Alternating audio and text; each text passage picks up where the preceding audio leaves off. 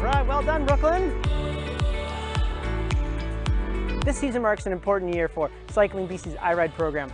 After 8 years of development, iRide is expanding across the country in partnership with Cycling Canada. And we wouldn't be here today without the support of Adara over the last 20 years.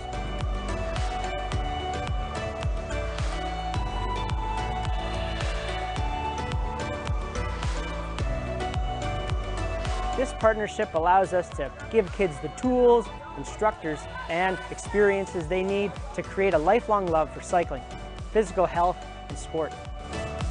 Adara has been involved with iRide for quite a while, and every step of the way, every time I show up at one of these events, I'm amazed to see the growth and the evolution of the program. And every single one of the kids has a big smile on their face. A key part of this program is to provide bicycles so that everyone has an opportunity to experience the joy of cycling. Adara's contributions help us grow and improve each year. Whether we're expanding our in-school bike fleets, developing new after-school programs across the province, or training a new generation of sports leaders with our iRide after-school program. I'm really proud of our partnership here with iRide and Cycling BC. The program is excellent, and I strongly recommend that if you get a chance to participate in it, that you do. It's spectacular for everybody.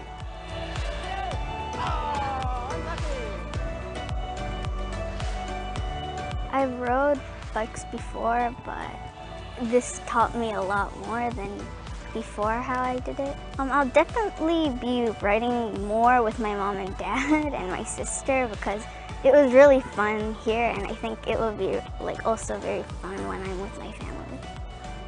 Thank you so much, Adara, for helping us help kids ride a little further.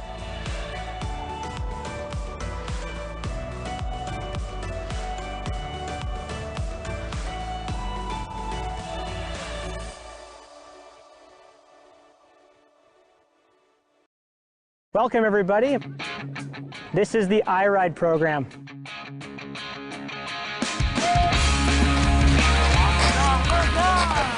We bring bikes to gym class. We help create new after-school programs all over the province. We try to create opportunities for kids to get on their bike, get their legs moving, and feel like they can achieve anything on a bike.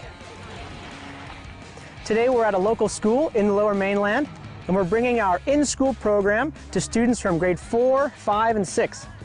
They'll be learning to ride their bike safely, whether it's on their way to school or preparing to go ride in our beautiful forests here in British Columbia. Our big exciting news this year is iRide is now expanding across the country. And this expansion wouldn't be possible without community partners. Partners like Concord Pacific that are helping us bring this program to students in schools and help create new after-school programs across the province.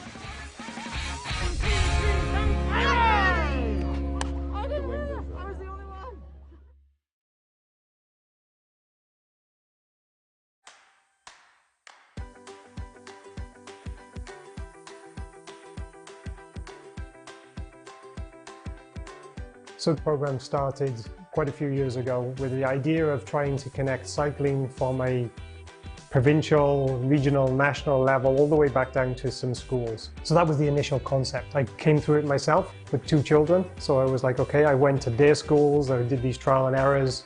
We found some super passionate people all across Canada. Over the last 10 years, we've been trying to refine the program, make sure that it works for a wide range of students and teachers in schools, So since 2013, we've been using this current method, and we're happy to share it with other provinces.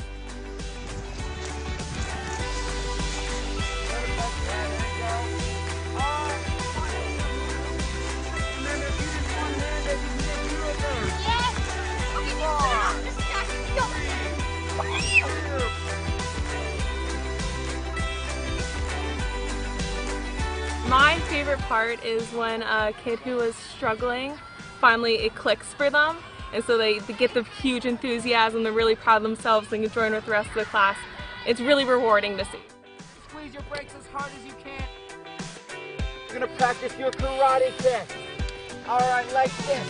Hi-ya!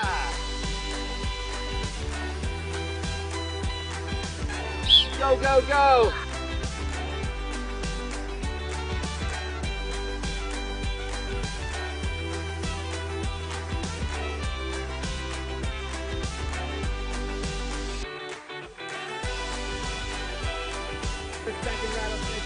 And then when I get to here, I'm gonna stand and do the rooster tail wiggle. To be honest, it kind of makes me more excited to ride my bike.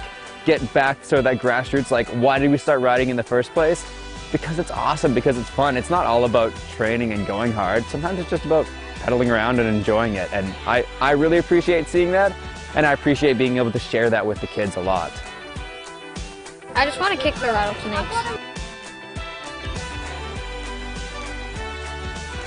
My highlight of the day was probably when we were playing the rattlesnake game. It was just really fun. It was really fun with the jumps and like the ramp.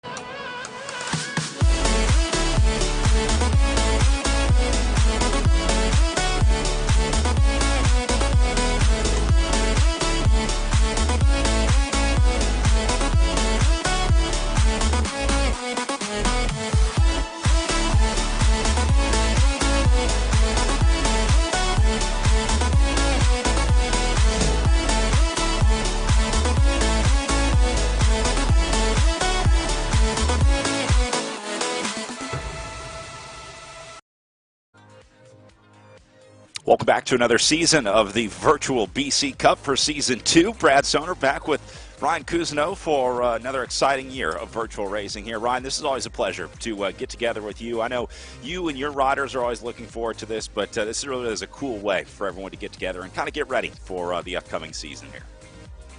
Yeah, it's so fantastic to be able to start the season nice and early, if only in this virtual fashion.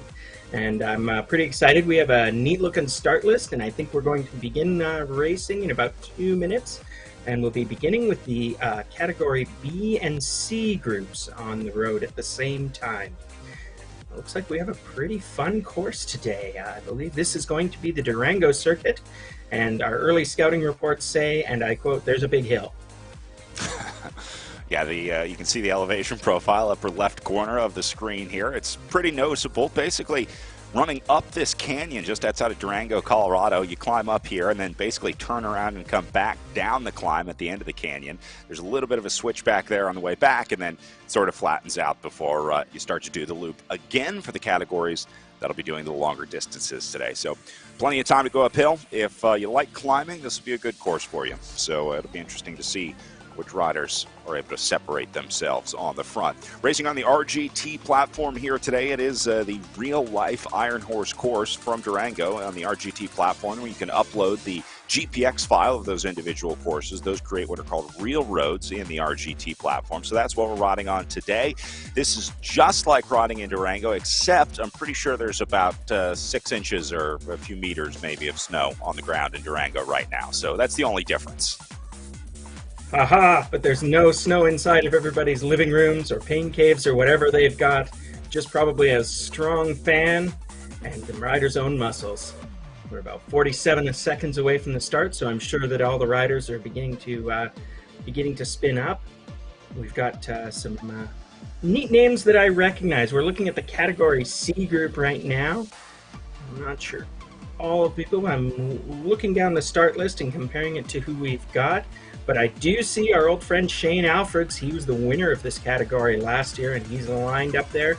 I believe this year he's racing for new team Lake City Racing in real life. And I'm not sure whose jersey he's wearing here today. Well, we'll see if he can get to the front of this group. They are going to start ratcheting their power up here. It's an important part of starting on RGT. You have to have your power as high as possible when that clock gets down to 0. You can see Gould here has it figured out, going 4.3 watts per kilo off the line. That's how it's done. Vandengreen looking good on the front here as well, but you really do have to hit it hard off of the line. So that train that you see right there is called the Durango to Silverton train. Part of this course, or part of the cool part of this course, that you actually race that train from Durango to Silverton. And so you can see they're going to come alongside the train here. It's an incredibly cool part of racing on this course in real life, and I love to see that they brought it over to RGT as well. Oh, that's fantastic. And it looks like our B group and our C groups are both away cleanly. We've got lots of great local racers here. It looks like we've got a young Mr. Bennett coming to the fore of the C group. Let me see if I've got any notes on him. But there they are. They're pacing the train. We've got a group of 4, and not surprisingly, Shane Alfreds is right there. And trying to chase them down, I see Matthew Moore, not to be mistaken for Manu Moore, but I'm sure there's no relation there. And over on the B group, looks like some familiar names at the front. Brent and Vandegreen. Don't recognize Mocked. I'm not sure if we saw him last year, but also don't see much of a selection being made. It appears that we've got all 13 riders forming, as my old friend Jeremy Story would have said, Gruppo Compacto in the B group. I'm a little surprised to see that they don't have a separation up there in the B group. You talked about that C group of 4 already separating themselves off the front. Only about 1.5 kilometers in here, they've already got the split. But B group maybe a little more calm over there. Interesting to see. Looks like the C's are going to get a few more riders with them. So pressure's on to try and join this group now. The proverbial train is leaving the station. Excuse the pun. Yes, indeed. I suspect what we're seeing is a slightly greater differential of ability. Sorry, my co-commentator here, Pinter, has some thoughts as well. I suspect we're seeing... I'll let Brad take this over while I deal with my colleague here. Well, you're going to see riders just come into this group one by one, I think, is what you're going to see at the front of this Cat C race. Looks like Fawcett might be the next to try to come on in 7th spot here. Trying to come across the gap. Huge ask to try to make this up. And then looks like Sicaria just behind Fawcett in 8th position. Yeah, you can see Fawcett going into the red zone, but I think they understand right now, these riders, that this is do or die. If you let a gap develop in your field this early, maybe in Cat A, you would see a group getting off the front and staying off the front and just being let to dangle. That doesn't happen in Category C. There's nobody strong enough to manage a race in that way. If you're 20 meters off the front after 2 minutes of racing, you're going to have a bad day. Yeah, you tend to see the more confident athletes, let's say, as you move up in category. We'll see some attacks out of this group. I mean, it's only a matter of time. It's not like you're going to see a group of 16 finish together. See a lot of 1s and 2s on RGT. It is relatively easy to get away on this game, but it's much easier if you can take a group with it. You want to take like somewhere between maybe 3 and 5 riders. So we'll see if Brian Vandergreen gets any company up here on the front.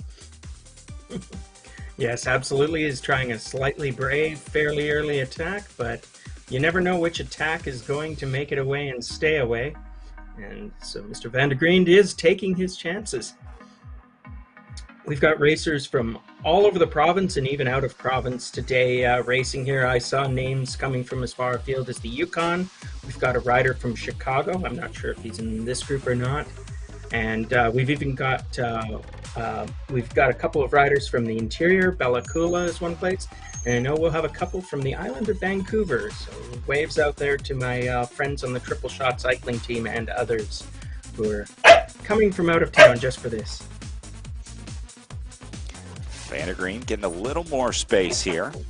Now you can see the yellow bar underneath his name. That shows his current power zone that he's riding in. So he's in sort of the middle of his ability. You'll see that bar turn to red when they go as hard as they can, and then when it's like a light blue beneath the name, that's usually indicating easier riding. See some riders in green back behind him. You also can read the power zone to the left of the name on the left side of your screen. It has that current leaderboard showing the top 11 positions on the screen, and then that colored bar to the left-hand side of the name indicates what individual power zone they're in. Now that's relative to each rider. Obviously it works on the strength to weight ratio. So while we will be watching wattage and things like that, a lot of it depends, Ryan, on obviously how much you weigh as well. So that's the math being done behind the scenes here on RGT to figure out the power zones for these riders. Kroll going into the red here, trying to go across. Yeah, it sure looks like it, and he's got a friend. I guess that would be Mr. Flower coming with. And behind them, the pack is chasing hard. So as these folks try to bridge up to Van de Green, they are also, the pack does not want to let this move get away. Meanwhile, we're taking a peek at the Category C group, and we can see that Shane Alfreds, who we know is a danger man, has decided to activate that race, and he's bringing some friends up. That's a late bridge by Bennett and now Healy coming through there, but you can see that the peloton has literally exploded here. They've just become a long strung out line, and I am pretty confident that in the C group this will be a decisive selection because there's just not enough folks to chase. So you can see this sort of group of 5 right now forming up at the front, and then it's just shredded behind there. The gap is already up above 70 meters and growing by the second. So that takes it down to 5 in this front group. Mutis will be 6, Tyler back in 7th, and then a little further back the group of Securia, then Bowen and Ford. Now Bennett going to go over the top of this one. It's good racing. Yeah, there's some real attacking spirit here in this C group, and you love to see it. We haven't even got to the hill yet, so I can't wait to find out what happens then. And here we are, we're looking at the Zoom room. I see Michael Goodman, late of the Glotman Simpson team, but I think he's got a new team this year, and he'll want me to talk about that. I don't know Angie, but nice to see some faces. Hello, Angie. Hello, Dean. These guys are pretty tired. But one feature you can see of Michael's pain cave there is he's got a very important fan. Those are absolutely vital to these riders. You basically can't ride indoors without a proper fan setup. So kids out there, don't forget when you're setting up your RGT system for your indoor training, don't scrimp on the fan. It's amazing how much work goes into a lot of these pain caves. So many riders over the last year or 2 years have really built a fortress down in their pain caves between the screens and the fans, like you talked about. A lot of riders building like custom training desks to put their laptop on and computer on so they can keep an eye on the gameplay. It's really amazing seeing the evolution of the training setup. I'm sure you remember when it used to just be, some rollers on a cold basement floor. That was good enough for many years, but times are changing. Oh, yes, absolutely. I was always lucky enough to do my indoor training here at the local velodrome, the Burnaby Velodrome Club. Oh, yeah. Fantastic facility. But, when the pandemic hit, even that was off limits for a little while. But we're looking back at some bike racing now. It looks like our friends in the C category are doing some more work. I see Mr. Fawcett here up on the front.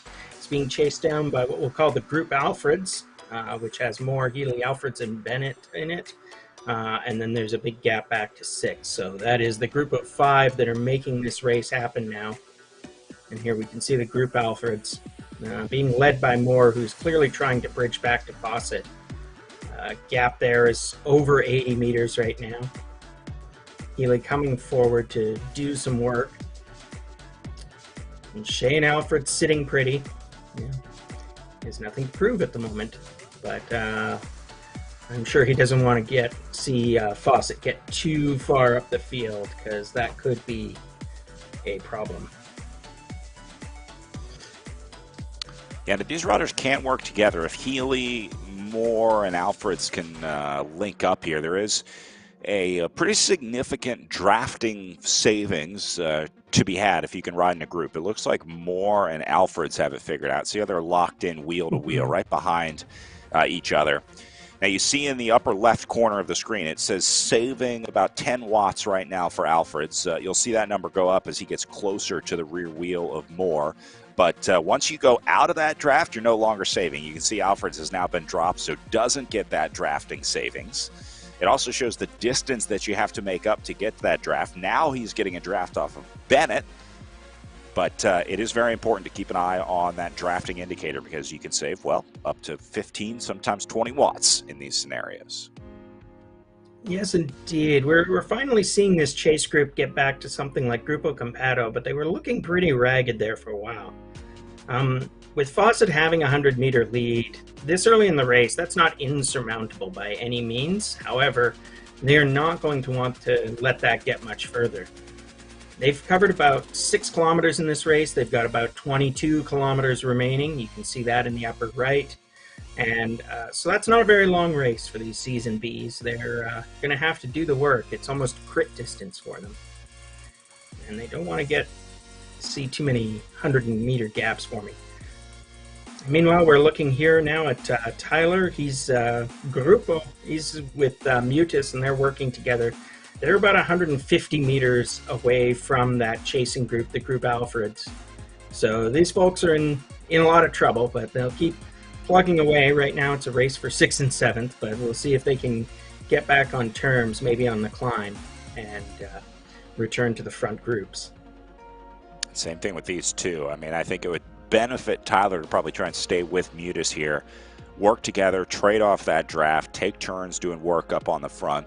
The problem is that's really easy to say and really hard to do, because it's really hard to modulate your power on RGT, well, on any bike, and have that ability to set your wattage exactly where it needs to be to try to keep that group together. So I think Tyler and Mutis might be learning a little bit of gameplay here on RGT. A little bit of a downhill here as well. There is an advantage for heavier riders on the way down. Obviously, it'll pull them down a little bit quicker.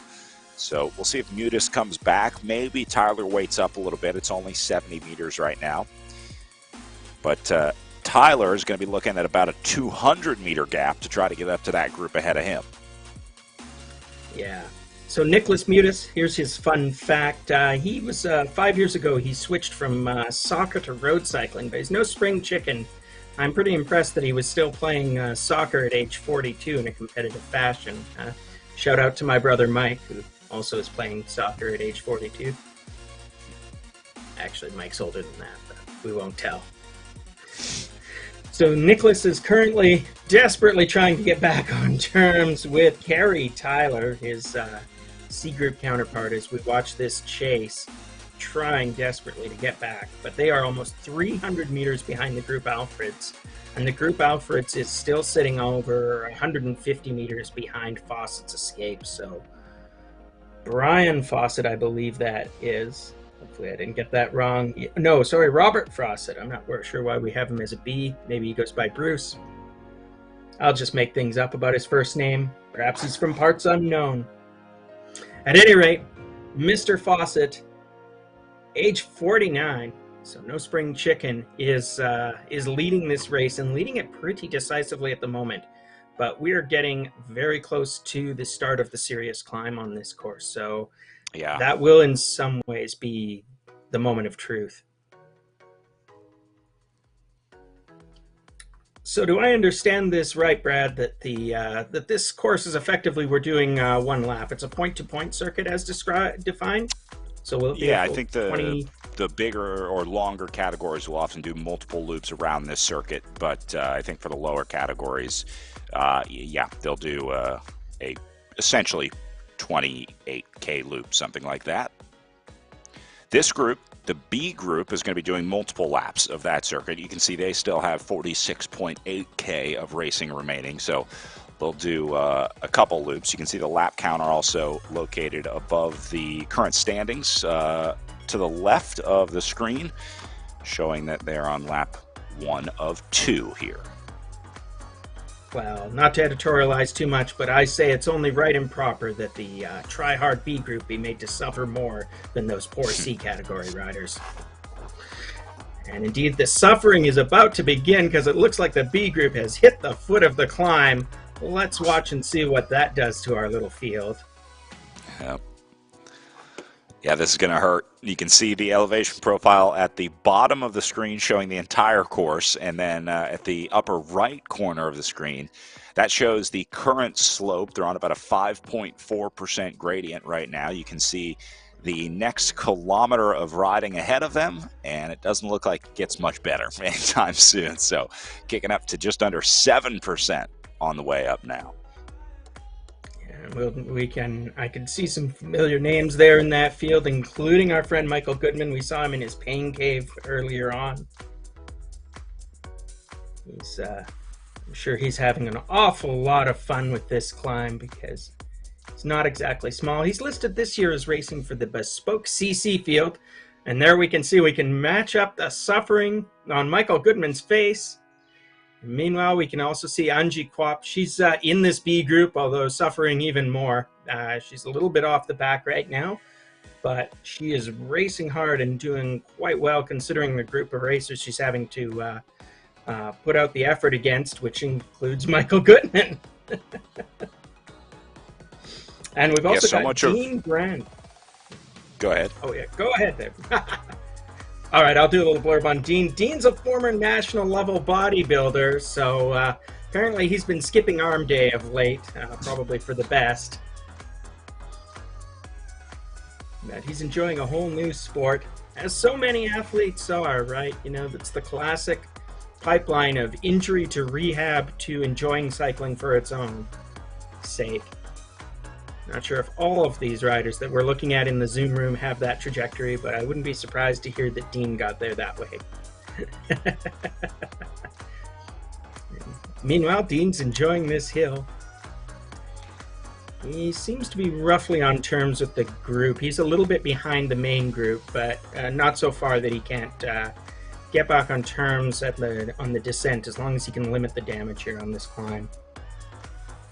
Yep, no reason to panic. Just stay calm. The most important thing here is to stay within your personal zone, right? Make sure you don't blow up the engine block, because that is going to create a much bigger problem than just having to come back from a 10 or 15 second gap that you maybe let open up on the way up. You can make that up on the way down, maybe on the flats.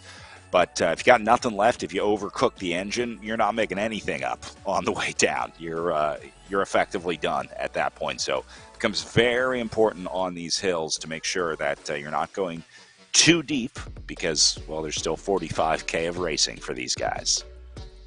Absolutely. And the gentleman that Brent is chasing right now is, I believe that's Matthew Cooper Williams, who we're looking at on screen right now.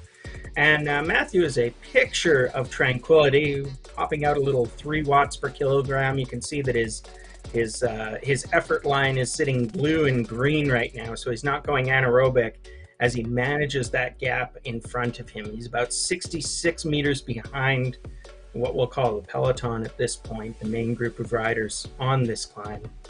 But since he doesn't seem to be too worried about that, we'll assume that he knows what he's doing. This group's starting to string out a little bit. Sort of a single file formation as Mocked takes a look on the climb here. 6.3%. Oh, better them than me, Brad Soner. Better them than me. As Mr. Mocked is taking a little flyer off the front, this is a good opportunity to attack. Given the effort he's putting out, I wouldn't even say this is sort of a deliberate attempt to activate the race. He's just stretching his legs, taking himself into the yellow zone. Maybe he's a lighter rider than some of these other guys, so it's just a little less effort for him to roll up this climb. Not for me, the climbing. I'm against it, personally.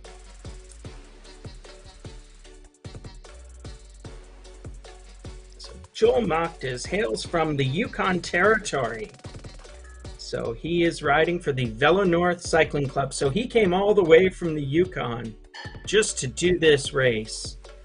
Fortunately, thanks to the joys of modern technology, that commute was in fact not at all hard. The only real challenge for Joel is whether or not the internet quality that he's getting up there in the Yukon territory is sufficient. So I don't know if he's got a fairly narrow fiber optic pipe to his pain cave, or possibly he's on extremely laggy satellite, or perhaps he's on the wait list for Starlink at this point. Any way you can get it, I guess. Going back into the group here, finding a nice little draft to sit in. That is a big part of virtual racing too. Having that internet connection is obviously very important. In RGT, if you lose connection, it basically just registers you as doing 0 watts until you get reconnected. So both the connection from the trainer and your power meter, those have to be linked through like Bluetooth or whatever that protocol is for each individual trainer. And then obviously your internet connection to the game as well. So it's amazing how many technicals we've seen in this virtual racing world, but it's just like real life racing, right? You always have that rider who shows up that, hasn't serviced their bike in like 2 seasons. They're running on like 40 PSI on the road tires, and they can't figure out why things keep going wrong with the bike. Sometimes you got to do a little bit of maintenance. You got to do a little bit of preparation for virtual racing too. Yeah, it's always tragic. You can have a mechanical on your virtual racing rig, but you can also have an electronical or even a telegraphical, I suppose. But none of that seems to be holding back Joel Mock. He continues to stay at the front, but he's been joined up there by Trevor Flower. Just making up first names at this point because I'm a little bit laggy. Don't worry, Tom Flower. But by the end of the season, I am told by our technical specialist Damon, who we should give a shout out to. Damon is the guy who makes Brad and I look so smart and clever. He says that some people call a technical difficulty during a virtual race a techanical. I have thought about that phrase, and I've decided that I'm not going to ever use it again. Back in the C race, it looks like Mr. Fawcett is continuing to hold a lead here. He's got nearly 400 meters on the Group Alfred. So, Shane, get on it. You're not going to win another championship that way. Actually, Shane's in a little bit of a difficulty. I'm not sure the hills suit him 100%, but he's getting a bit gapped behind this intermediate group. So here we can see Matthew Moore, and we're seeing Healy, and Bennett is a little bit ahead of him. So the C group has metaphorically shredded itself. We've got Fawcett way out front. I don't like to call the race early, but I think when you see that kind of gap at this point in the race, that is looking like a decisive breakaway unless the chasers can really get their act together. We know not to write off Shane Alfreds, but there he is. He's got his work cut out for him. Fawcett is almost up in point. It obviously gets significantly easier once he can get over the climb. You see that on the screen, that very far white dot, the furthest right white dot, is about to hit the red section. So that tells me that Fawcett is probably going to survive up and over that climb. I don't think there's any danger of blowing up here. It's been in the red zone for a long time. Now it takes a little break over the line, but doing right around 3.94 watts per kilo, somewhere around there. Most people, well, we'll say most training cyclists can hold something like that for a decent portion of time. He's not at a full sprint effort right now, so he'll be able to hold 4 watts per kilo for a good 10 minutes or so. I think that's what he did on the way up today. Yeah, that sounds about right. For those of you who are new to virtual racing, broadly speaking, the categories are determined by your aerobic watts per kilogram capability. So you would expect that pretty much everybody in the C group is about a 4 watt per kilogram rider for, say, I don't know, 20 minutes. Who knows? It's very complicated. But Fawcett, having gotten to the top of the field, his virtual trainer machine is going to undo the load, so it'll actually feel like he's descending now. He'll be able to literally ride down the hill Won't have to put out too much effort, and you can see already his effort has dropped off to like 3 watts per kilogram as he's enjoying the descent.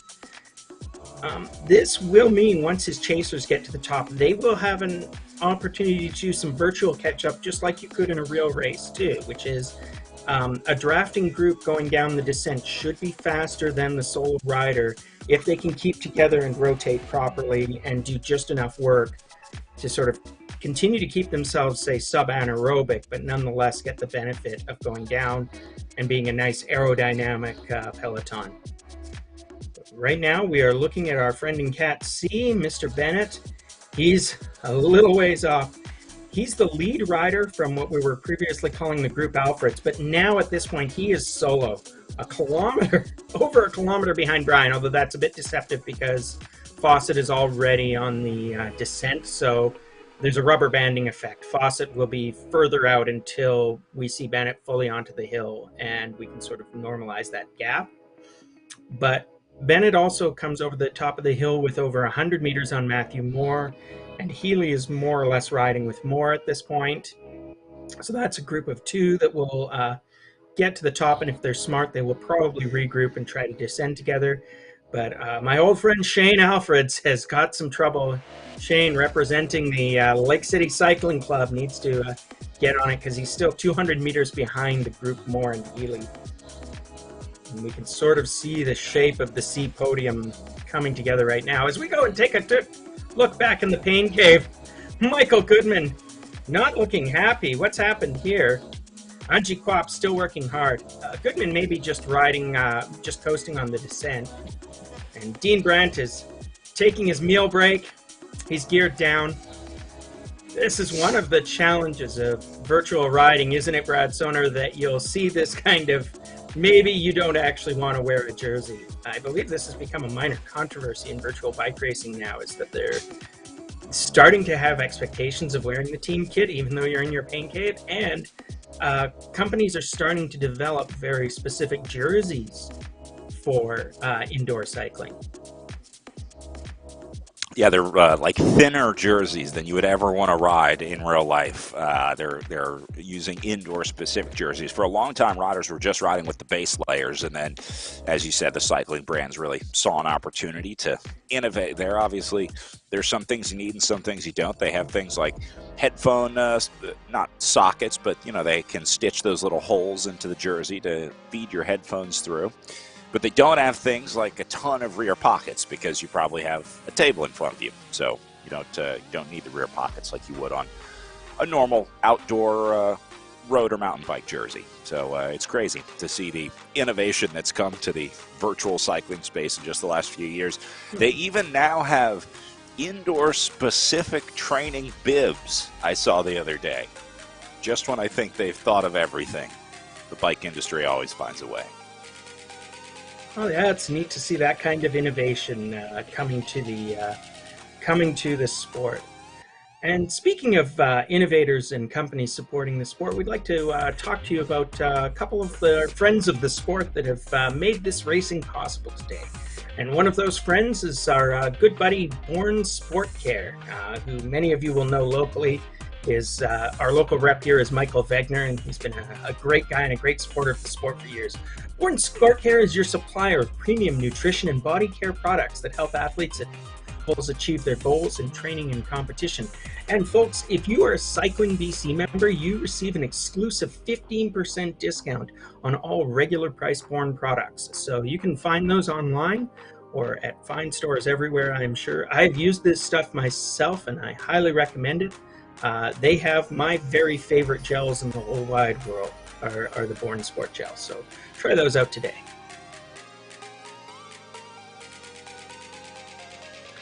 Meanwhile, back in the bike race, Mr. Flower leads the Bs, Mr. Fawcett leads the Cs. Both groups are well past the hill, or at least the crucial groups are. It looks like the Cs have come all the way over the hill. The Bs, except for the back markers, are back on the flat. So the C group is now less than just over 10 kilometers from their finish, or at least Brian Fawcett is. The rest of the group, not so much. Brian Fawcett versus the world today on the front. This guy crushed it on the way up the hill today. Absolutely dominated that climb.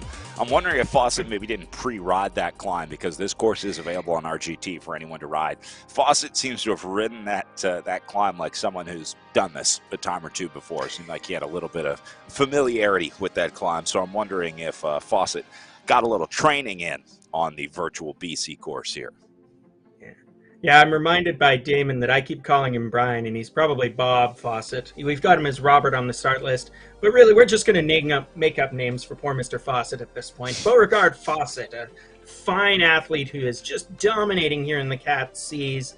Some might call it sandbagging, but we certainly would never do such a thing. But Bob is tapping out the rhythm, showing no effort whatsoever as he holds his gap. He's up to 1.3 kilometers, and that's now an honest 1.3K gap, because you can see that his nearest chasers are also on the flats as he is. He's still on a slight descent, but it's like they're calling it a minus 0.5 degree slope on our readout right now. And in fact, Bennett, who's his closest chaser, is actually still on the slope a little bit. So if anything, the gap is being de-emphasized. It's underrated, and Fawcett is still showing over almost 1.5 kilometers. So how to put this nicely, you can't make up 1.5K in 12 kilometers unless your opponent out front literally explodes or has a technical difficulty. I'm not calling it that other thing. Technical. Yes, that would be the phrase I am not using, Brad. Thank you very much. Moore and Healy continue the chase, though. They are actually pretty close to getting on terms with Bennett. They could still close that 160-meter gap, and if they can, the three of them will try to work together. But right now, I've got to think that for all three of those riders, this is essentially a race for second. So I'm sure that Bennett will not thank them for their presence. He'd just as soon keep them 100 meters behind him, where they will safely not be a factor in the sprint. And I think Moore and Healy have this figured out. They appear to be working very well together in the pursuit of Bennett here. So if I'm Bennett in second spot, I do not like what's happening behind me, because it's looking like two very strong, very organized riders starting to link up to try and reel me back. They brought it under 100 meters now, down to 85 meters up. 11.5K to go. They got plenty of space to do this. Yeah, and they can literally see Bennett ahead of them, so he will be a rabbit that is easy to chase. Although, just as we say that, Moore is starting, accidentally or on purpose, to gap Healy. Healy in difficulty here. He cannot want to be gapped at this point. Both of these riders really have an incentive to work together, because they can see Bennett up ahead. It'll be easier to chase him down if they can do it together, but and Healy not only counters, catches up, he's now attacking, and now Moore is going red zone as he tries to break away. So this is beginning to look like a deliberate effort by Moore to drop his race mate here before he makes the catch. You can see Moore going absolutely red line, and this is also damaging Bennett's lead, because they're down to 60 meters gap. So I'm not sure whether Moore's game there is primarily to drop Healy or primarily to just get back on terms with Bennett. But either way, the racing just got kind of hot. And Moore goes red line again. But you see him, when you see that pattern, he's going red, blue, red, blue. So his power's going way up and then dropping back. So he's either just doing enough to sort of sit on wheels, or else he's doing these sort of little false attacks. But as each one of these attacks go off, and Moore is definitely the sort of the prime mover in that duo now, they are bringing Bennett back in, and now we are a group of three, I'm calling it. So now we have a group of three racing for second. Well, now we'll look to see if Moore tries to do it again, go over the top. You can also see the past power profile, the upper left corner just below those three key numbers, power, cadence, and heart rate. That graph is showing basically your most recent power for the last like 45 seconds or so. You can see it kind of scrolls from right to left, kind of like an EKG. And so you can see Fawcett's power here up and down, up and down. Look at those spikes. That is big efforts being registered on the power meter here. Yeah, and away we go. We'll see how well this group of three can work together, but as you look up the road, you can see that Bob Fawcett is in zero difficulty. Robert Fawcett's still 1.6 kilometers away, and now we're inside of the 10K to go mark. 9.7 kilometers left. They're well past the halfway. That's basically the 2/3 mark for the Cat C group today, and it is, roughly speaking, flat all the way to the finish. So that will be, we will check back in on the C's shortly because we're switching over to take a peek at Category B, where we've got Mr. Flower still maintaining a barely there lead over his field. Looks like Flower is putting a slight gap in. The computer calls it 15 meters. And I'm not sure what the motivation would be here for Flower to try and get away solo. I guess feeling the pressure of the lap, maybe wants to test this sort of last little run into the line, trying to get an idea of what it's going to be like when they finish up next lap, because they still have to do this again. But maybe just feeling good. He said, all right, you know, we made it up and over the climb. Let's see how everyone's feeling. Let's see if anyone wants to go with me. So Flower lifting the tempo here, but doesn't look like he's going to get any company. Yeah, that's an interesting move, but you know, the only way that you're ever going to succeed with a solo attack is to actually try one, and it looks like he's got some people who want to come up. Well, not quite seeing anybody go redline in that field. Maybe they're just happy to let Flower dangle out front for the moment. The lead is up to 30 meters, but that's nothing in this race, and with so much distance left. The B group now still has 33 kilometers to go. And we can see Goodman, Brandt, and Angie Kwap still keeping it. Some of those smiles are not quite as perky as they once were. I would say that all these riders are in difficulty. Michael Goodman putting on an especially good pain face for us. Brave, brave Michael. And Dean Brandt, you know, is probably beginning to wonder if maybe doing 5x5 reps in the gym sounds like a better day than another 30 kilometers of bike racing at the moment. And Angie Kwap, good on you, Angie. She is one of the very few women, possibly the only woman in our B category today. So that is hard competition she's running up against. And it's like I like to remind all bike racers, you have already beaten all the people who didn't take the race start. So chapeau to Angie. I believe she is the best woman in this race. She is well behind our main field, but she is putting in some good pace and some good time. You can see her there. She's maintaining 40 kilometers an hour here on this very slight descent. So she is going for it and giving her all. And you can see that from the zoom zone that this race is a real sufferfest for her. And for a lot of these riders, and possibly including Angie, this really qualifies as, you know, your training for the real racing, which is coming quick and fast. Here in Vancouver, the spring season of racing starts as early as March. I know my own club, the delightful Escape Velocity Cycling Club, will be putting on a race on March 26th, and I don't think it's even the first race of the season. I believe my buddies at Local Ride and United Velo will have other March races for riders to attend. You can see more information about all of that on Cycling BC's website, so be sure to check that out if you'd like to try some real racing, if RGT has given you a taste for the good stuff. Kroll getting a taste of the good stuff on the front here. Taking Flower. And then a little bit of a gap back to the rest of the group. Looks like third place on down is more than happy to let these two guys go. They don't seem super panicked. I'm watching the power numbers of third place on down. A lot of greens and blues in there. I see one rider that seems to be putting in that red effort, but for the most part, they're not quite panicking yet. So I think this is probably the right move. Safety and numbers back here. If these two, Flower and Kroll, want to take a little gamble on the front, let them go. Let them see how that goes. And then if it gets over 100 meters, if it looks like it might be dangerous, then the group can start lifting their effort together. Below wants to go with them as well. He says, I like the looks of what's happening up here. Problem is, yes, a few riders are going with him. Yeah. I'm gonna take a wild guess at the pronunciation of his name, drawing on my French heritage and having a former coworker of the same name. I believe that would be Alex Boyot, trying to make the move and bring the field back up to our two breakaway artists, Flower and not mocked, it was Kroll and Flower off the front. And they're just maintaining that 50-meter gap, which does speak to me as you mentioned, Brad, to a controlled gap at this point. 50 meters, 30 kilometers to go, one more run up the big climb. This speaks of a group that is basically willing to let those two sit out front and burn their own matches while the field watches.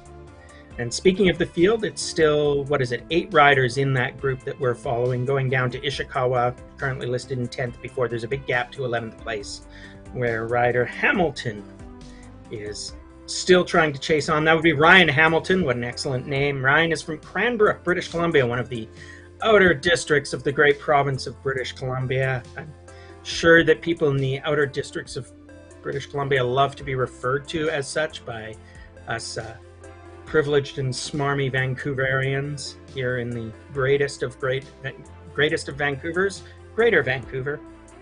Anyways, Cranbrook is a lovely town. I'm sure someday I'll have to go visit. But he said he tried one of these RGT races last year and, quote, had fun. That means that Mr. Hamilton's idea of fun is sitting in his basement, pedaling as hard as he can until he gets to the verge of vomiting, and doing it so hard that it basically requires a couple of cooling fans just to keep him from metaphorically and metabolically exploding. Well, if that's your idea of fun, you should probably give virtual bike racing a try too. I certainly love watching it. Everyone has their own thing. Meanwhile, back in the pain caves, we can get a real-time view of what it looks like to be in a virtual bike race as the actual Angie Kwap and Dean Brent continue on their virtual efforts. You can see how much fun both of them are having. You can see the joy written across their faces. Thank you, Angie. She's giving you a thumbs up for the fans.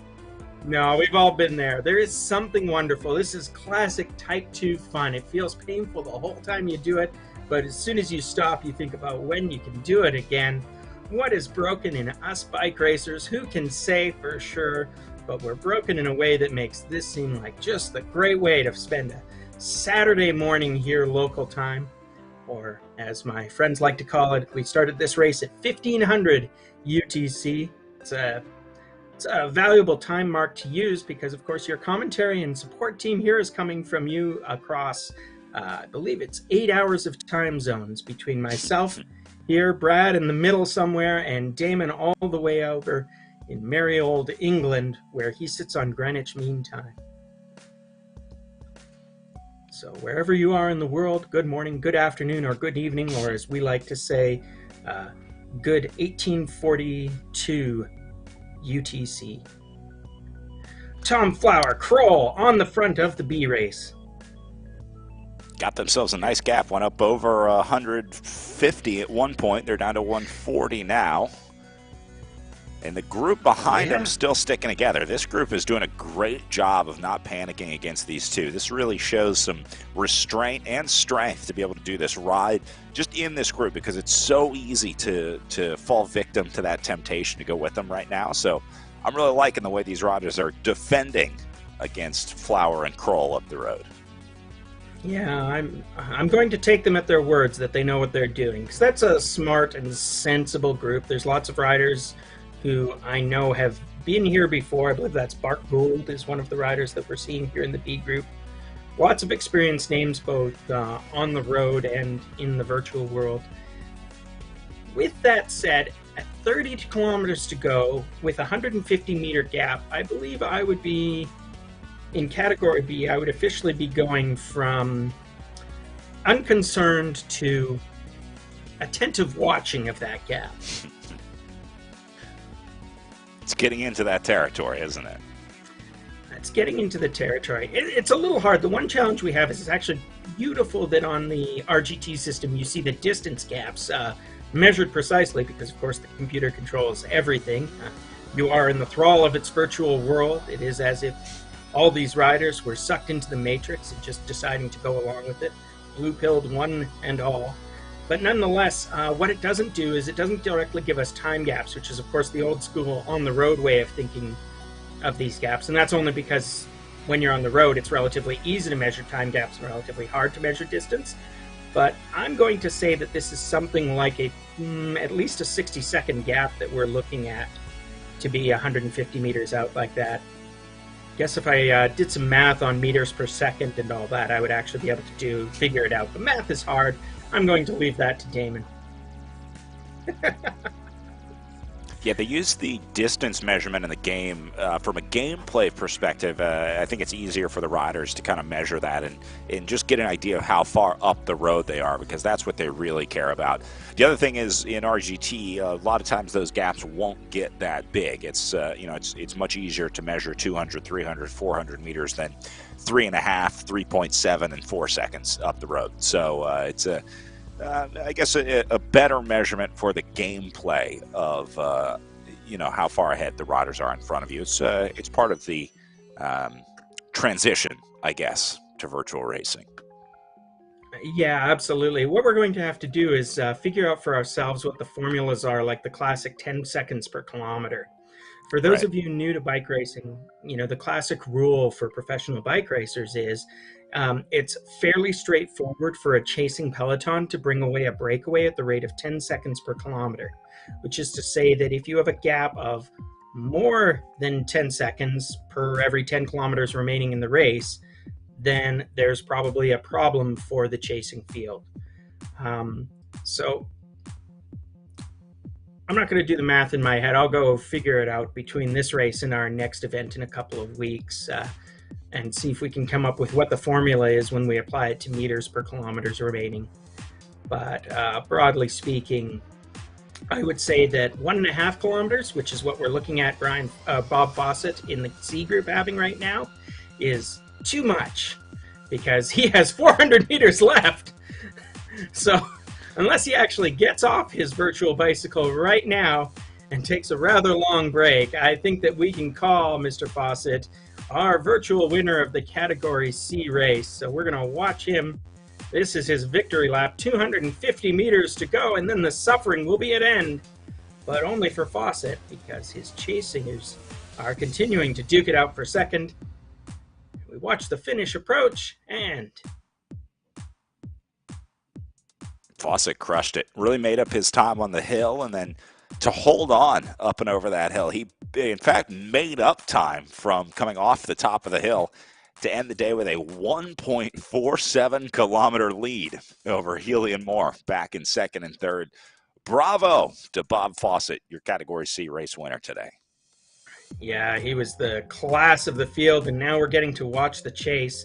This is the 1.3K to go mark as we see Healy and Moore hammer and tongs. Bennett is off the back now, 400 meters behind them. So Bennett is going to be contesting fourth place with Shane Alfreds, who is rapidly catching up to him. But meanwhile, we've got Healy with only a slight gap. Healy and Moore are basically hammer and tongs. This is going to be a full-on sprint for the last 1,000 meters. Moore has the lead now. Healy pedaling hard, coming over the top. You can see they're both in the red. Yeah, Healy just sitting on that wheel. Has he got a plan? I don't know. 700 meters to go. With a 2-up sprint and nobody coming at them from behind, my advice to you kids out there, depending on your sprinting style, this is probably where you need to be wound up and fully engaged before the 300-meter mark, or else you simply won't have time to come around from the back. But on the other hand, you can't start from the front much sooner than that either, because otherwise you'll just be drawing your opponent and giving them a draft. And here we are, 3 years to go, both in the yellow, both playing cat and mouse. Moore fires up his sprint first. Slight gap, but is it enough? Healy, I think, timed this one perfectly. You can see he's saving 20 watts right now, but not going to be enough to come over the top of Moore at 200 meters to get to the line. Moore going to hold on, crushing this one up at the front, doing around 6 watts per kilo on the way into the line, and just look at Healy closing. Oh! I think Moore held on. I think he got it. That was way closer than I expected. That was awesome. Ooh, I do love a good Alfred's sprint. In for fourth up next. Just goes to show you every meter matters, including here on RGT, as we see Shane Alfreds in for a Yeah, wide-angle podium finish. He'll be 4th on the day. Yes, the dreaded mountain bike podium. But Alfred did overtake Bennett from pretty far back and just drove away from him in some decisive form. This does matter to Shane because, as we know from last year, he is looking probably at the series championship. So he will take the points he can get and come back for another day. Bennett going to make it for 5th place. And then we've got a bit of a wait before we'll see Ford, Sekera, Tyler, Mutis, and Bohan finish out our field. You can see Ford pedaling away. Meanwhile, we're looking over at the Category B group, and it's still Flower and Kroll on the front. And they've got about a 300-meter gap, it appears, to the solo Cox chasing them down. Would be Matthew Cox from the United Velo Club. It's a great club out in the Fraser Valley that puts on a lot of races and runs a lot of rides. And here they are doing some virtual racing. Nice.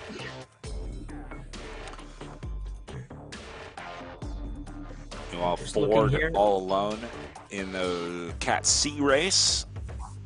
But Flower and Kroll are going to put on a good show up in the front of this Cat B race. I think this is going to be a good one. And they're still not away from Vandergreen, Cox, Mocht, and company. So this B race turned into a good one up at the front. A lot of times in virtual racing, we do see a solo rider that can get away, but the battle will be the race for 2nd and 3rd, or 4th and 5th, or even 10th and 11th, something like that. I think pretty much the top 10 of this one are all going to be contested today.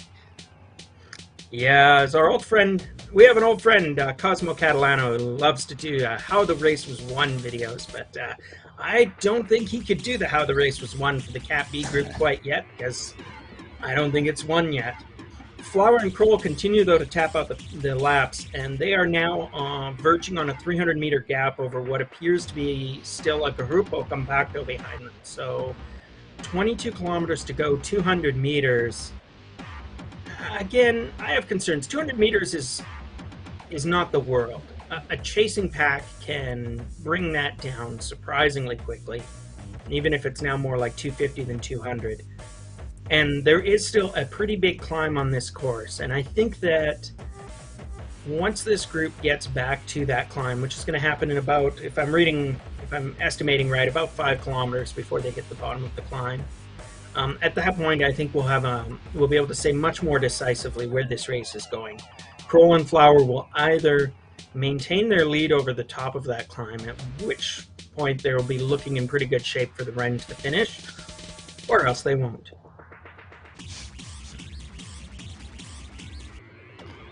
But meanwhile, we look back at their chasers, led by Mocht at the moment, but this is essentially a group of, I think, 8 riders, and it has been for quite some time. And now we're watching, there's 100 meters to go. Let's give a hearty round of applause to Mr. Ford, Thomas Ford from the UBC Cycling Club.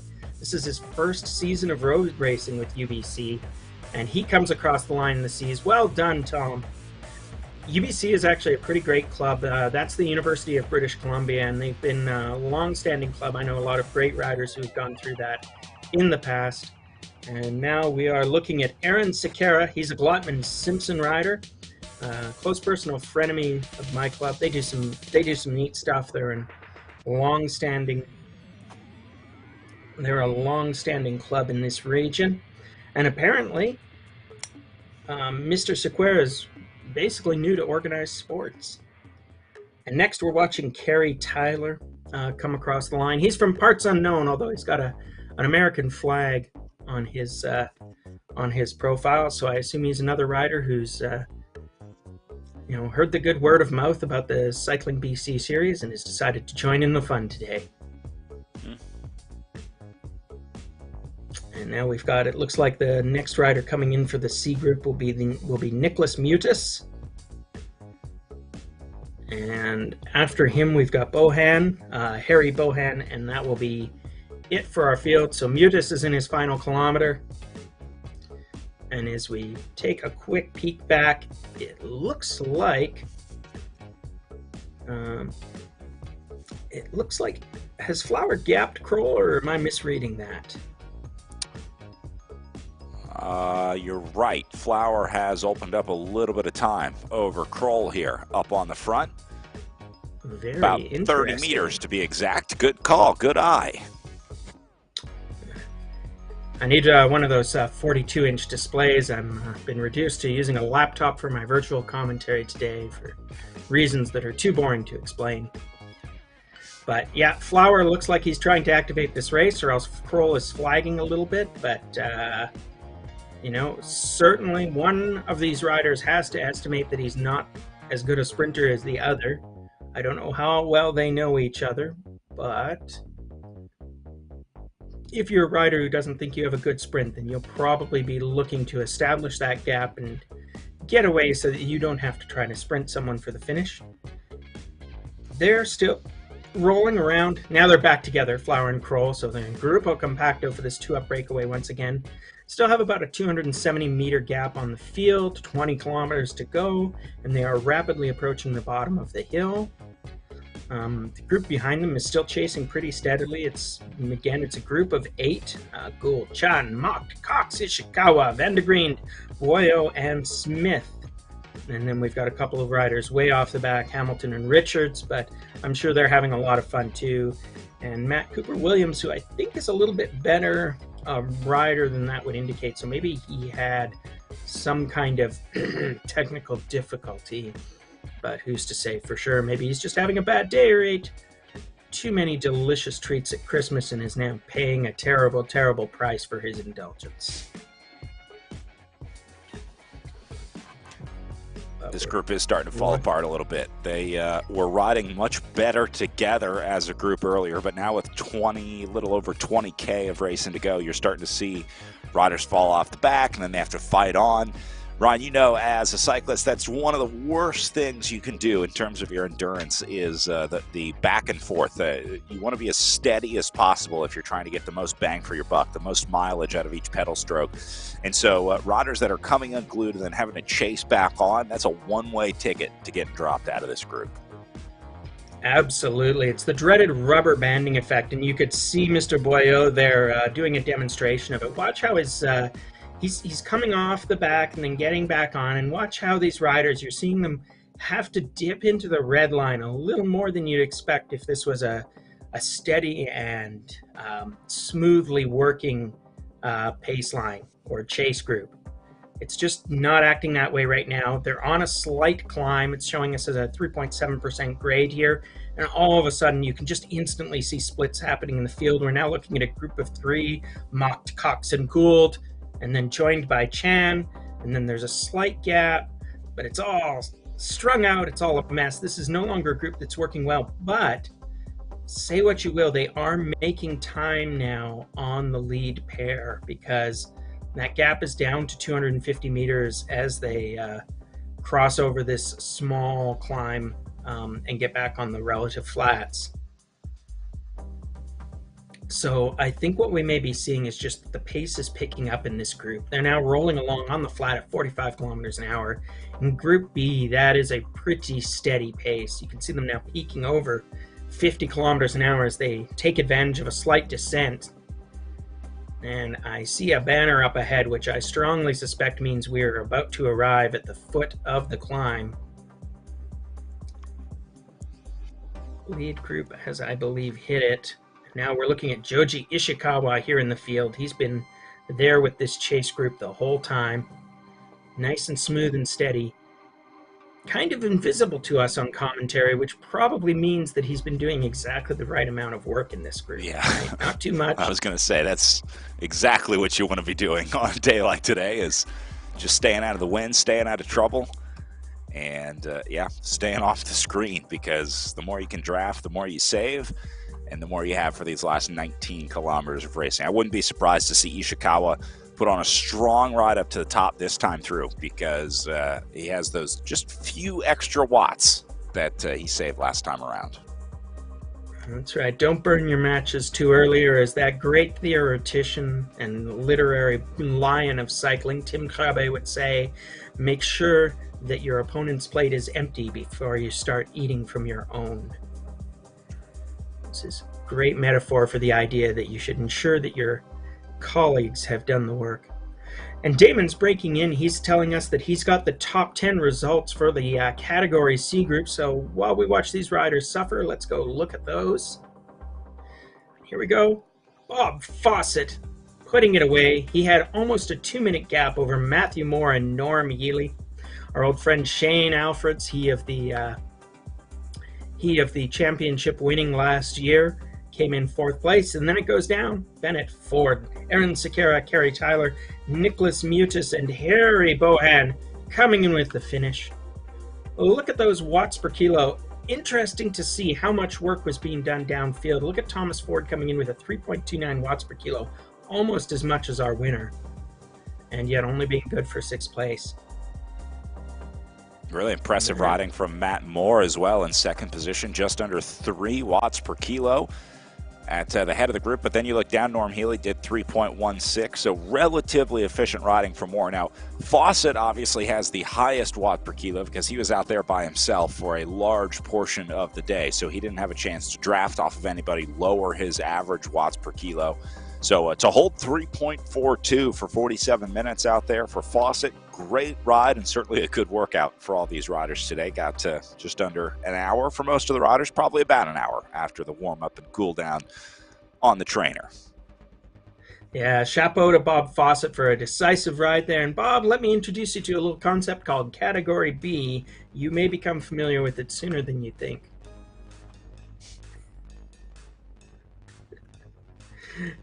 Meanwhile, back in the pain cave, we've got Angie and Dean still suffering aplenty. They both looked so excited by this, and they are tapping out the laps. These two riders are continuing on in the B group, so they've got about another 20 kilometers to go, if I'm not mistaken. At the paces that they're maintaining, that's going to be, what, approximately 30 to 40 minutes of suffering left?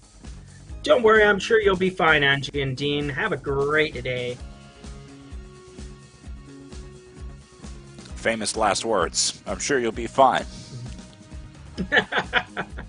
Yeah, we'll have to do some Zoom Pain Cave background ratings. You know, decide later on who has the best background in their pain cave of all of these. I noticed that Angie had a nice little bicycle decoration in her pain cave, so I think so far she's the early leader here.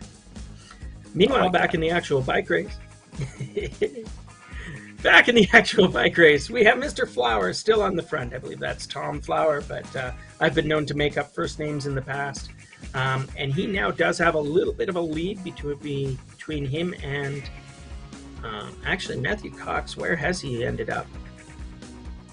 This is a little confusing to me, but Cox appears to be maybe even dropped all the way back into the chasing group, and that is indeed what's happened here. Yeah. Or actually, wow. Who was it that was with Flower for so long? Was it Cox? Yeah. Yeah. And also, though, that gap has come way down. So they are just hitting the hill now. But nonetheless, it has to be a bit of concern to Flower that his gap is now 74 meters instead of its previous 300. Yeah, if I'm Flower, I'm not liking the looks of what's happening here. I lost my breakaway partner, and now my breakaway partner is working with the chase to bring me back. Things couldn't be going any worse for poor Mr. Flower on the front of this one. But holding on to the 74-meter gap, this is the never-give-up attitude that a cyclist must adopt when they go into a breakaway, right? He's already gone all in on this move. Flower doesn't have another card to play because even if he does get caught by this group, he's only got 17K to recover. I don't think that's enough time to try and get back in. So Flower's got to stay on the gas here. Just go all in. You already started the gamble. You might as well see it through here. Yeah, I think you've laid out the race situation exactly right. The hope for Tom at this point is that he can in some way get this gap to be a little bit bigger than it is right now as he goes up this climb. And he's got some reason for hope. And the reason I say that is this week, look at the gaps. Cox has actually yo-yoed off the front of that field that briefly caught him again. He's now about 30 meters away from them. So Flower has now expanded his lead over the chase group to 100 meters, but with Matthew Cox more or less caught in no man's land. If you look on the view there, you can see the group Smith and Ishikawa there, and then there's a little dot just about hiding behind the slope indicator, and that is Cox in the middle. So he's showing us about 40 meters ahead of the chasers and about 60 meters behind Flower on the front. Very, very scary for everybody involved. Yeah, and I think it was Kroll, actually. Oh, yes, you're right. Yep. Yeah, and Kroll has fully integrated into that chase group. So Matthew is basically attacked out of the chase. He's coming back. The gap now is 60 meters from Cox to Flower and 40 meters from Cox to the group Gould, or group Ishikawa. We'll call it by whomever wins. And I don't think that's, I think that's just one of our spotter riders. That might be Tammy Brimner's virtual cyclist. Tammy is here as our photographer today, I believe. And so you may see a T. Brimner on the start list, but that's because Tammy is doing in-race photography. She's also a very practiced and avid photographer, semi-pro, really a pro photographer in real life, but she's taken to doing virtual event photography as well, which is a fascinating thing to do. She was with us for the Echelon Racing League past couple seasons, actually. Her ability to capture these races in high definition is amazing. If you're racing today in or any of the BC Cups that Tammy is going to be with us, I highly encourage you to go check out those galleries, because she probably has a really cool picture of your avatar. Just like in real life photography, she has that eye to be able to, you know, find the right backdrop and frame it up just right and make everyone look like a pro. So shout out to Tammy, and highly encourage you to check out the TLB Velo galleries here from the BC Cup. Yeah, she's a great supporter of local bike racing as well as virtual bike racing. When we look onward here, Mocht is trying to get a slight gap from his chasers. Cox is sitting out there. Cox is now 140 meters up the front, and Flower is showing us 250 meters. So remember when we said that it was going to be imperative that Flower expand his gap on this climb? Flower has expanded his gap on this climb. So good job, Tom Flower. You took our advice. We thought it was good advice, and we were right. So we appreciate you taking it. One of the few people in the world that will take advice from Ryan and I, and it actually paid off this time for Tom. Yes. When I'm talking to the kids on the Devo program that my club runs, the youth development program, which we're so proud of on the rare occasions when I'm allowed to, I usually give them one key piece of advice. I say to them, look, kids, don't be like me. Back at the bike race, we are watching Tom Flower. So Flower got about 15K of racing to go here till he hits the line. Meanwhile, the B group behind him at about 500 meters back. So we'll keep an eye on Flower up the rope. We're also getting ready for our women's races coming up here in a little under 25 minutes from now. So as we get ready for those, let's keep an eye on Tom Flower and take a quick break here from the virtual BC Cup. And we'll be right back with a Tom Flower finish and our pro women coming up.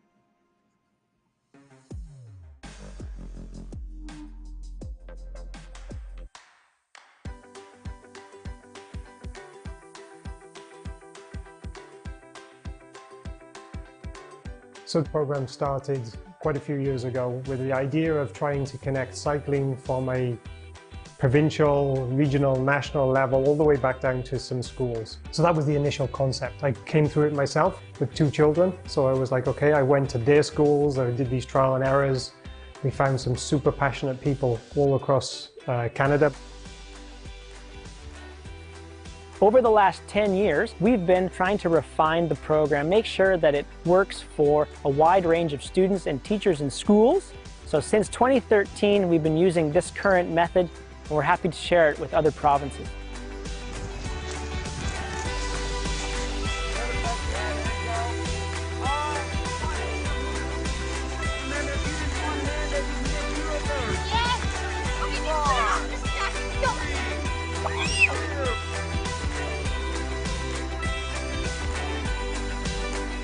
My favorite favorite part is when a kid who was struggling, finally it clicks for them, and so they get the huge enthusiasm, they're really proud of themselves, they can join with the rest of the class. It's really rewarding to see.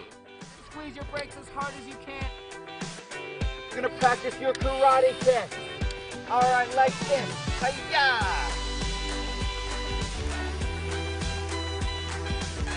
Go, go, go!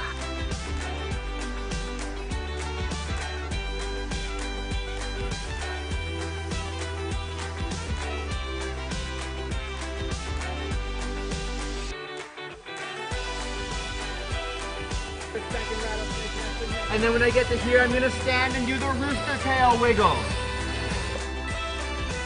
To be honest, it kind of makes me more excited to ride my bike. Get back to that grassroots, like why did we start riding in the first place? Because it's awesome, because it's fun. It's not all about training and going hard. Sometimes it's just about pedaling around and enjoying it. And I really appreciate seeing that, and I appreciate being able to share that with the kids a lot. I just want to kick the rattlesnakes. My highlight of the day was probably when we were playing the rattlesnake game. It was just really fun. It was really fun with the jumps and like the ramp.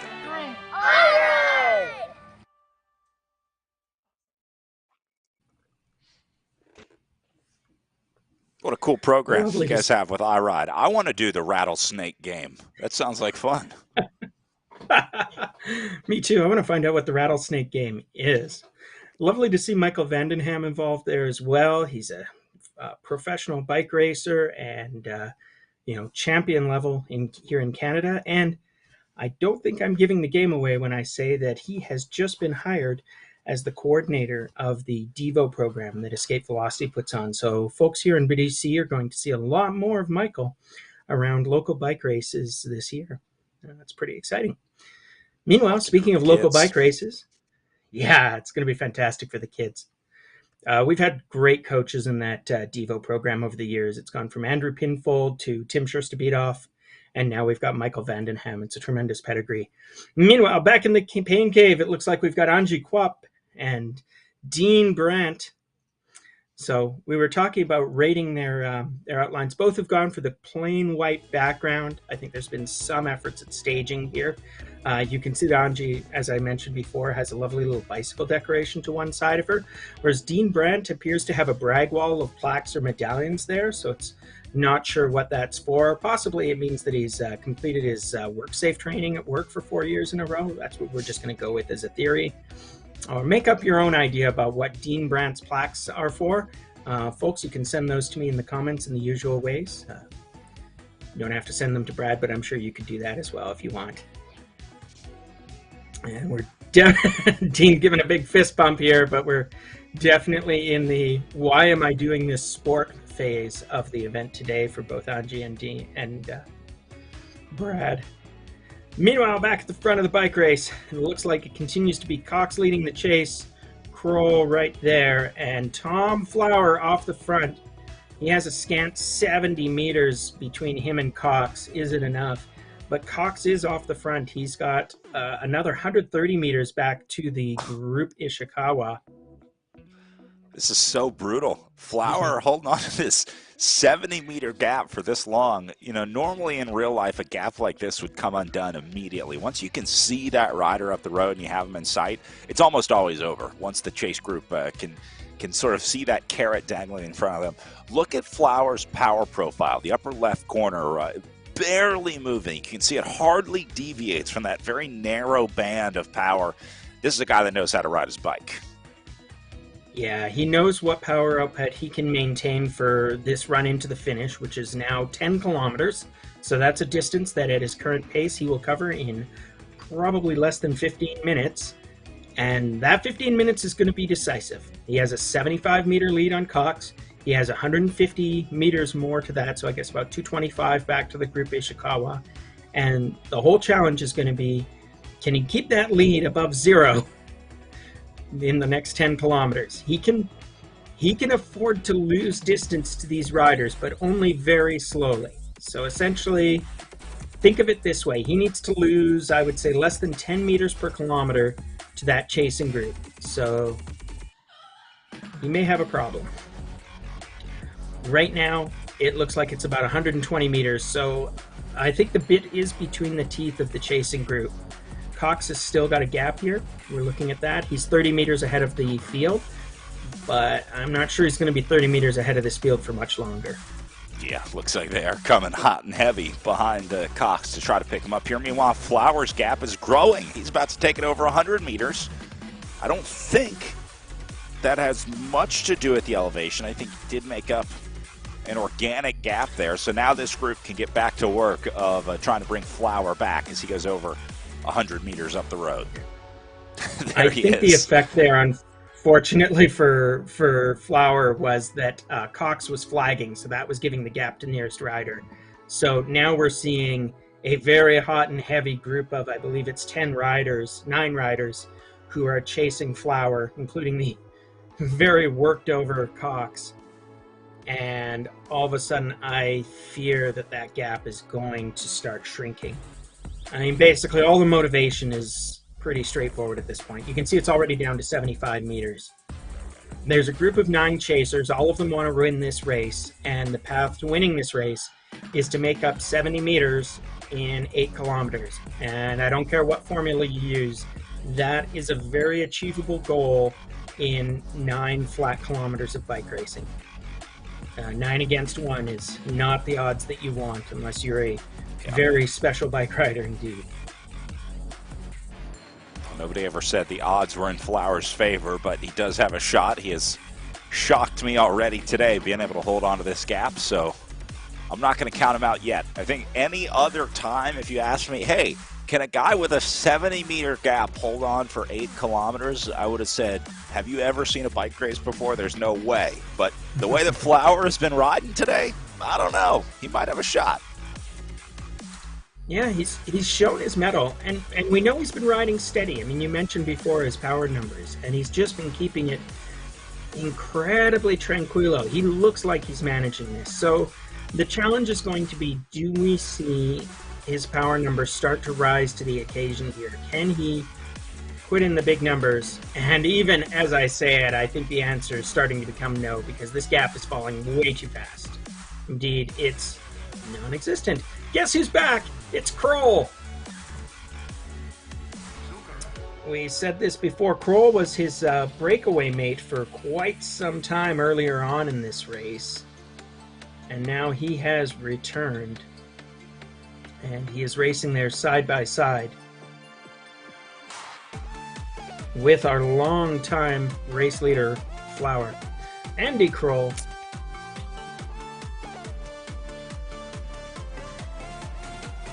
Andy Kroll is a skateboarder and snowboarder at heart, I'm told. He only started cycling a couple of years ago. And remember, I was talking about the rehab to cycling pipeline. Sure smells like that's what happened with Kroll. The Kroll has joined Flower at the front, and they are a mere 20 meters, if I'm reading my readouts correctly, ahead of the Group Ishikawa.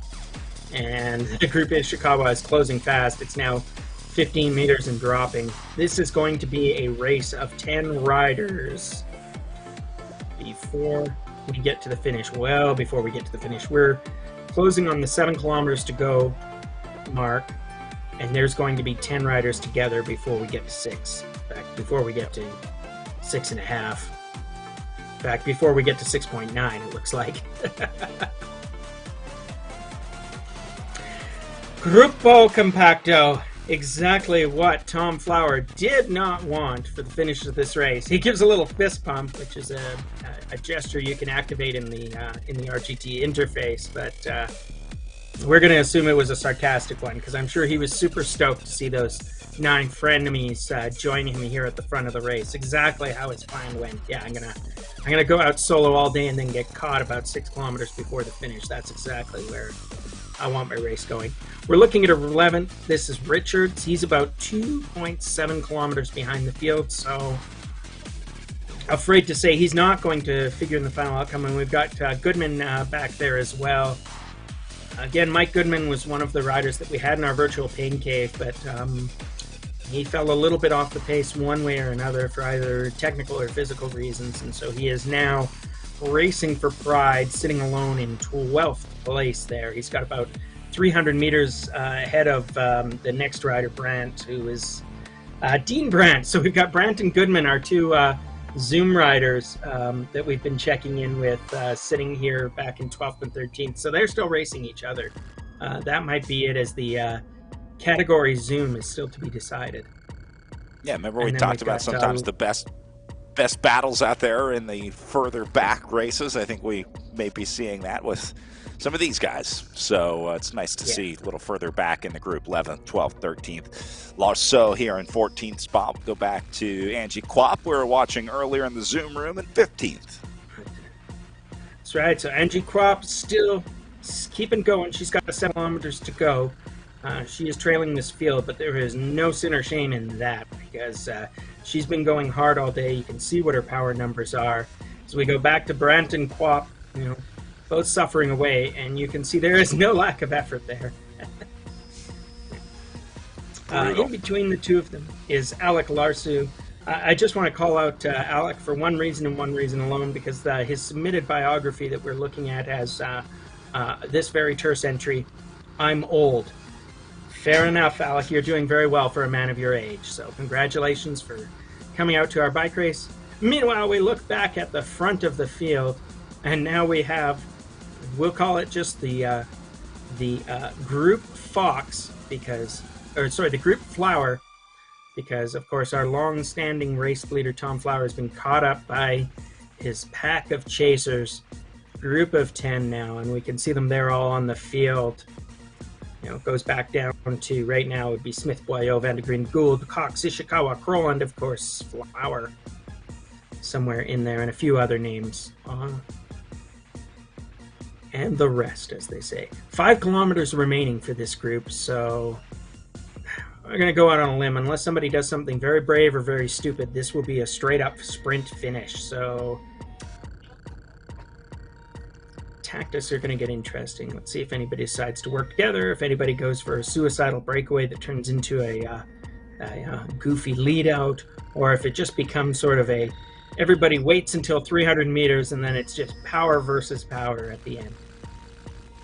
Huge advantage here for riders that have raced on RGT before. The riders that know how to sprint on the platform will have a big advantage if this does come down to a bunch gallop to the line, because they'll understand how much draft you can get, when to launch your sprint. We've seen that in a lot of these races where the experience pays off. So if they raced with us in the first BC Virtual Cup last year, using that experience to your advantage is going to be a pretty decisive advantage, I think, in a group sprint like this. So we may see the experience pay off out there today.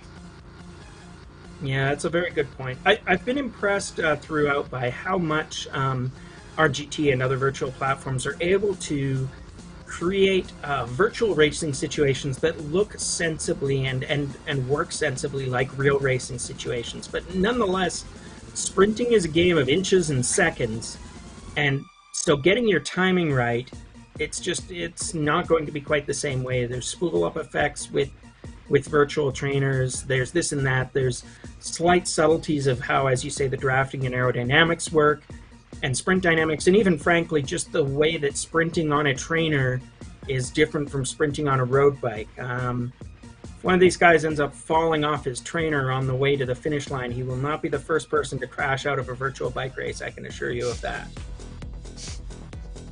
Well, let's hope everyone stays upright, both virtually and in real life. Vandegreen taking a little look off the front, starting to heat things up here at 3.5K to go. And you can also see how this field kind of strings out a little bit. That is indicative, just like real life, of the pace starting to lift. So that is one thing that RGT has done really well, talking about the dynamics of how this group plays out. You can really see when the race starts to heat up, they will start to string out. When it starts to calm down, they come back together a little bit. But Flower back on the front here, lifting the tempo again, saying, I didn't quite get enough pain today. Well, we have to admire Tom Flower. If nothing else, he deserves the combativity prize for today's race, because he truly activated it. He was the literal pace setter for about 80% of the duration here. He went on an early breakaway with Kroll. Kroll and Flower were the only names we were calling at the front of the race for a very long time. He finally got caught what was it, at about the 6.9 kilometer mark. And yet here he is still trying to drive this race. But Van de Green, whose name you already called, he's gone red line, and he is trying to activate this race. I guess he does not trust his sprint, because 2.8 kilometers to go is not a sprinter's distance.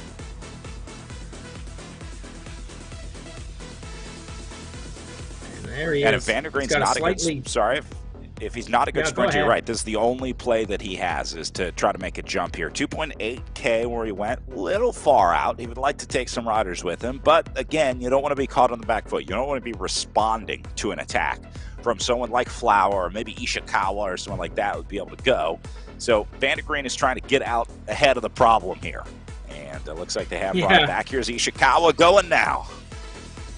That's right. Ishikawa launching his attack. Flower right there, sitting on the right wheels all the time.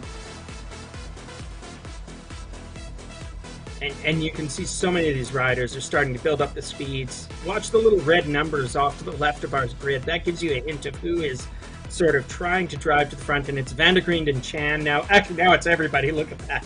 2 kilometers to go. The sprint is winding up. 2K is not really a sprinting distance. Realistically, Cat B is one of those fields where on the road you see them often starting their sprint a little too early. Anything outside of 400 meters is frankly an optimistic distance for actually sprinting clear of a field. You can make it work if you are very strong, but other than that, I would say that basically it's a fool's errand to go any earlier than that. We get a quick look at the Zoom room here. Goodman back online. You can see how hard he's pushing there. Goodman's not in this sprinting group, but he's got something to prove, and as we recall, Goodman and Brandt are currently racing each other on the road. Love it.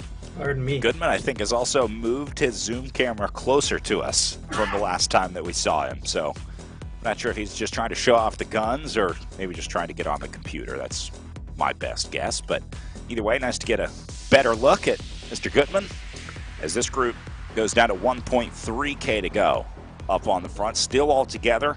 A few early jumps have come back, and I think once this thing goes inside 1K, your hopes of getting away are pretty much shot. So there's the Flamme Rouge up ahead. Riders going under the red banner, which means we're on the last 1,000 meters of racing, Ryan. Brad Soner, it is all happening. Ishikawa on the front, Flower now at the front. He's just not letting go of this race, but we are heading down to 800 meters and dropping fast. The time of the sprinters is upon us. Watch those red numbers start to chalk up, and remember that number that I said before. 400 meters is where I predict the earliest and most optimistic full sprints will be beginning. Let's see how that prediction turns out. We are still a group of 10. Flower off the front. My man. That's a little too optimistic. Strong effort there at 500 meters to go. He'll get swallowed up as Ishikawa goes to the front. Look at these wattage numbers here. 7 watts per kilo for Ishikawa. Boyo trying to get up there to the front as well. Chan moving up into 3rd spot. Coming up on 500 watts here as we follow Cox up into 3rd spot. Here goes Kroll from 200 meters out. Big attack from Kroll here. That could be it. I don't see anybody in frame, and he's inside 100 meters. It's going to be Kroll. That's incredible. Cox and then Gould in a quick, tightly contested sprint, and our numbers say Flower still managed to come across the line for 4th. So incredible 10 deep sprint finish. Could have covered them with a blanket. I will look at the time gaps, but there was essentially no time gap from, I think, about 3rd through 10th, and it was probably less than 5 seconds between the beginning and the end of that field. We're watching Richards now, our 11th place finisher. He's still a little ways from the line, 2.8 kilometers, and he will cruise smoothly because he is about 1.5 kilometers ahead of Goodman. Goodman and Brandt are within 400 meters of each other, but I think that gap may be too much for Brandt to close. And then we have all the rest. But what a sprint, and how well timed was that. Remarkable to see Kroll, after all the work he did earlier in the race, still coming back and having it to do. and having enough in the tank for that finish. He's our skateboarder, snowboarder, if you'll remember, and he timed that exquisitely. To be in such a tight group and still find almost a second at the finish line, that's some big sprint energy there by Andy Kroll. Somehow found a way to turn virtual racing into an extreme sport to add to his collection at 3.67 watts per kilo. Takes Matthew Cox and Bart Gould to the line on the podium, and then just less than a second back, Tom Flower in fourth. Bravo to Tom out there today. Great ride to stay out in front and then hang in there and hold on for a fourth place finish with Vandergreen in fifth, and then Chan, Smith, Boyo, Ishikawa, and Mocked rounding out the top 10. All right, looks like our women's race is just about ready to get underway. As you said, perfect timing for these Cat Bees finishing up as Andy Kroll, Matthew Cox, and Bart Gould pick up their podium finishes. We pick up the front of our women's race, taking off from the line right now. And away we go. Aha! I see my old friend, the ageless Claire Cameron, starting off on front, but she's got company there. Parker, who is that? Name I don't recognize, and I'm not even sure I've got her on my start list, but we will look that up later. Knights, Bowmans, Cameron.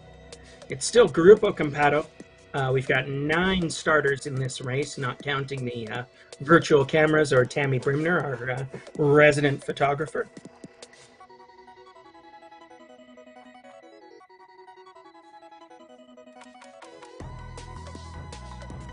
This group doing a nice job riding together early on here. You remember that B and C group was kind of disjointed from the go, but this group going to sit in and figure the drafting out, figure the game out, feel your competitors out. You always want to get an idea for how your opponents are feeling once that ride starts. Yes, indeed. We've got some interesting stories in this group. There's lots of experience here. I've already mentioned Claire Cameron. She's, lately, she's been a provincial champion in the past on the road and in other disciplines. She races just about everything. True story. One time I casually tried to convince her to do an age group hour record because I thought that she was coming into a window where there was, where she definitely, let's put it this way, Claire Cameron is strong enough that she absolutely has the watts per kilogram to be staring down the barrel of some of the age group women's hour records, if she ever decides to. And what she told me was that training for an hour record sounded too boring, and I couldn't disagree with that, that's for sure. But here she is doing some virtual training, but probably having some actual fun as she does it. Let's at least hope like our group, that yeah, it's not that bad. Yeah. So I see that we've got one rider slightly off the back right now, Keely Hamilton. However, something we got to tell you about Keely Hamilton. She's 15, so I see good things in her future. I don't think she should feel any shame about being gapped slightly by a group of women this strong. And I'm going to go out on a limb. No, in fact, I can confirm it's her mom who has dropped her. Gemma Hamilton is still in the field, and that is Keely's mom. They're both from Cranbrook. So Keely's getting some tough love there today. Sorry, Keely. Sometimes that's how bike racing is, and I suppose it's just as well that you learn this lesson early rather than late. But keep it up, because sometimes training is training, and the wattage and the effort that you put in now will pay you good stead in future events, and honestly in the rest of your life. Learning the hard lesson that hard things are hard. Can't go wrong with that.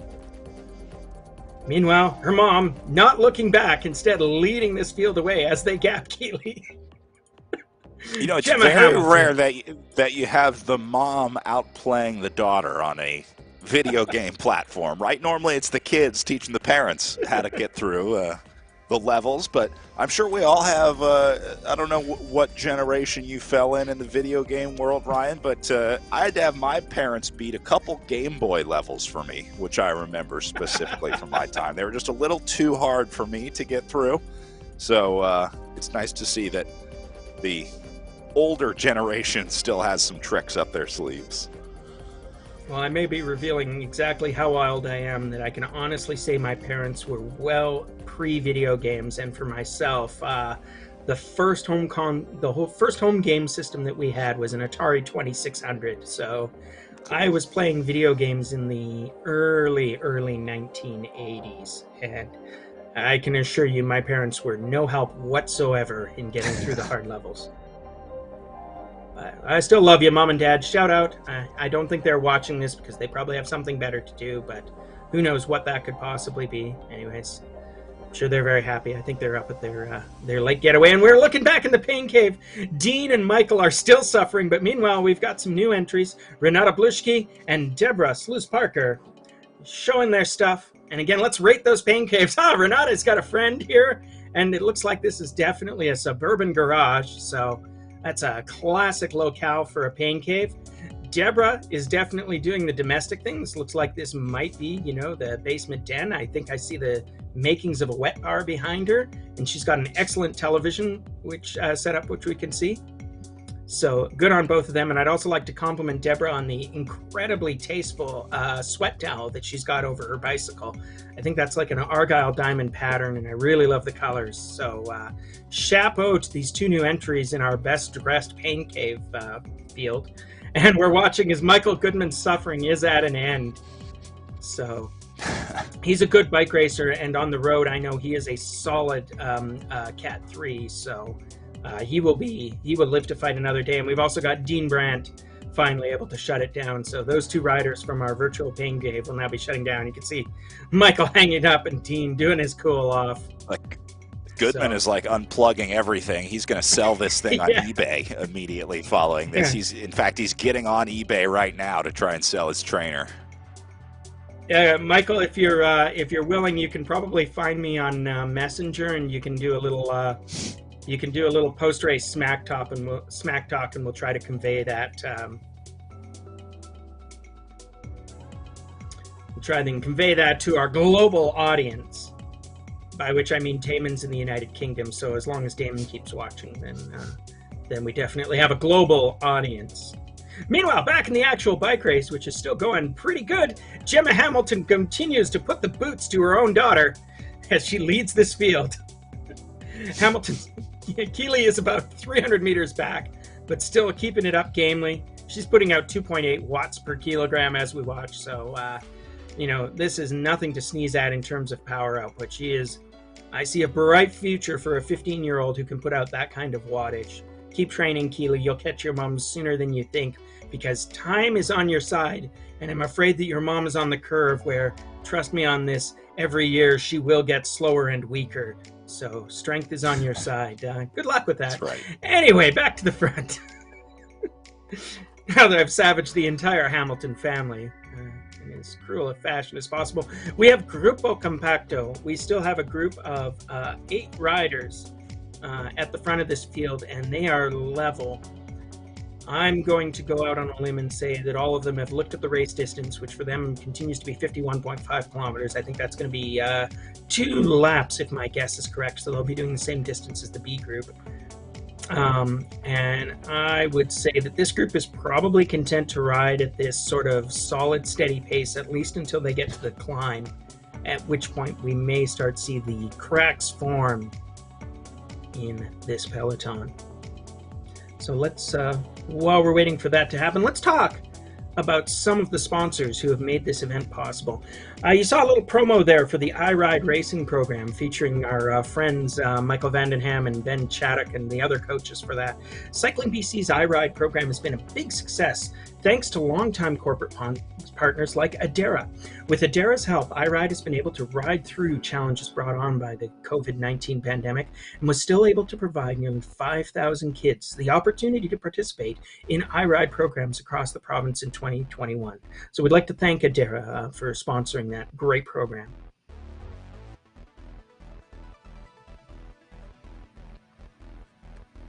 Yeah, so many great partners coming together to help make the virtual BC Cup possible. Yeah, it's interesting, all the responses that we've seen all around the world, really, to to this, shall we say, these unprecedented times. I know that, for example, with youth development programs, of which iRide is certainly one of them, it was a challenge at first, but what we saw was an interesting development.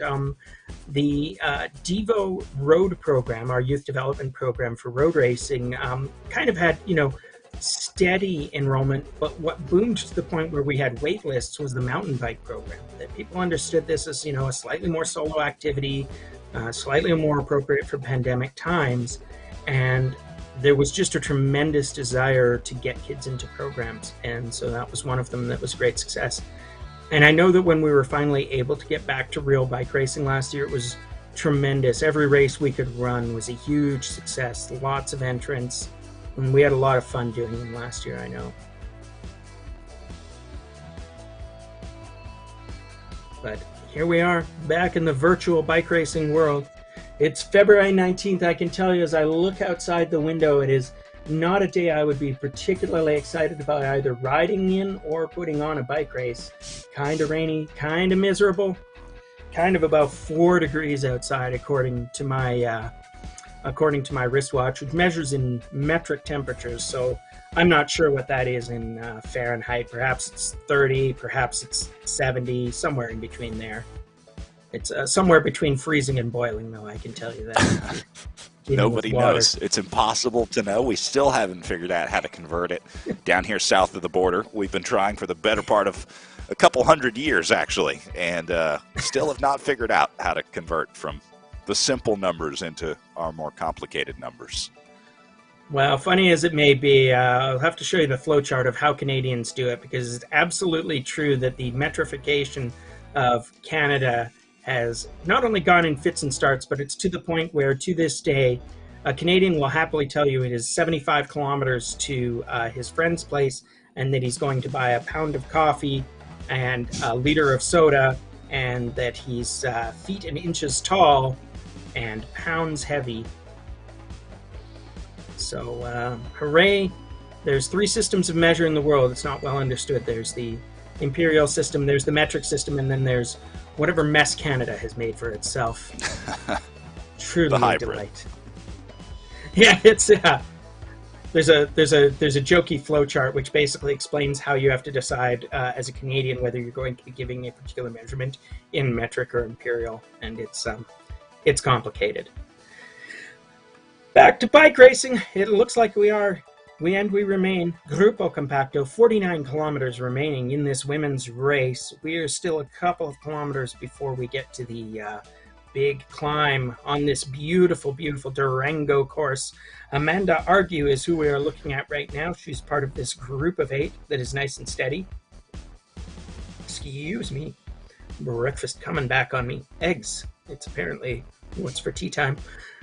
But let's take a look down this list of starters. We've got Renata Bluschke, who we saw on our virtual Zoom pain caves. She is new to cycling.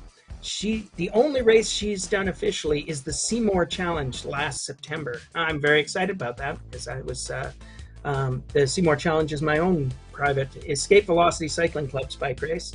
And so she says she's not sure about her racing strengths or weaknesses yet. I gotta say, Renata, for you to be staying in this group of 8, who includes some well-experienced riders, you are absolutely doing very okay. Wait, Renata raced for the SFU varsity track team on the 400 meters? I can literally walk to the SFU track. Like, I live on Burnaby Mountain. Burnaby Mountain is where Simon Fraser University is.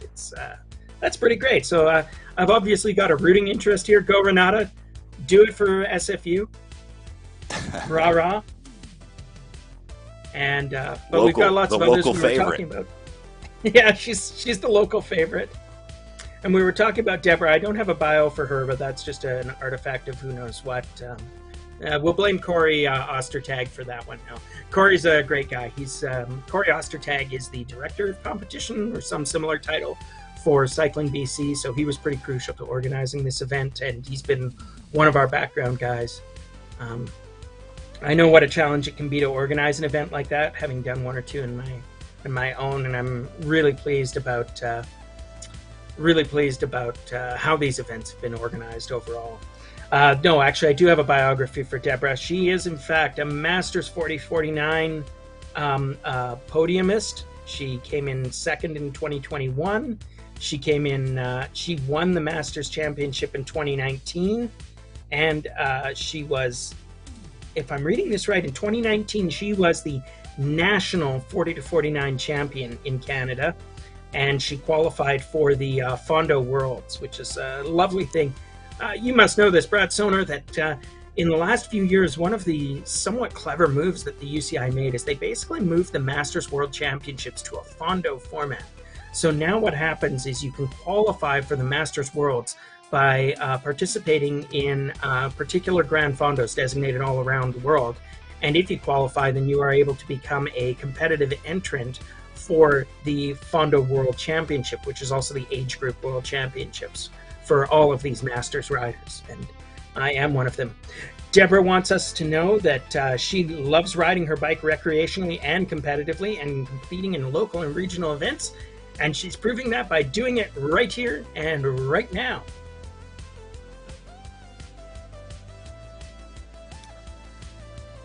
Little gap here forming off the back of the group, but I think they'll be able to come back in.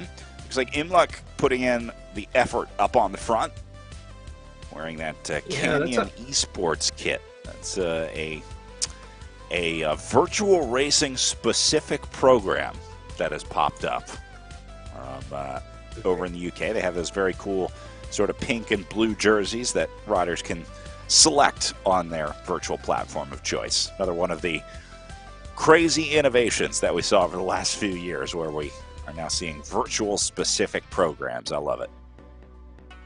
Yeah, well, I got to say, I love that jersey. That is heck of a tasteful jersey there, Brittany Imlach. So thank you for wearing that for us. And yeah, she was putting in a big dig there, but it looks like we are once again Grupo Compacto. But again, that is sort of what we expected. These riders are coming ever closer to the bottom of the climb. They're still on the flats, but any moment you're going to see that little white marker there hit the red zone at the bottom of your screen if you're watching this online. And once that happens, it's all going to shred. And there we're looking back at Gemma Hamilton. How the turntables have... Wait, how's that go? Anyways, Gemma Hamilton, mother to Keely, is now slightly off the back. So Keely is continuing to pedal away. She's well off the back, but now Gemma is in difficulty. She may end up back with her daughter sooner than we expect. So we'll watch those developments. Might be a little bit tense in a certain household in Cranbrook, where Keely and Gemma are going away. But maybe Gemma's trying to wait for Keely here, trying to try and bridge up or bridge back to her a little bit. Ah, yes, the maternal instinct, but you must remember this is bike racing. You must suppress that instinct. Remember, go for the throat. There are no friends in bike racing. You know, blood may be thicker than water, but it should be thinner than wattage.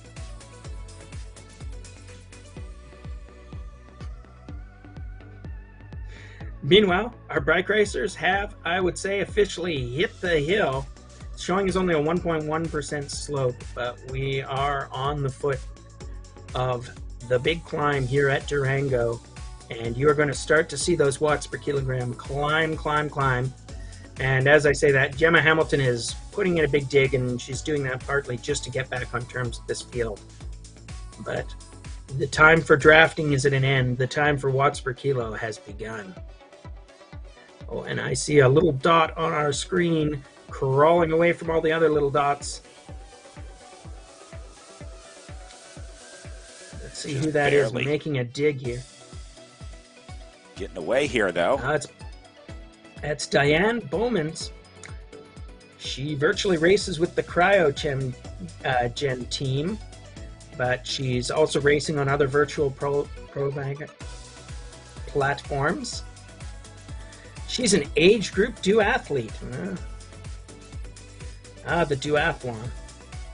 That's because some triathletes think that the cycling is the annoying part of triathlon, and therefore they just do the running and the swimming. Not sure I agree with that particular position, but there you go. Anyways, Bowman's is back and integrated with the pack. Cameron slightly to the front, but we are basically...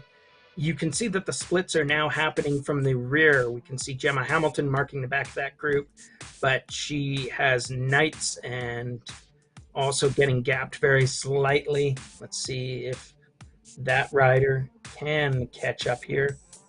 That would be Chancy Knights, a gravel road and mountain bike rider. But I can see her putting in a dig and going into the red, and it looks like Knights will catch up with the rest of this group. Claire Cameron sitting on the front, setting pace. Bowman's right behind her.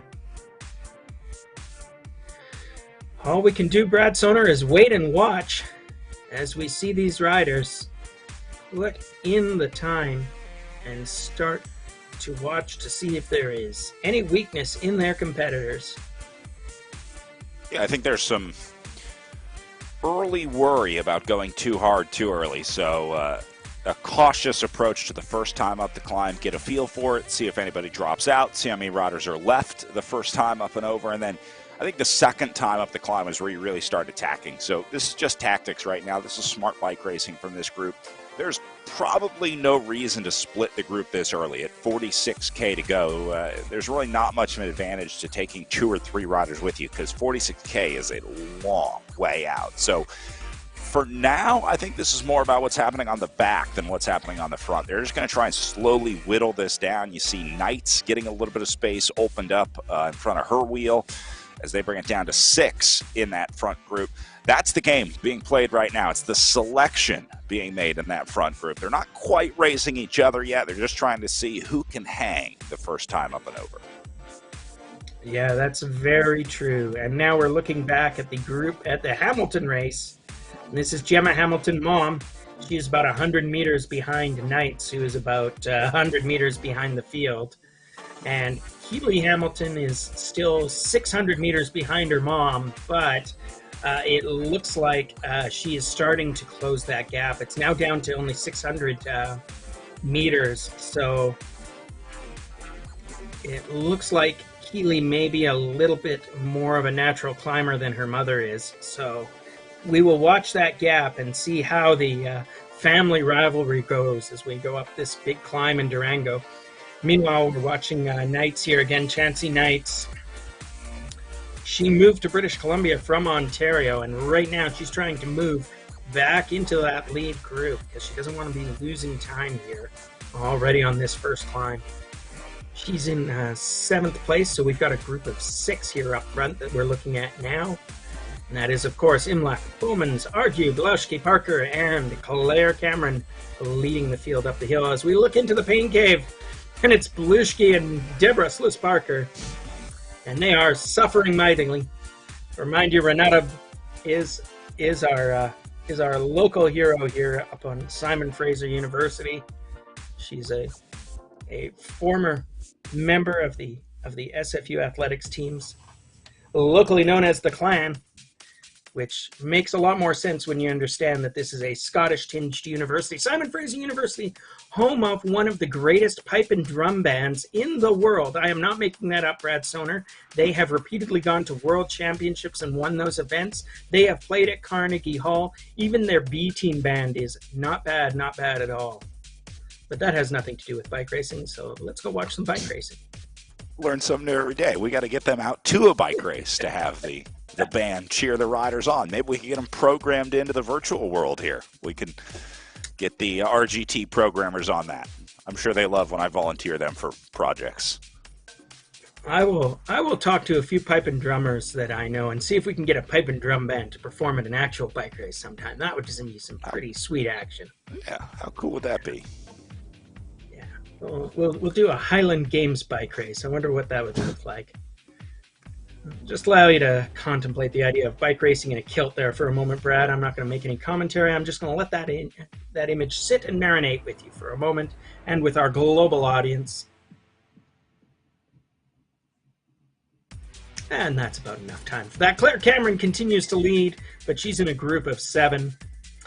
Gemma Hamilton still off the back. Chancy Knight still a little bit off the back, but in with a chance.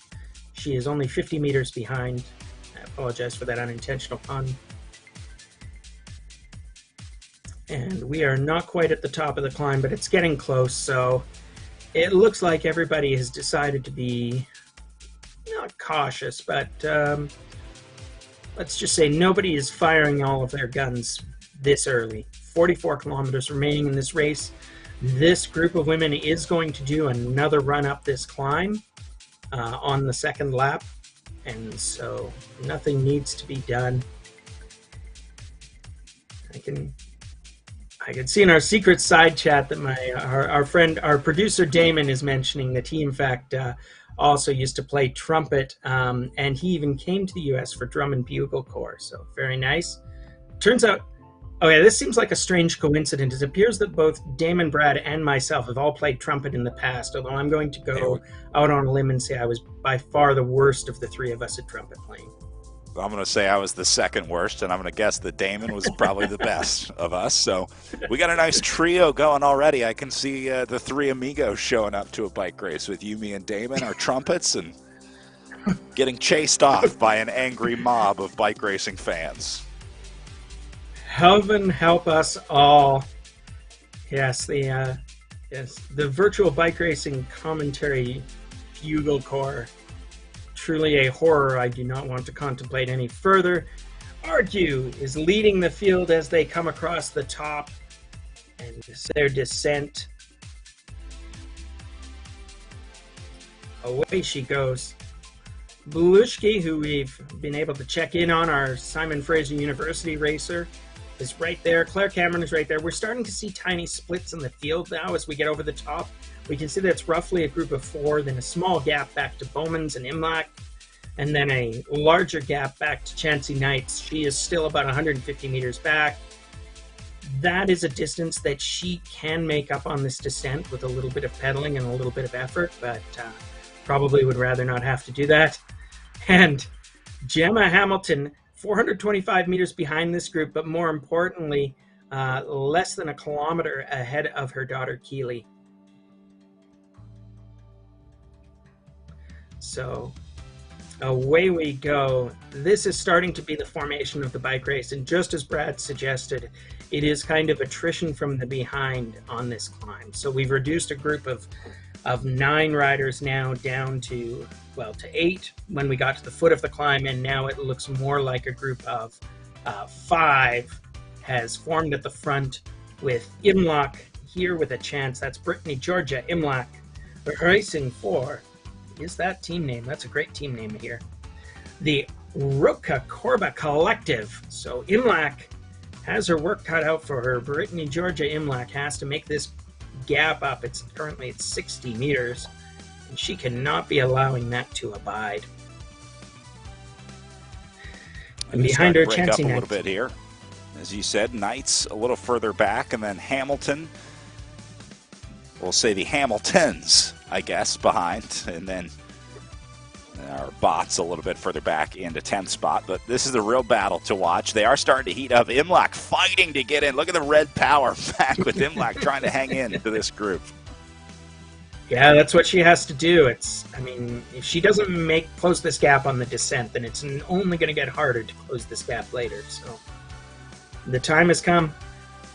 Yes, Brittany rocking the incredibly tasteful jersey there that you mentioned before. What club was that for again? The Canyon Esports team.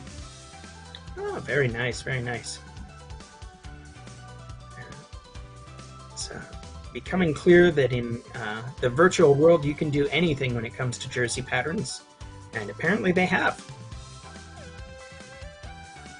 But Imlach going to get back in here. Bravo. Way to fight back, man. That is so hard to do, to come unglued and then find the extra wattage to go across that gap and get back in. And it feels so good when you finally make it. You get that just a little bit of draft. You can see saving 300 watts right now when you're doing 600 watts to get across the gap, and all of a sudden you can cut your effort in half. Oh, what a feeling. Oh my goodness, yeah, and that's exactly it. On this big descent, she had to put in the big watts in order to get back, but it will be worth it. I mean, that doesn't mean that her troubles aren't at an end, but now she can at least sit pretty for a while and do some recovery, because chances are she's going to have another problem the next time we come around to the climb here on this Durango course. But we are back to a group of 6 at the front. Chansey Knights still out in a drift about 360 meters behind this group. So she will be putting in a dig, trying to close that gap, but it's going to be difficult at this point. And then we've got Gemma and Keely in the back. That's Gemma, mother. She's about 800 meters behind Knights and about 2 kilometers ahead of her daughter. She's putting in the water, and there's Keely Hamilton. She is still on the climb. So that gap will start to shrink once she gets over the top, which is happening right about now, I would say, given the 7-Eleven signage appearing there in the background.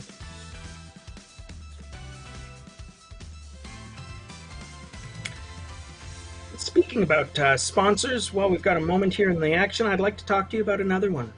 Bracelayer Apparel is a BC-based company that specializes in knee-stabilizing compression pants. Cycling BC members will get 35% off on all Bracelayer's knee-stabilizing compression pants, and you'll get free shipping on orders over $100. So we'd like Bracelayer for supporting this event and all of Cycling BC's activities here. Speaking of need for knee braces after that knee knacker of a climb, these riders are all recovering, but I'm sure 1 or 2 of them are thinking about maybe they could use a knee brace right now. We remain in Grupo Compacto at the front, 6 riders all together, 6 riders watching. They're doing a steady pace. I mean, you see again, this is sort of, I'd say they're roughly averaging about 3 watts per kilogram in this group. We're looking at Claire Cameron's numbers there, 150 watts. That's an easy pace for her. 150 beats per minute on her heart rate meter, though, so she's going for it. She's going for it. This is a solid mid-race effort, appropriate for this group, sort of just recovering after the climb. 40 kilometers left. Be interesting to see what the tactics are. I know that Claire. I don't know if Claire is the class of this field, but it's a possibility. She's got a decent sprint, but I think that ultimately she would probably want to power away from this group. But she doesn't have to decide that yet. She's got about 40 kilometers to go. And for those of you looking ahead on our schedule, in about 30 minutes we will have the men's race coming up. So we will show you that start, but we will still be well amid the women's race, so we will be watching the finish of the women's race as well as we go forward here. Brad and I are very glad to have you here with us this lovely Saturday morning, or whatever part of the day it is, wherever you are. It is currently, if I am to be trusted, about 1900 Universal Coordinated Time here on February 19th as we speak. So whatever time that is for you locally, I wish you a good morning, or if I don't see you later, a good afternoon, a good evening, and a good night. Front of the race continues to be led out by Bowmans, but by Diane Bowmans, but she is just one of this group of 6 that is basically all at the front together. I don't know, Brad, does that look like a slight gap there developing again between this field and Brittany Georgia Imlach? Yep, Imlach coming unglued again, but I think we'll be able to fight back on. Remember, we saw her regain contact earlier on the descent, but I think we're starting to see the cracks forming in the foundation here for Imlach. This is usually a bad sign. Again, when you see riders continuously coming unglued and chasing back on, but Imlach just has that never give up spirit to get back into it. Way to go. Story of my career, man. Imlach, though, is making the gap. She is closing it. I think that's going to go away, but I don't know if it'll be the last one. It's showing as a 6-meter gap on our screens right now. But she looks pretty comfortable with finishing that off. And so we continue to have this group of 6. Argue, Bowmans, Cameron, Parker, Imlach. And then we've got a gap of about 200 meters to Knights, Chansey Knights. And then we've got Gemma Hamilton, the mother, at 800 meters behind Knights. and Keely Hamilton, the daughter, about 4 kilometers back of her mom. But looks like some wheels may be spinning up here. Pace is up to about 40 kilometers an hour as we did a slight descent. So these lead riders are by no means taking it easy. Just testing each other, watching the wattage. We're sort of sitting sub 3 watts per kilogram right now in this group, and I suspect that's well inside of the capabilities of all 6 of these riders. So, some watchful waiting. There's some attention to the fact there's a very long flat section of this race course, and then there is a very big hill. So, yeah. So we take a look into the pain cave. Deborah, checking her messages. I'm sure it's something important, but that may indicate to you sort of how the pace is going here. And Renata, our SFU 400-meter runner, she is continuing to grind away in the garage of agony. Belushki's got a good setup. I like the riders that ride outside in the garage because it helps you sort of control that core body temperature, which is a big part of virtual racing. A big part of indoor riding is being able to regulate your body temperature. So that's why you talked about the fans earlier. We've seen ice vests come on. We were talking about the very thin jerseys as well. But sometimes the best thing you can do is just put yourself in a cooler environment. You don't want to be in a cold environment because that does start to affect your physiological performance. But a lot of times that sort of mid-range garage temperature is actually perfect for riding. I'm going to go back to our crazy imperial units here, but in the U.S., we call it 56 degrees Fahrenheit. I was reading a study the other day that said that is the optimum temperature for cycling to compete in. That was where riders produced the highest power numbers. They showed the most endurance in a 56-degree controlled environment. So you want to get that temperature down, and Belushki out in the garage is doing just that. Yeah, it's an interesting number. I mean, I very briefly flirted with the idea of doing trainer rides, and I actually, because I'm fully devoted to small space apartment living here on our mountain paradise, I actually had my trainer set up on the balcony of our apartment, and that was actually worked surprisingly well in terms of temperature management, at least in the winter. But nonetheless, it is the great appeal, of course, of virtual bike racing that you can do it in relative comfort, even on the coldest of days or the wettest of days, or I suppose if you live in Arizona, the overly hottest of days. As far as I know, none of these riders are I was surprised how low that temperature was. I thought for sure that would be too cold and it would start to affect the performance of riders, but science is science. Well, there you go. 56 degrees, I think in the new units that's somewhere around 13 Celsius, which strikes me as kind of, I may be betraying exactly how much body fat I carry, but that strikes me as one of those temperatures that I have always been extremely happy about riding a bicycle.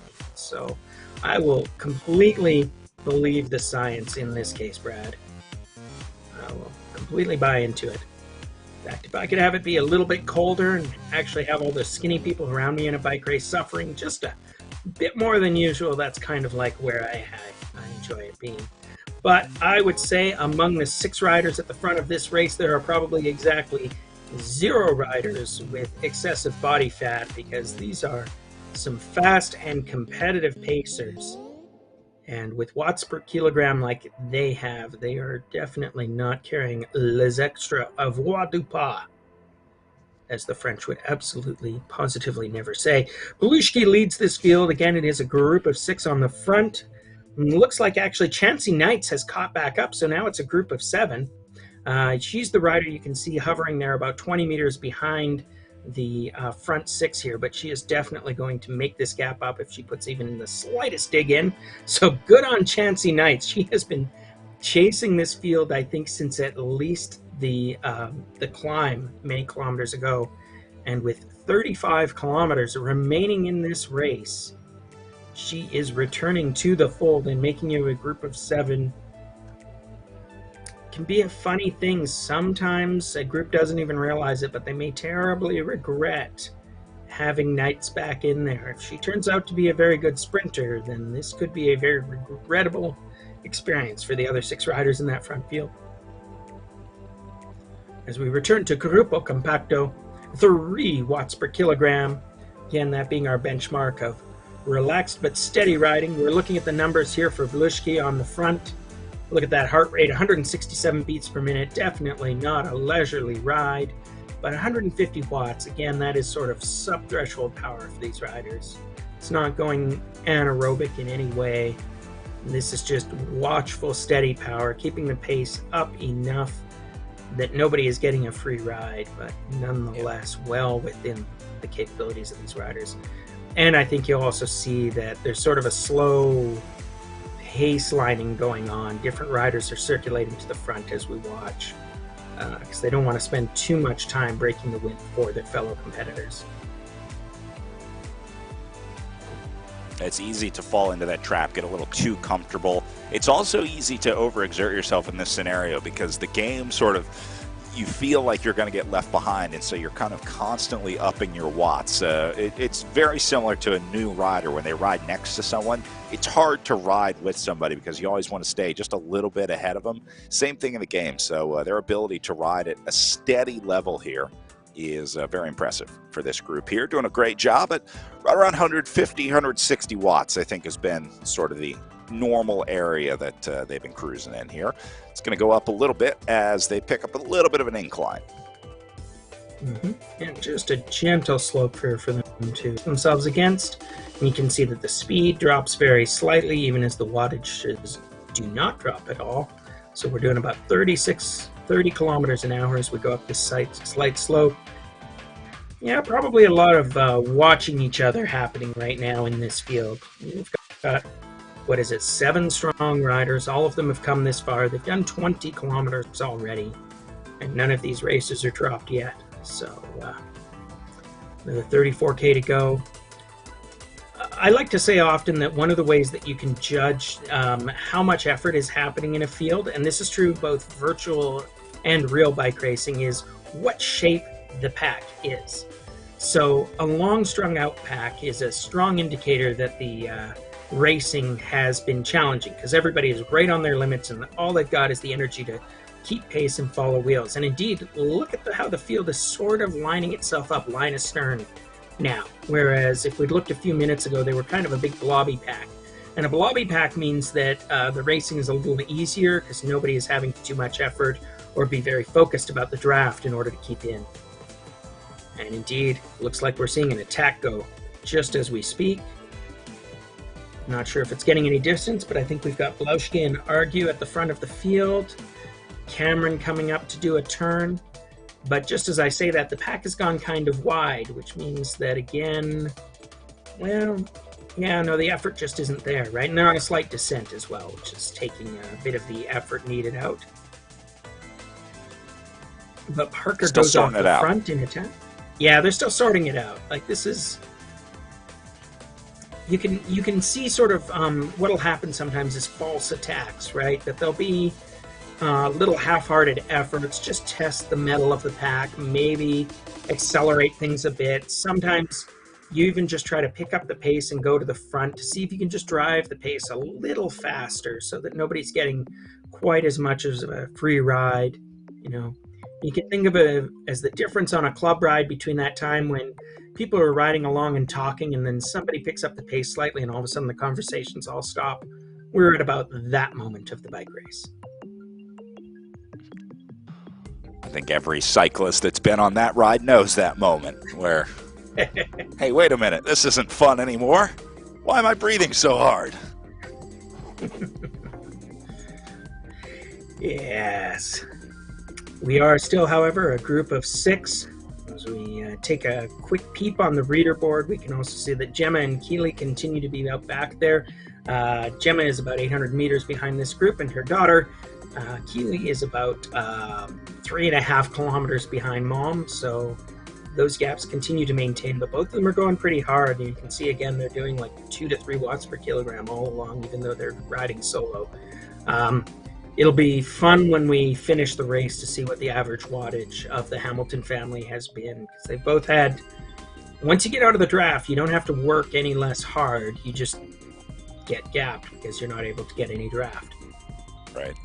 So yeah, they're both going to have a really high average watt per kilo by the time this one's all said and done, because both Hamiltons have spent a pretty good amount of time by themselves on this course, and that's going to raise their average watt per kilo. So if nothing else, they'll get a good workout in today, right? Yeah, just so I don't have to tell any of the kids in the Devo program this. They've heard it 1,000 times. But kids out there who are aspiring bike racers, remember, the easiest thing in the world is to be in the field. Don't get dropped. You heard Brad talk earlier about how yo-yoing off the pack can be so painful and such a high effort way to maintain your position. You know, stay steady. The other rule of thumb is that, in fact, you're usually using much less energy if you're sort of in the front third of a substantial field rather than being right on the very back of the pack. So pack position is everything in road racing, and that's that's a lesson that you can remember throughout your career. And so kids of all ages, remember, always be thinking about your pack position in bike racing and how you're managing it and where you actually need to be. You would be shocked at how many amateur bike racers are just never, they're so on the edge and so anaerobic, but they're just never really spending much time thinking hard about moving up.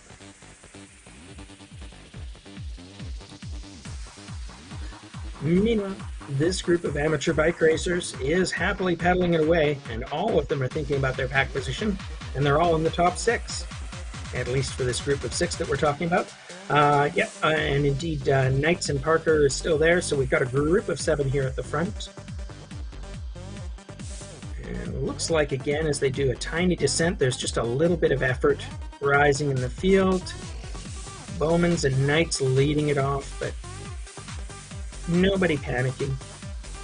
Remember what I said about wide groups versus strung out groups. This is still a relatively wide group of riders, and it doesn't matter that it's virtual bike racing. That is an accurate reflection of sort of how people are drafting and positioning. So this is a group that is not, you know, in difficulty right now. Nobody's pushing the pace quite high enough. These riders have to be attentive to perfect drafting in order to keep their efforts within, you know, the not burning matches range.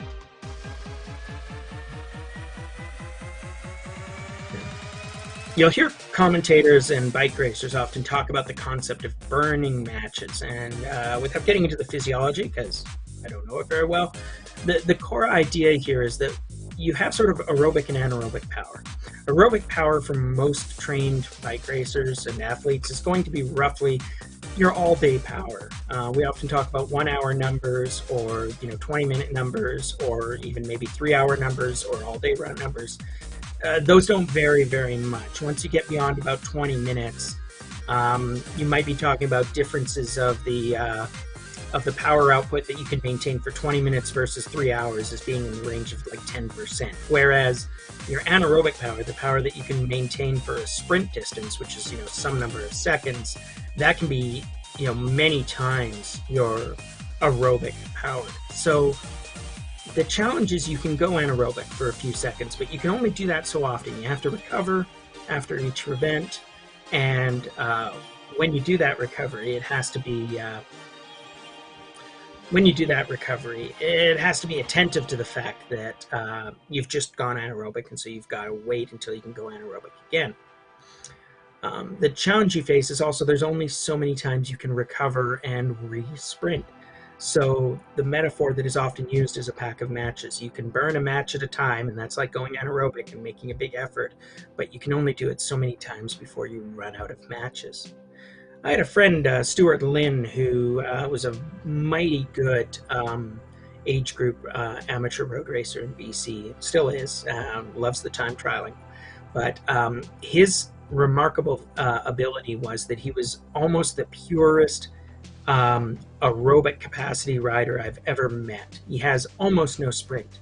And so his whole mechanic was, when he was coming to the finish in a group, he would basically just keep ramping up the pace and ramping it up further and further. And what he was doing is, if he could get little gaps, he could force all of his compatriots to go anaerobic. And the reason he was doing that is because he didn't care if he used up his anaerobic capacity, because it wasn't going to do him any good. They could all beat him in a sprint regardless. But what he was going to do was wear them out so that they had no anaerobic capacity for a sprint. And once he'd done that, he actually had a chance. And so he'd do things like make the last 10 kilometers of the race very hard, find a little rise a couple of kilometers before the finish, make sure that he went up that about as hard as he could so that there was a small gap, and then he'd be time trialing against a worn out group that couldn't sprint back to him at the finish line. And so kids, if you find that you are in fact a natural time trialist, that is the way that you win such an event. So I think in a moment, my friend Damon is going to show you a little ad as we take a very short break here. As we watch the women continue to tap out the laps, they are coming to the 30 kilometers to go mark, and they are just coming around to the start of their second lap in a minute or two. So now I'm going to turn it over to Damon for a very special message from our sponsors.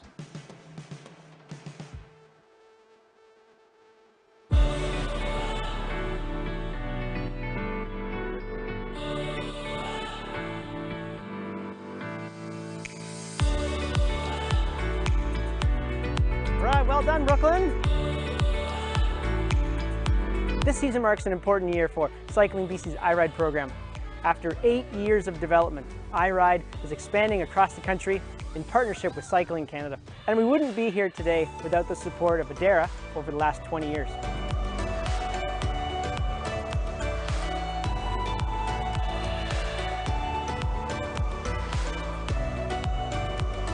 This partnership allows us to give kids the tools, instructors, and experiences they need to create a lifelong love for cycling, physical health, and sport. Adara has been involved with iRide for quite a while, and every step of the way, every time I show up at one of these events, I'm amazed to see the growth and the evolution of the program. And every single one of the kids has a big smile on their face. A key part of this program is to provide bicycles so that everyone has an opportunity to experience the joy of cycling. Adara's contributions help us grow and improve each year. Whether we're expanding our in-school bike fleets, developing new after-school programs across the province, or training a new generation of sports leaders with our iRide after-school program. I'm really proud of our partnership here with iRide and Cycling BC. The program is excellent, and I strongly recommend that if you get a chance to participate in it, that you do. It's spectacular for everybody.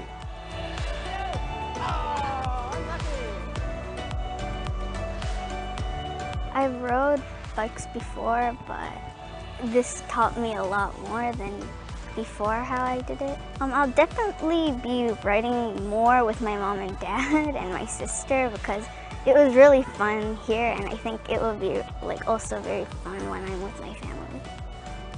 Thank you so much, Adara, for helping us help kids ride a little further.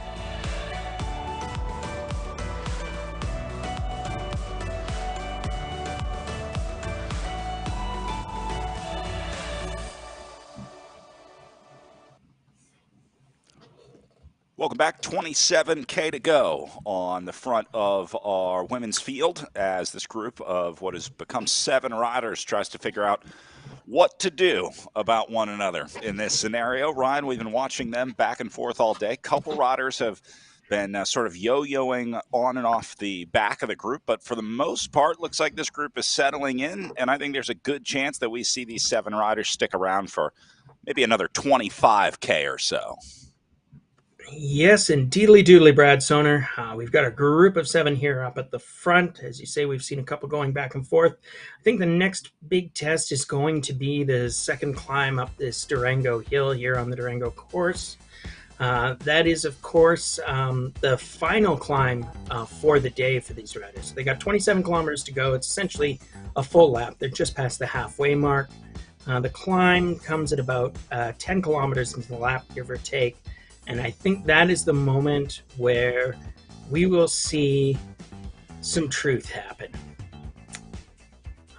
That perspective will be provided by the fast riders in this group.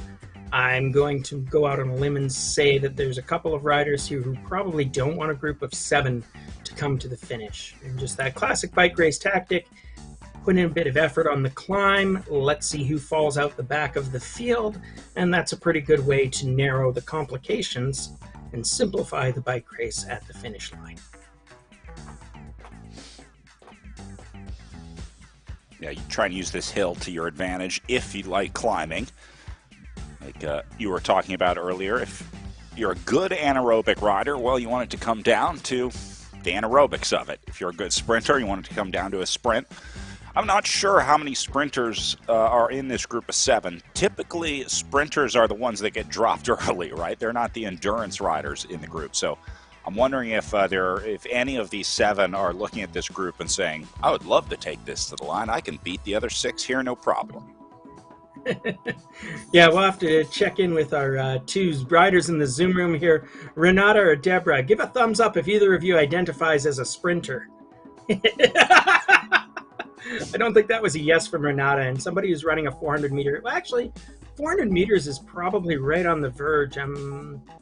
Math is hard. That's about a 60-second event. So anybody who can run a fast 400-meter dash is going to be something of a sprinter. And it looks like there's the team car has shown up for Deborah. She's getting a little bit of support from someone in the household. Remember, bike racing is a team event, and perhaps never more than virtual bike racing. As we look on, a little bit of drama. Yeah, the classic issue for a sprinter facing a hill like this is, in broadest terms, sprinters tend to have, great anaerobic numbers, but they're not going to have the perfect time trialing watts per kilo. So their weakness is going to be climbs. You see that in the Tour de France every year, where the sprinters are just basically desperately trying to stay in the race at the minimum possible pace. The whole carefully calculated laughing group of maintaining enough tempo over the hills that they don't get dropped out of the race completely, but they'll lose many, many minutes on each day. This hill isn't exactly a Tour de France Alp, but on the other hand, the strategy for any sprinters is do whatever it takes to desperately hang on as the natural climbers and breakaway artists in the field try to use the hill to shred them and shed them out the back. Yep.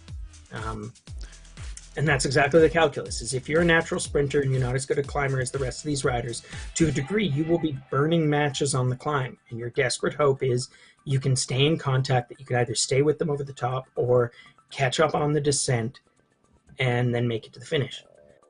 Now, that's predicated on there being relatively narrow ability gaps in this race. I mean, we've seen races in the past. Remember Jacqueline Godby? She was racing in this group last year. Sure. And Godby was just faster at everything. I'm not sure if she could have straight up beat all of these riders in a sprint, but she simply never allowed it to come down to a sprint. She was able to ride away with such a wattage delta that it didn't matter. And there may be gaps like that. Like some of these riders may be easing off. I'm pretty confident that Claire Cameron has not been riding Redline all day. So it's going to be the moment of truth when we get to this climb, which is coming up in, if my math is right, about 8 kilometers from now. So we should see those riders hitting it in give or take 15 minutes. And already seeing a little bit of separation up here.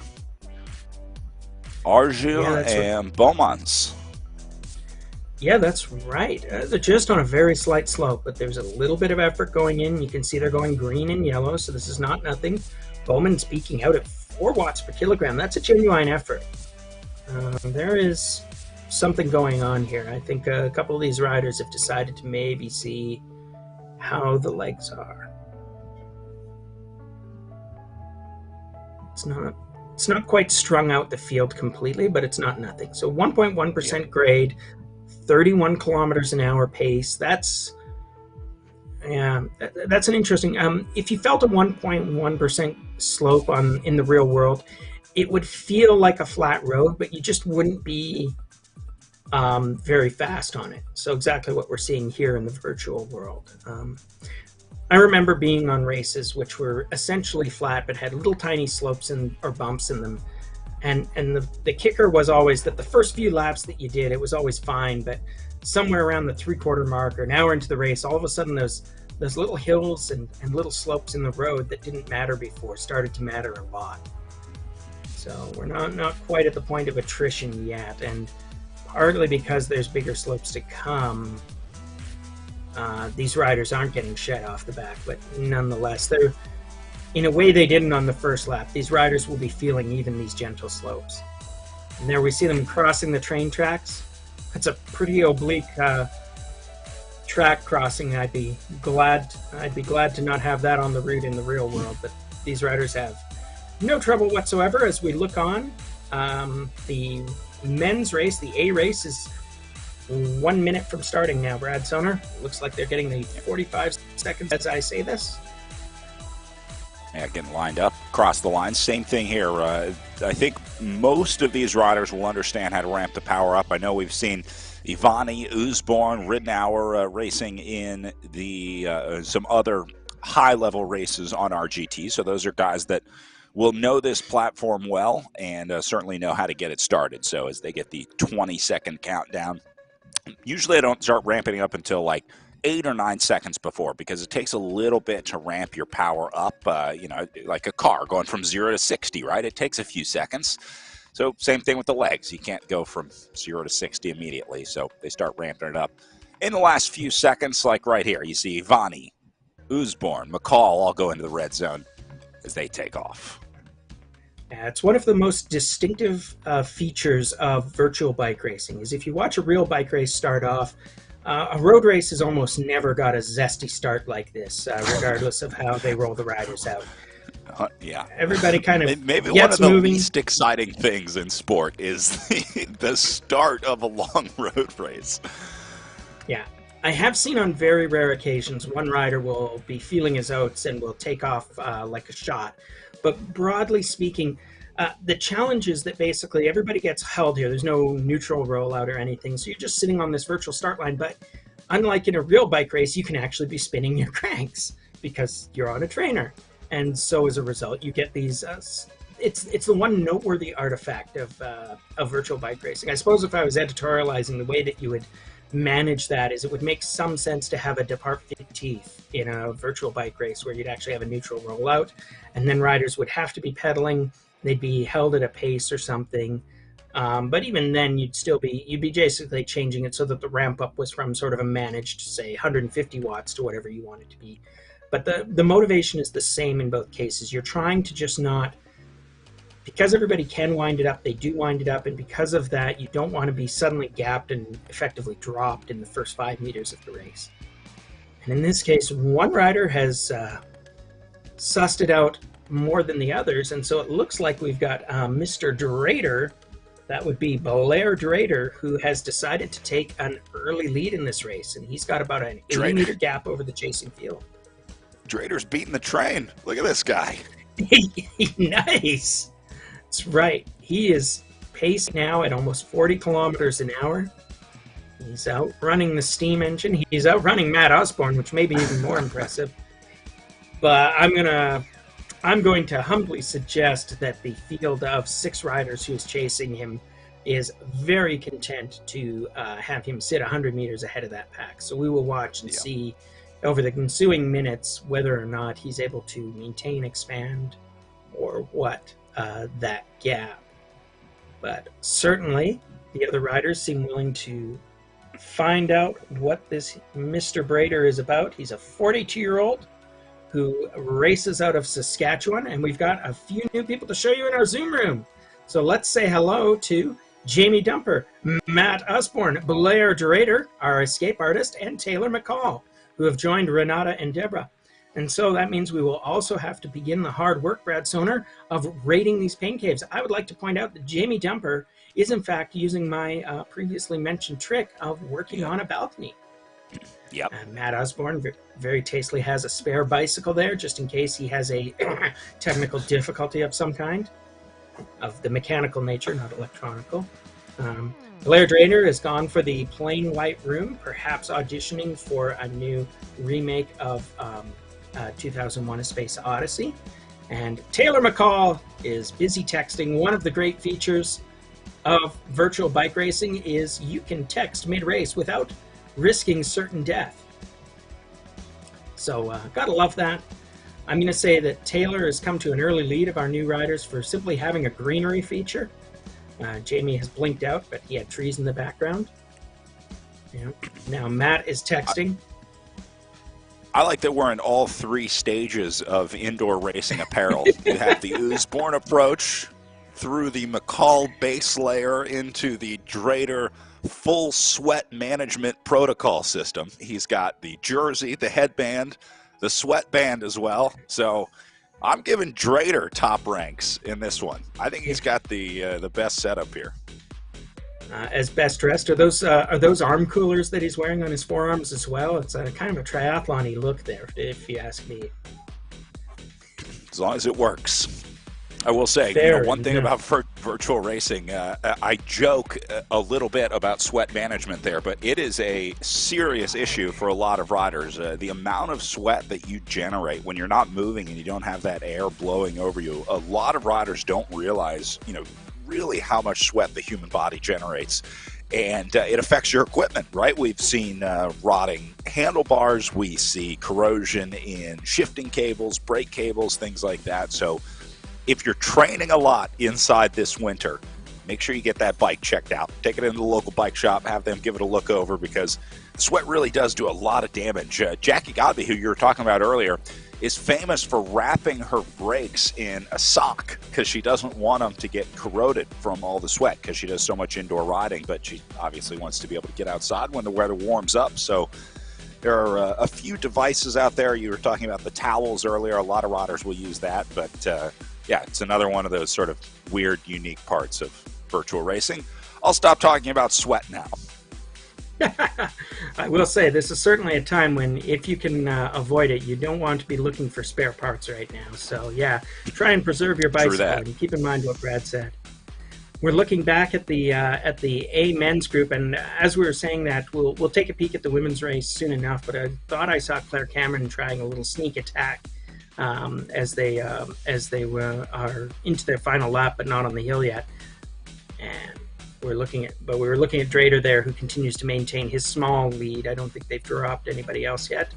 And we're switching over here, I think, to the women's race, where you can see Cameron has eased off her attack, but the women continue. They're on these small false flats and minor slopes that you can see. If you look at the gradients down below on the course map, you can observe that they're coming to a small orangey section, which is your hint that they will be climbing uphill again. And we remain Grupo Compatto, except for one note. You can see that that Chancey Knights is once again off the back. She has been flirting with disaster on and off for the whole race, and as these little tiny slopes and pace increases have arrived, Knights is once again off the back. And you can see also that actually, it appears that we do have no, and then we've got Grupo Compacto, Group of 6 up ahead of Knights now.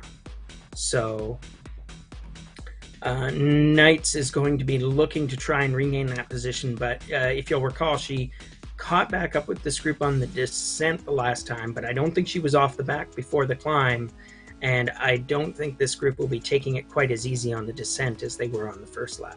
So yeah, trouble brewing for Chancey Knights. You see there's just a few very brief sections of incline on the profile at the bottom. They're about to get to the last of the easy parts of the climb, but even the fact that there's this much separation on just a small bump in the profile, that has me excited for what's coming with this big climb. Oh yeah, absolutely, Brad. We're going to see a group of 6. We're going to see some attacks. We can already see riders are starting to go into the red now as we approach the start of the climb. They're on a essentially flat piece of ground, but you can see that blue gate in the foreground, and as we know, that functionally marks the beginning of the climb here. So once the riders hit that, I think we can confidently predict it will all be happening. And there's Claire Cameron. She's actually gotten a gap over her field here now, so 44 meters apart. And I told you Claire might be one of the danger women in this field, and I think if these riders have any sense of danger, it should be tingling like crazy right now, because Claire Cameron off the front is absolutely a big, big red flag if you're in a bike race with her. So there's a group of 5 chasers now. Little surprised that she did it before they got to the climb, but I think she's kind of launching herself off the front here before they even get there. So almost use that little red section as a springboard, if you will, to try and get that gap going. Blushki fighting back here. Look at the chase behind her, trying to close down this gap to Cameron. Now, what Cameron's trying to do here is not win this race. She's not making an attack from 19K out to try to go solo to the line. What she's trying to do is get this down to 3, and that's exactly what she did. Blushki and Parker, as now she's going to get rid of Arju, and has now created another separation in this group. So it went from 7 down to 5, and now it's going to go down to 3. And Damon's taking us in for a little peek at the Zoom room, and you can see Blushki and Parker, who are, of course, the chasers of Claire Cameron, and they are working like crazy. I can see that Blushki has someone there cheering her on. Hopefully not heckling. That would be terrible at this moment. But Blushki and Parker are working like crazy. They know that this could be the race. If they can get on terms with Claire Cameron, they can define the podium. So as you said, this is sort of an attack that is doing the damage at the back. So all of a sudden, Imlach and Bowmans are out the back. Argue is clinging for life here, and Blushki and Parker are having to work incredibly hard to stay on terms with Cameron. So we will see how that goes. They are just on the foot of the climb. This is now a 6.9% slope. So this is no longer anything to sneeze at. This is hard climbing. And considerations of drafting have almost gone out the window. Look at these numbers. We're currently looking at Blushki right now, and she's got 233 watts in the tank. Her heart rate is at 178 beats per minute, peaking. She's notionally saving, or actually, I guess we're looking at Parker, because she's notionally saving about 5 watts right now, which is nothing by drafting Blushki, but she's even lost that draft now, it appears. But they're on a 7% grade. Cameron is not quite riding away from these two, but she's got a 40-meter gap, and it is slowly climbing. Argue is trying to get back on terms, and we're looking here as the look down at the split screen. That is your race. Blushki and Parker going like crazy. This is awesome. Look at Blushki. Yeah, that's right. As we watch the virtual being reified in the suffer caves here of Deborah and Renate as they continue to tap it out. There's nothing virtual about bike racing when you're going for it like this. They're in the red zone. They're putting up big wattage and big watts per kilogram.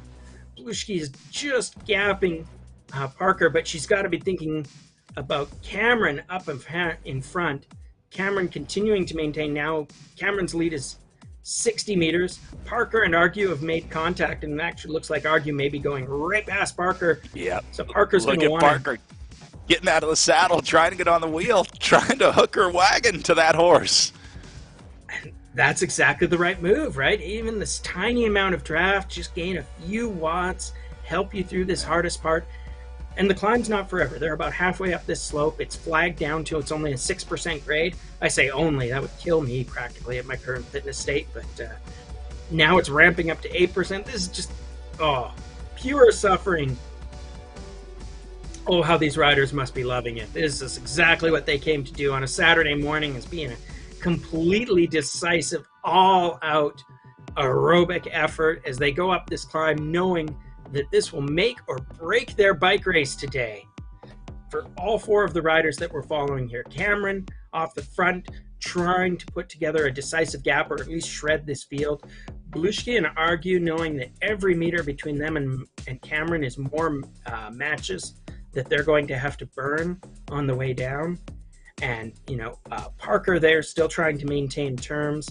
And then all the other riders in this race, Imlach and Bowmans and Knights, are all racing for their lives, as it were, metaphorically, or at least racing for their podium positions.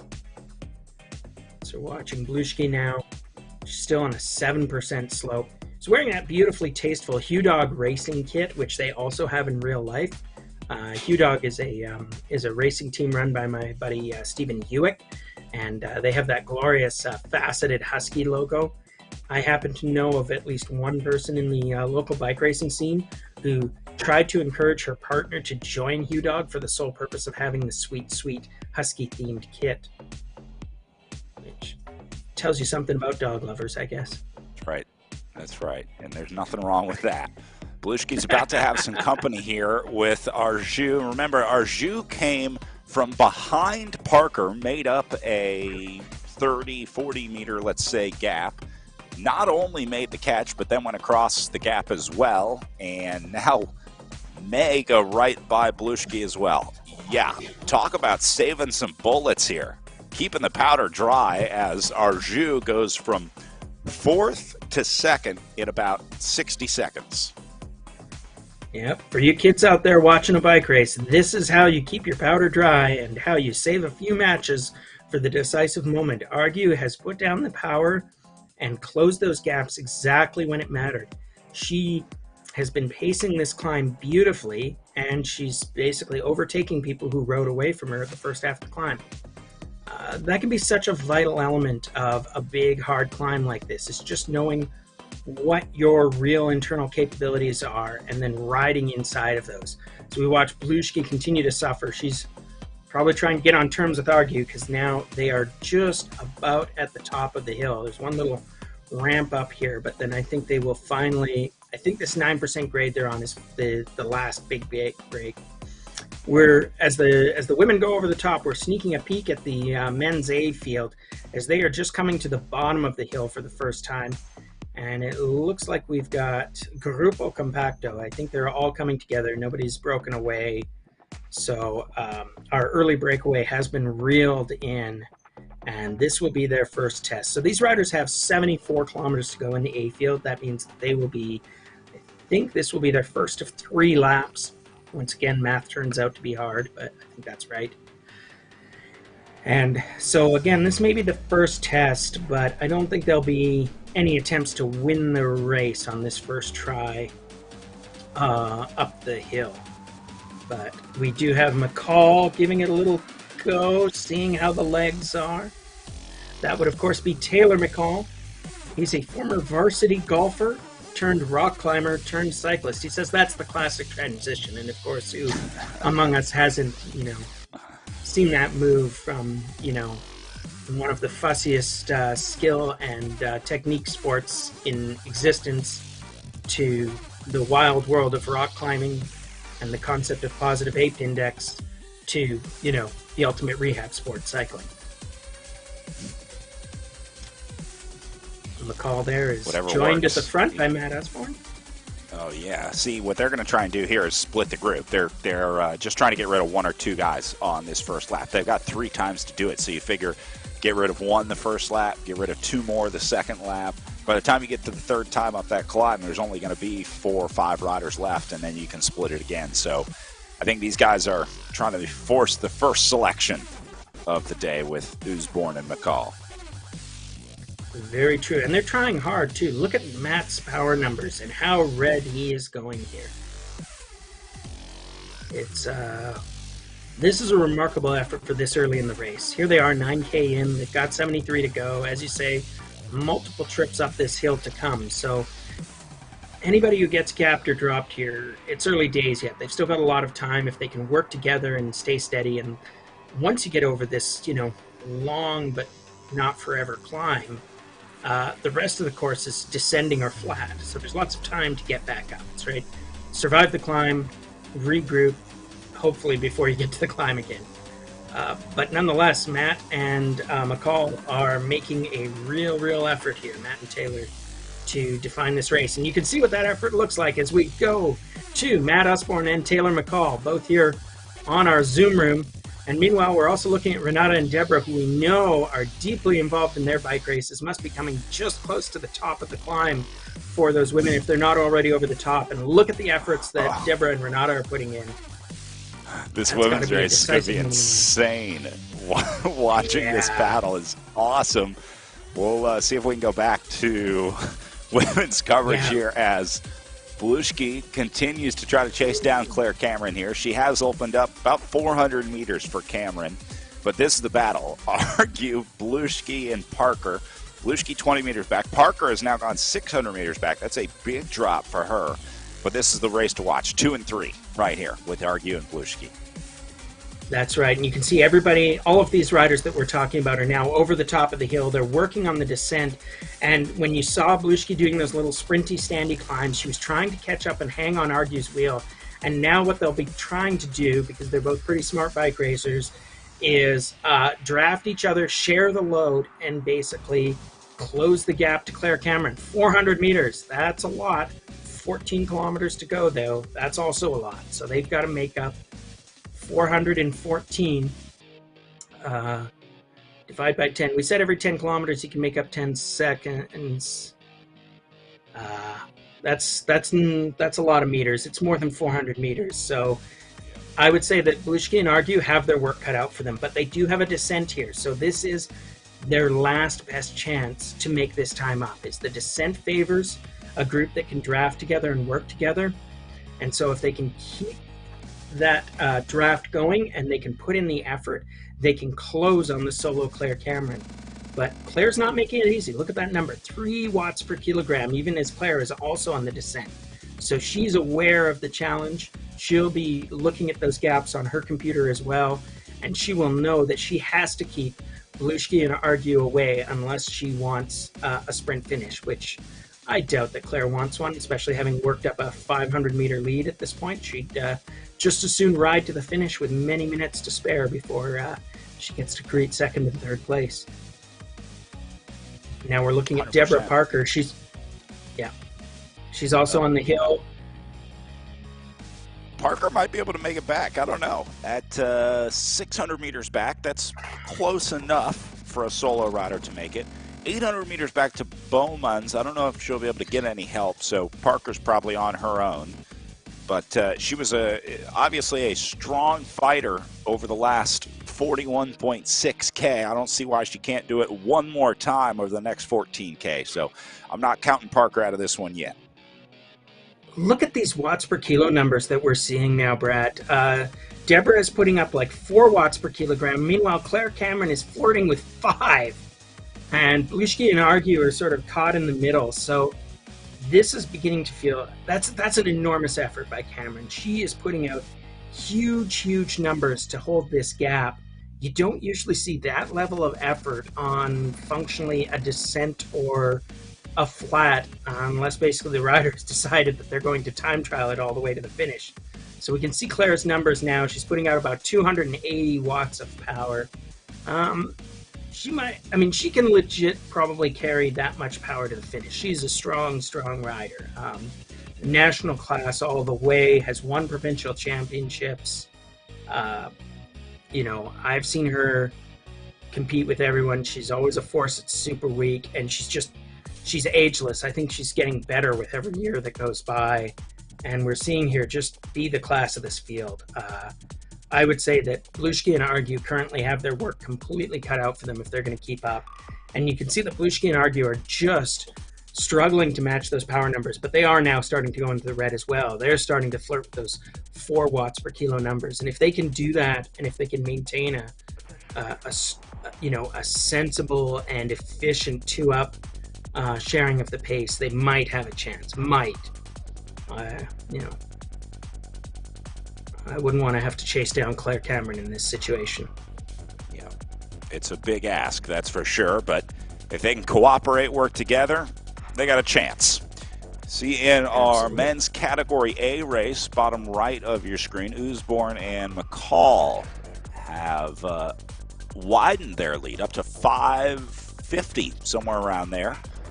Part of that, I think, is because they're on the descent right now, and the chasers have just started. You see the elevation profile at the bottom, but Ivani working his way down as these two try and chase down Usborne and McCall. So they did go clear. They opened up a pretty good gap here, and then it'll be a group of 5 trying to chase them. Same story here, just like in the women's race. If these 5 can stay calm, work together, and just do the math, make sure that you're watching what kind of wattage you're doing and seeing what that does to the gap. At that point, it's just a math equation. And I'm not a big fan of math either. I know you aren't, Ryan, but we can do some basic calculations and say, when my number says 500, the gap goes down. When my number says 400, the gap goes up. That's right. number go up equals good, as the kids like to say. So we've got a group of 5 chasing a group of 2. As you say, it's a 500-meter gap. There is a lot of time left in this race. They are still at the 70-kilometer to go mark. Just crossed that for Osborne and McCall. Our group of 5 chasers, the group of Annie, we'll call them, are sitting there. But nonetheless, yeah, man. How do you feel about giving Matt Usborne a 500-meter head start in a virtual bike race? Does that seem like a good plan? It does not, in fact, but sometimes Matt Usborne just takes a 500-meter head start in the bike race, whether you give it to him or not, and I think that's what happened here. Meanwhile, we're back looking at the women, and we're starting to get pretty close to the finish. We're watching Blushki here as she is about to cross the 10-kilometer go mark, which means that Claire Cameron is pretty much at the 10K to go. And this is the race for second and third, although they've still got a... I'm going to say, with a 500-meter gap and 10K to go, it's going to take something like a miracle for Blushki and Arky to close that gap. Parker is still chasing them, and depending on how well they work together, there's a chance. But look at this. Blushki is starting to gap Argy. 30 meters, that's not nothing. She's making a decisive attack here. 4 watts per kilogram. She's trying to hold it. But the thing I'm watching is that even as Blushki attacks, she's still not matching the watts per kilo numbers of Claire Cameron. So that gives you a kind of idea of how this race is going.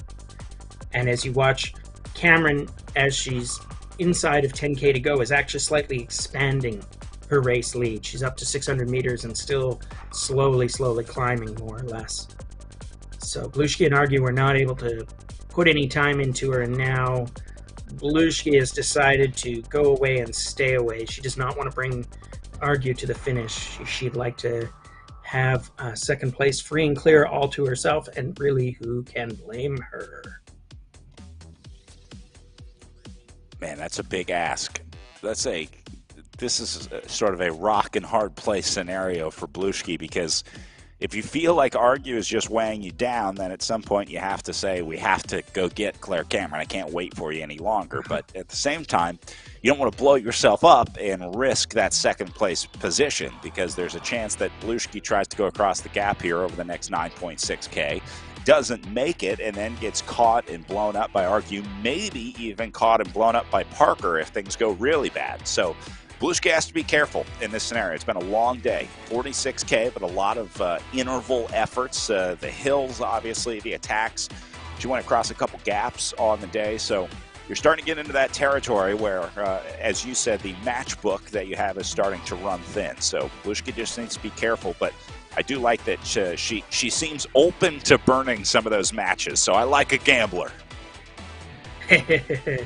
I think when our friend Cosmo Catalano rewinds this race, he's going to point to how the race was won as being, well, on the final climb up the big Durango hill, Claire Cameron established a gap and never lost that gap. And when he's looking at how second place was won, he's going to be talking about exactly what we're watching on screen right now. This is Blushki and Argy, and one way or another, these two are going to settle second place right here in the next 5-6 kilometers. And it's a matter of either Argy can start closing this gap down, or she cannot, and either way, that will decide the race. And Blushki's whole job in life right now is to make sure that that gap to Argy doesn't close. So we continue to watch. Meanwhile, Parker coming in from the back. At some point, if Argy cracks, Parker might even be in the thinking for a podium position. Because right now, the danger for Argy is it pays Argy to basically burn every match, and you go absolutely redline as long as she can to catch Blushki, because that's her only hope of second place. However, if she burns too many matches, she could crack and be vulnerable to a time-trialing Parker catching her from behind. I'm sure all of these calculations are also going through the mind of Renata Blushki as she watches there. She is pedaling away pretty solidly in second place, but very concerned, I'm sure, about whether or not Argy is going to catch her from behind. I think her lead is about 100 meters now, but not growing very quickly. Meanwhile, Deborah Parker there in fourth place, thinking about whether or not she can catch up to Argy. So all these riders are just basically putting in the big watts as their race closes down. And we take a quick peek back at the Cat A men. Osborne still in the lead, has McCall with him, and then we're looking at the group of 5 chasing them and chasing them hard.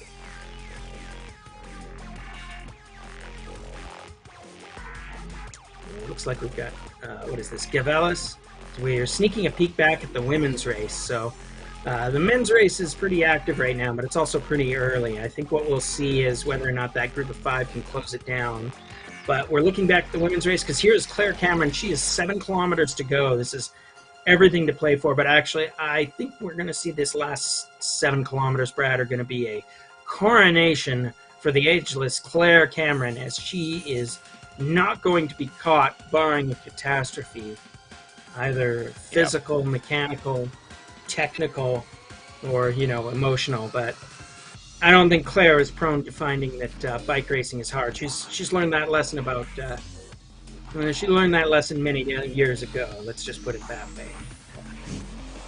Yeah, this gap just isn't coming down quickly enough for Belushki or Argue, I think, to bring Cameron back. We would have needed to have seen some progress already. They would have needed to have brought that to under something like 500 meters by now, but they're only making up a little bit of time here. You see that gap starting to shrink, so Belushki is still giving it a go, which again is really all you can do here, and just try and slowly tick that number away. Got it under 600 here.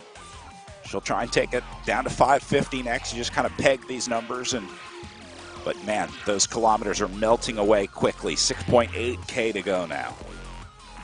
Yeah, the calculus is that at the speeds that they're traveling, I think that 500 meters is something in the realm of a 20-second gap. So that's not nothing. Remember we said 10 seconds, what was it, 10 seconds every kilometer?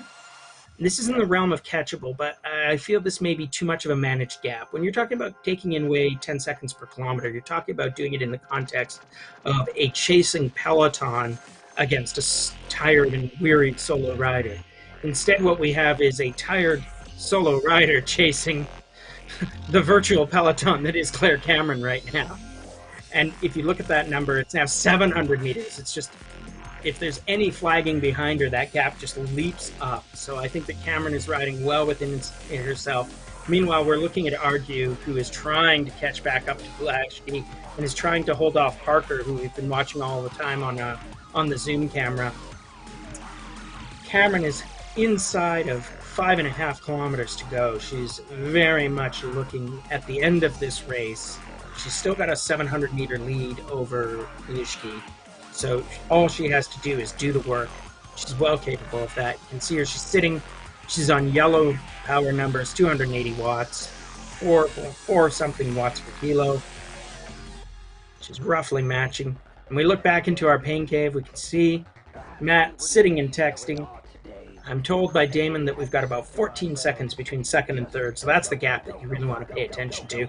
And here we're looking at Belushki and Slutz Parker, both very much in this conversation. Belushki in second and trying to hold off a charging Argue. Slutz Parker in fourth and trying to catch a charging Argue. Let's see what happens. This is everything to play for these two racers who we've been following all along in their beautifully appointed pain caves. Renata relying on some moral support right there. Perhaps she needs a drink from the team car. See, there are no restrictions on having, team support here like this in the final 10K because it's a virtual bike race, not a real one. And these two riders are just going for it. Meanwhile, you can see that Matt Usborne is developing a beautiful sheen over his upper body as he sweats like crazy. It looks like he oiled up for this race. Earlier, I think he was maybe trying to communicate with some other riders, trying to get some help. Meanwhile, Belushki's cheering section is out in full force as Usborne tries to figure out what to do about McCall down in the bottom right of your screen. And Claire Cameron has now brought it under 4.4K. See if we can check in on the battle for second and third in that women's race. Belushki and Argue, because that was turned into a good one. 14 seconds at last check. Here's Belushki in second. And I think Argue might be more than 14 seconds back now. Could be, but she's the listing we're seeing is 200 meters on the on the readout here, and that's not a very big gap. That's not a gap I would be super comfortable with 5K to go. The calculus here is that these riders are going between 30 and 40 kilometers. Damon is giving us the readout. He says 21 seconds to go. So there's your math, is that roughly you can think of these gaps as about 10 seconds per 100 meters at the women's race pace. It varies a little depending on what your race pace is, of course, but that gives you an insight if you're trying to compare it to what you might hear when you're watching the Tour de France or some other non-virtual bike race. That's a closable gap, but it's by no means an easily closable gap. So Belushki will be working very hard, which is what her power numbers say she is doing, and Argue will be working very hard, also reflected in the power numbers.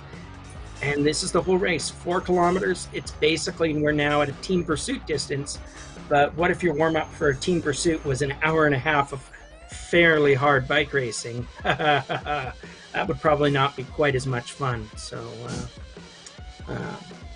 here's to you, bike riders. You've got, what is that, about 5-10 minutes of real hard bike racing going. And now we're looking at a group here for 5th, 6th, and 7th.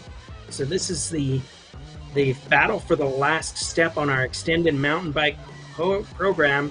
And it's Imlach, Bowmans, and the indefatigable Chansey Knights. We've seen her on and off the back of the pack all day, and now she's back on. And let's see, she's got this opportunity, what she can do with it for 5th place. Man, great racing in this women's field here. The battle for 2nd and 3rd, and then this 5, 6, 7 race between Knights, Bomas, and Imlach. A 3-for-1 in this field. Here's Belushki up the front trying to hold on to her 300-meter lead over Argue. She's also brought Cameron back under 700, but remember, they were under 6 at one point, so Claire Cameron did take out another 100 meters or so. So I think she's going to be good at the front. Belushki just needs to worry about Argue behind her for the next 3.3K at this point. And then Parker going to be solo as well before we go back to the Knights, Imlach, and Beaumont's group. So we'll follow these through. Here's Argue in 3rd, who's been doing a great job. Also wearing the very cool Cycling BC kit. I noticed she has the Cycling BC jersey on the sleeve there. So little hometown love. That's a beautifully tasteful kit, both in real life and in the virtual world. The number I'm looking at is, Argue there for a while was just taking numbers out of Belushki so quickly, but that danger now seems to be flagging a bit. If I read this right, I think she's now showing is about within 200 meters. We're looking at Parker again. And Parker is closing on Argue. You can see the number crawling down, but the problem is 3.5 kilometers remaining in this race, 500 meters gap. That math won't work even for me. So Parker has got to keep it steady. She doesn't want this group of 3 aggressive chasers to bring her home. But now we're looking at what now is verging on a coronation. Claire Cameron, 2 kilometers to go, steadily maintaining the power and performance numbers, rolling towards the finish at nearly 40 kilometers an hour. Belushki chasing like crazy, but really, what is Belushki doing right now? She's trying to avoid being snapped up by Argue. She has started to increase that gap again. For a while, it was decreasing like crazy, but you can see now the numbers are just sort of going up and down. 330 meters, but not changing dangerously quickly. Well, I say that, now it's 320 meters, so... But time is working against Argue and in favor of Belushki. Belushki is now at 2K to go, and she's got a 300-meter gap, so Argue's got to work really hard if she wants to improve her podium position. But I hate to say it, keep pedaling, Deborah, but Parker is probably out of it for 3rd place. She's just protecting her 4th place position now and making a good go of it. So she's racing for honor and to hold that 4th place position. We almost have our field defined. Claire Cameron approaching the Fiamme Rouge now. It's got to be such a good feeling after 55K of riding. Cameron did the work and did just the right amount today. I think that was maybe the most impressive part riding solo on the front for the better part of the day, just holding off Blushki behind her. She'll end with just under a kilometer lead, I think, ahead of Blushki, as that goes out to 8:40, 8:50 here on the way in. And Cameron can afford to let off the gas here a little bit, and maybe even, dare I say, enjoy the moment. Just smart bike racing from one of the smartest bike racers I know. She did the work. She knew where her advantage was. She established the gap. She held the gap. And, you know, sometimes strategy is easy when you're the strongest rider in the race. So we're watching her. She's coming into the finishing chute. This is the 400 meter to go mark. You can see the sponsor banners there. A lot of folks who've made this bike race possible and been great supporters of Cycling BC over the years. 350 meters to go. Behind her, the bike race continues. Blushki is only 700 meters back. Of course, she won't make that gap, but she's protecting her second place. As we watch, we're at the 200 meter mark, and Cameron is literally and metaphorically cruising to victory here. She made it look easy by doing the hard work when it counted. Yep. And your winner today on the Durango course. Yeah. Finish in sight as Cameron hits the line. Your winner in stop 1 of the virtual BC Cup at the Iron Horse Classic course here just outside of Durango, Colorado. Blushki, great ride today. I think Blushki probably had the toughest day out there. Had to battle with Argue, had to hold off Parker, had a lot coming her way. Look at this effort in the bottom right corner of your screen. Knows how to finish as well. It's been a pleasure. That's right, she's doing big work. Watching. What is she? 350 meters to go. It's not done yet. Argue isn't making any time on her, so she's got this locked as long as she can keep up the effort for a few more seconds. So what is it, about 30 seconds of riding, and we can see she's still there in her pain cave. She's still going for it. Watch the swing of her body. She is giving the effort. The numbers are in the red. She's determined to make a go of it. She sprints for the line. Chapeau, Renata. Renata Blushki, second place. Well-deserved, well-earned, well played. High five from the support crew. Nice That's work awesome. from the Garage of Agony. The Garage of Agony. Exceptional. Argue will be next in. Great ride from her today as well. All the credit in the world. Again, put on a great battle up there with Blushki. Held off Parker. Remember, at one point, Parker went past Argue. Argue fought back, got that third position back, and is now going to finish on the podium here. Very true. I wouldn't say she quite came out of nowhere, but she did the work when she had to. She closed a gap, and then she just powered away. It was a real show of knowing your strengths and weaknesses and riding the course, as it were. And now we've got Deb Parker. Excuse me, no sin or shame. We've been watching her race all day, and she's coming into the last 400 meters.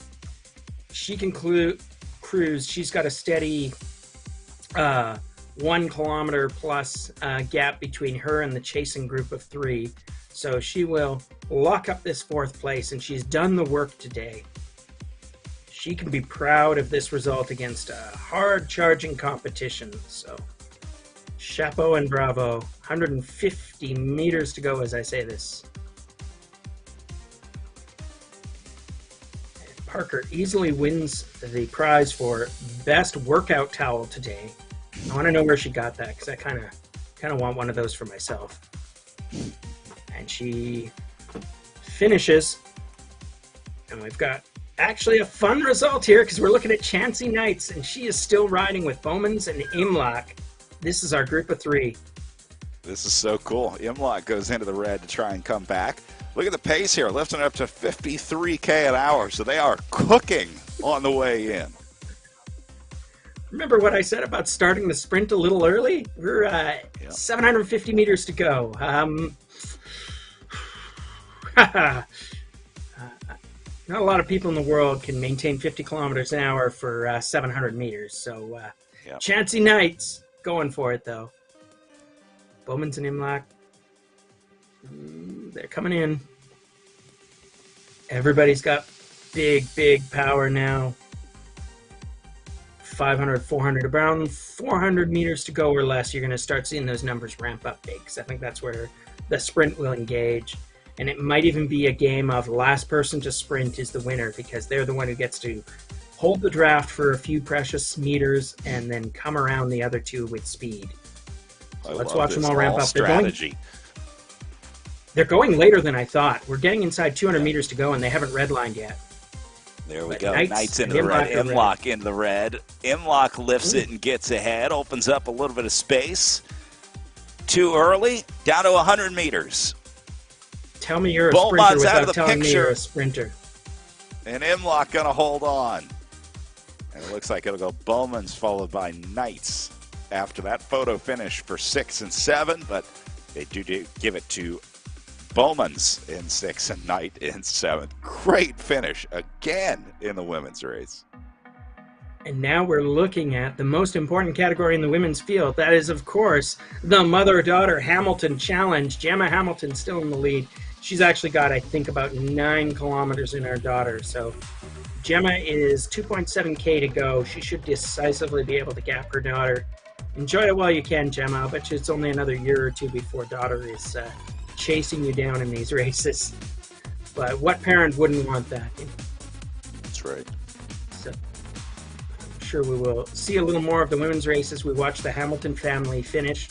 We're now 2.5K to go, and meanwhile we're taking a peek at the men's race. Over on the Cat A men's side, we can see Osborne and McCall continue to have a gap. And am I reading that right? It's about a 200-something meter gap over their chasers right now? Right around there, yep. Yeah, so, oh no, I read it badly because the screen was very small. I read it too. My apologies. 800 meters. That's also a gap. A little bigger than we thought. That's quite a gap. That is by no means insurmountable. We've got 53 kilometers to go. We've got 2 more trips up the big climb. But I made a joke about it before, and I stand by it. Do you really want to give Matt Osborne a 800-meter head start in a bike race like this? I don't think so. Osborne is, I would say, classically a time trialist. He's literally and metaphorically that, in the sense that he is actually a very, very good time trialist. I think he might have a tri background. I can never remember that quite right. But the key thing here is he is very, very comfortable being at the front of a bike race and then just doing the work for a very long distance in order to win said bike race.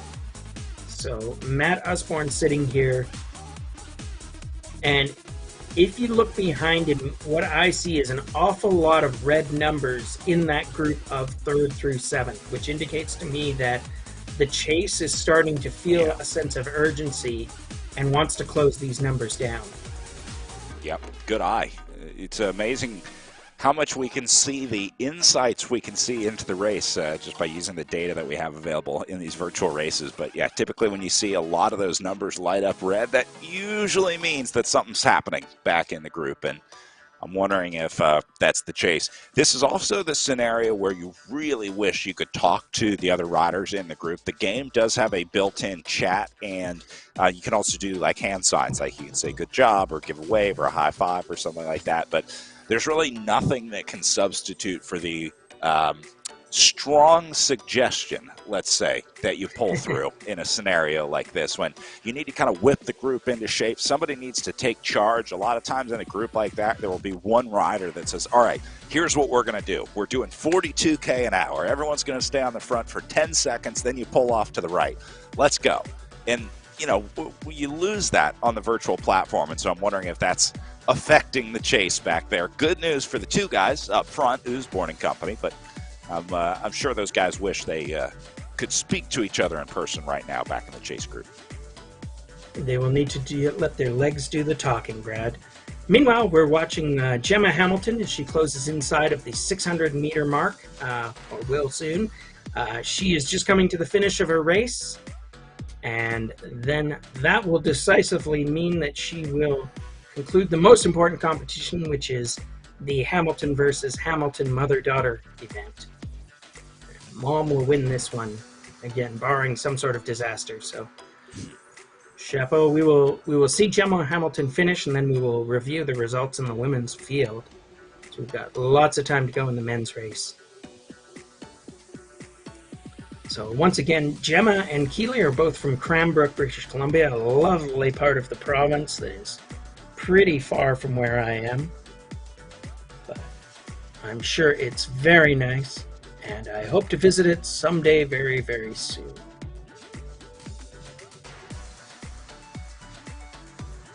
Well, Hamilton had a tough ride today as well. Anytime you're solo for a long time like this, that certainly makes the day that much tougher.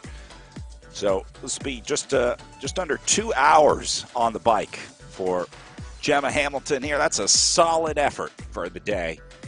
You've earned whatever you want today, however you want to relax after a day of tough virtual racing.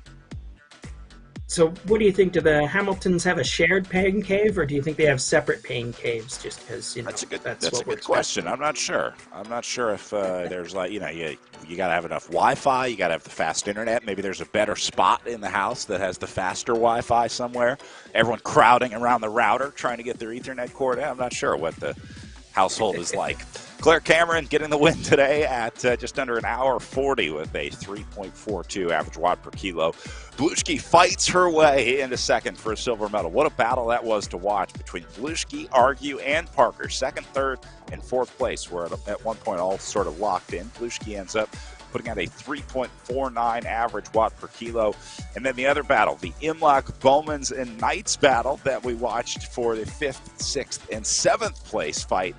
Behind that, they finished up about an hour 44 behind. And then Gemma Hamilton, who we just saw rolling into 8th place, and an hour 49 for an average 3 watt per kilo. So awesome day of racing in our women's field here in Virtual BC Cup. Certainly looking forward to our upcoming stages as well, as we're going to have sort of a crit day. I think that'll be exciting to watch. And then some additional road stages as well. So it looks like this is going to be a good year for the Virtual BC Cup in our women's field, Ryan. Yeah, absolutely. And let's give a quick shout out to Keely Hamilton. We'll probably end up seeing her finish in a few minutes, but she's still out there and she'll be good for 9th place when she rolls through. That was the other half of the alluded to mother-daughter competition here. Now I think we're going to take a little break before we come back to watch the end of the men's race, which is, last time we saw it was about 50 kilometers to go. So we will see you on the other side of that.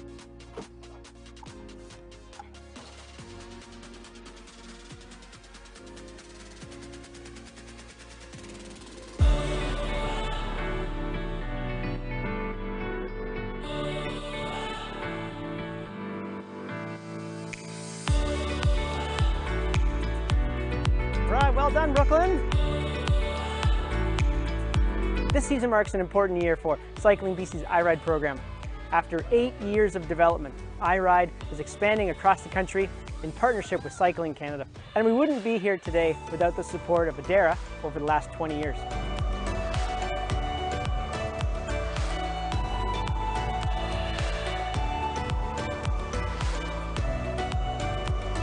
This partnership allows us to give kids the tools, instructors, and experiences they need to create a lifelong love for cycling, physical health, and sport.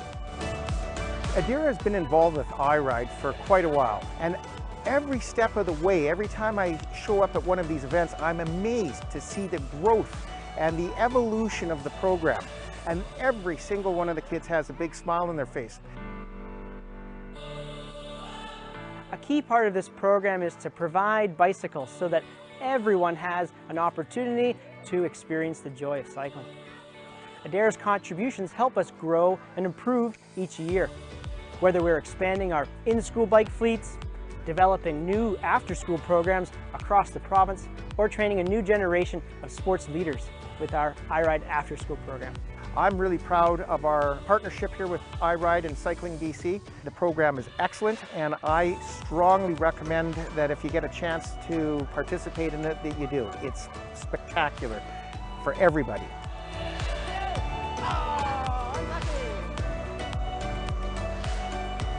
I rode bikes before, but this taught me a lot more than before how I did it. I'll definitely be riding more with my mom and dad and my sister because it was really fun here, and I think it will be also very fun when I'm with my family.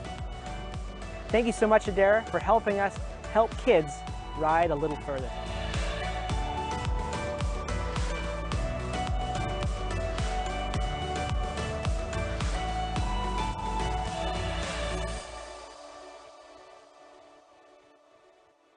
Welcome, everybody. This is the iRide program.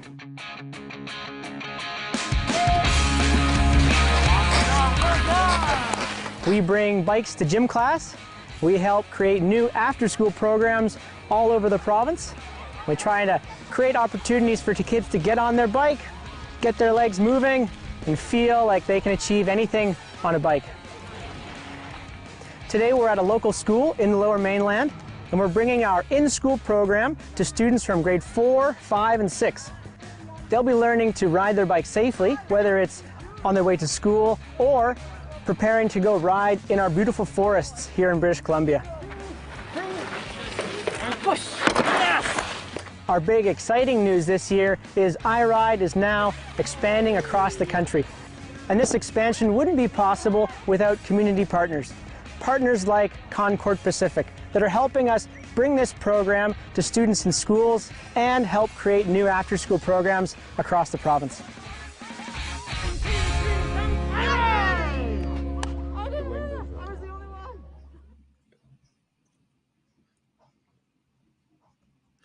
And our thanks to Concord Pacific. Sorry about that, for their support of Cycling BC, a big part of making this happen. I know they are largely involved in the cycling community around your parts, Ryan. Yes, that's very true. Yeah, the Cycling BC has done some great development work in the province, and it's just fantastic to see the stuff. And they've got some incredible coaches there too. You saw Ben Chaddock there speaking on the ad we just watched, and he's one of a couple of great bike racers themselves who have been involved with that program. Chaddock is, of course, a former professional who raced on the North American circuit for many years. And now he's turned his attention to developing the future generations. And iRide is just one small part of that plan. Also want to say thank you to some other partners here of the Virtual BC Club, including Flow Bikes. Don't forget, Cycling BC members now have access to a 20% discount on a Flow Bike subscription.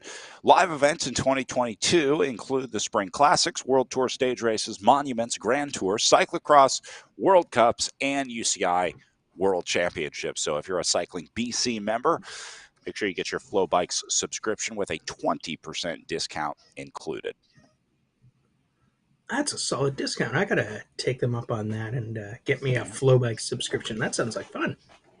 It's a great way to watch some bike racing, but this is also a great way to watch some bike racing. And indeed, here we are watching some bike racing. Right now, it looks like we've got Osborne and McCall doing what they do, which is leading the field by about 1.2 kilometers. I think we had a little heart-to-heart before we went on break where we told our friends in the chase group that they really needed to make the numbers get smaller, and Brad Sonar, I do not think they've been listening to us, because 1.2 far is definitely bigger than the number we saw when we left for those breaks. Yep, they did the opposite. I went to public school, but even I know that that's bad news for the guys in the chase group. But it's also very easy for me to sit here and drink my coffee and eat my cookies and tell these guys to chase down McCall and Osborne, who are, by the way, currently putting out about 6 watts per kilogram, which I think I've only done twice in my life. Brad, if these guys didn't want to be mocked by semi-fit people sitting in the comfort of their gamer chairs, then they should have known better than to enter this bike race. But, that's right. Oh, how Virtual we love racing them for is it. not the place for you. Yeah. Let's go and look over who these chasers are. So we've got Osborne and McCall up front right now. Osborne is a guy that we know all too well. He was a huge force, one of the top riders here when we did this virtual BC Cup last year. We already mentioned that McCall is our golfer turned rock climber turned cyclist, but let's look at some of the other guys we've got in this field. So we've got Michael Gavalis. I don't have any biographical information for him, so we'll just say he's from Parts Unknown, racing for HPL Cycling. And since we can make up biographical facts about Michael Gavalis, I can tell you that his favorite hobby outside of cycling is combat macrame, and that his occupation is he's a train conductor. Behind him, we've got Karsten Ivani. I know he's under R. Ivani, but I'm pretty sure that's still Karsten. And that's also good. We love Karsten. And then we've got Michael Matthews. He's racing for Gastown Cycling, an actual club that is pretty active around here. And he won the B category last year. So chapeau to Matthews for stepping up to Category A and making a good show of it. He's definitely not lost at sea here. Love to see someone go from sandbagger to upgrader. Always a moment that we admire. And then we've got Riddenauer here. That would be, of course, Nicholas Riddenauer, also racing for the incredibly tasteful Hugh Dog Racing Team. Ask about the giant Pasadena. He says he's an ex-college rower looking to enjoy retirement by doing this sport. When he says retirement, Riddenauer is 26, so I assume he hasn't retired from his day job. I think he retired from rowing. Who knows? Is what he's saying. Yeah. Yeah, rowing is the only sport I think that makes cycling look easy.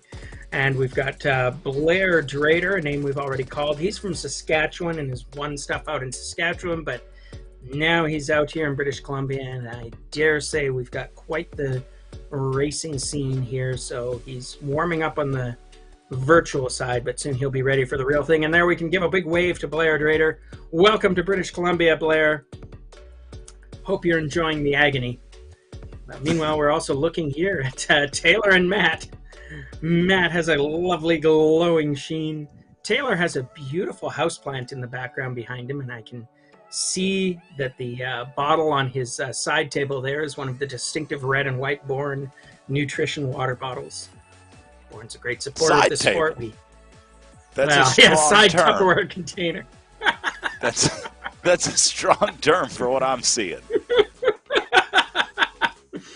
Everybody sets up their pain cave in their own way, and who among us hasn't used a Tupperware container as a way to prop up a drink or two? So, as a guy who has built a desk off of a door and a couple file cabinets, I have no room to talk. So, I think you're in good company. Wasn't that the story of Jeff Bezos' first desk at Amazon or something? Yeah.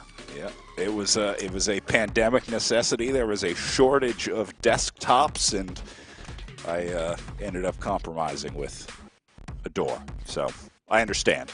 I'm with you, Taylor. Oh, that's right. His side table may be made of Tupperware, but his legs are made of steel because he's putting out the watts, and he's keeping pace with Matt Osborne. Or is he? I was going to say at the front of this race. So Matt and Taylor are both well on the climb, and indeed their chasers are also there. And so they are in full suffer mode, and you can see Matt is 5 watts per kilo and Taylor doing the same. This is a decisive moment. I'm a little surprised that Osborne is putting in as much effort as he is right now. I don't even know if this is a deliberate effort to shed his breakaway partner, because surely he's not feeling the necessity to do that quite so early. Yeah. But there you go. You're right, and he is letting off here. He's into the yellow power zone, almost, asking McCall, like, hey, are you coming or not? I mean, this is your chance. Come on up here. Get on the wheel. Because if Osborne, I think, was trying to get rid of him, yes, he's in the green power zone here. He'd be up in red, orange, those high power zones. But it looks to me like Osborne is just trying to leave the door open for McCall here. Yeah, that's an interpretation I'll go along with. And if I'm a Matt Osborne at this point in the race, with still another lap and a half to go, and thus one more climb, I'd probably want to bring a friend with me on this descent as well. So now we're looking at the chasing group, and you can see Ivani has what we would call on the road slight gap. Not one worth measuring in seconds yet, but certainly notable. See if he can carry that over the top, but I think that's just going to be closed up when he gets to the top. This group is now on about 700 meters behind the lead 2, and that is I think that is important. Like, that is closing the gap relative to where they were before. But the question is, once we get everybody onto the descent, what does that gap finally look like? So we're going to see them on the climb. They've got a gap. They'll go down the descent. We'll see what the gap does. And then when we finally get back to the flats in about 5 kilometers or so, we'll sort of be able to judge the real composition of this race relative to what we saw before they started on the climb. Well, 45K to go, plenty of time to try and work that out among the group. Osborne on the way down now. I'm wondering why he has the Union Jack next to his name. I know he's out of Vancouver, is that right? Taking British Columbia to a new level, maybe.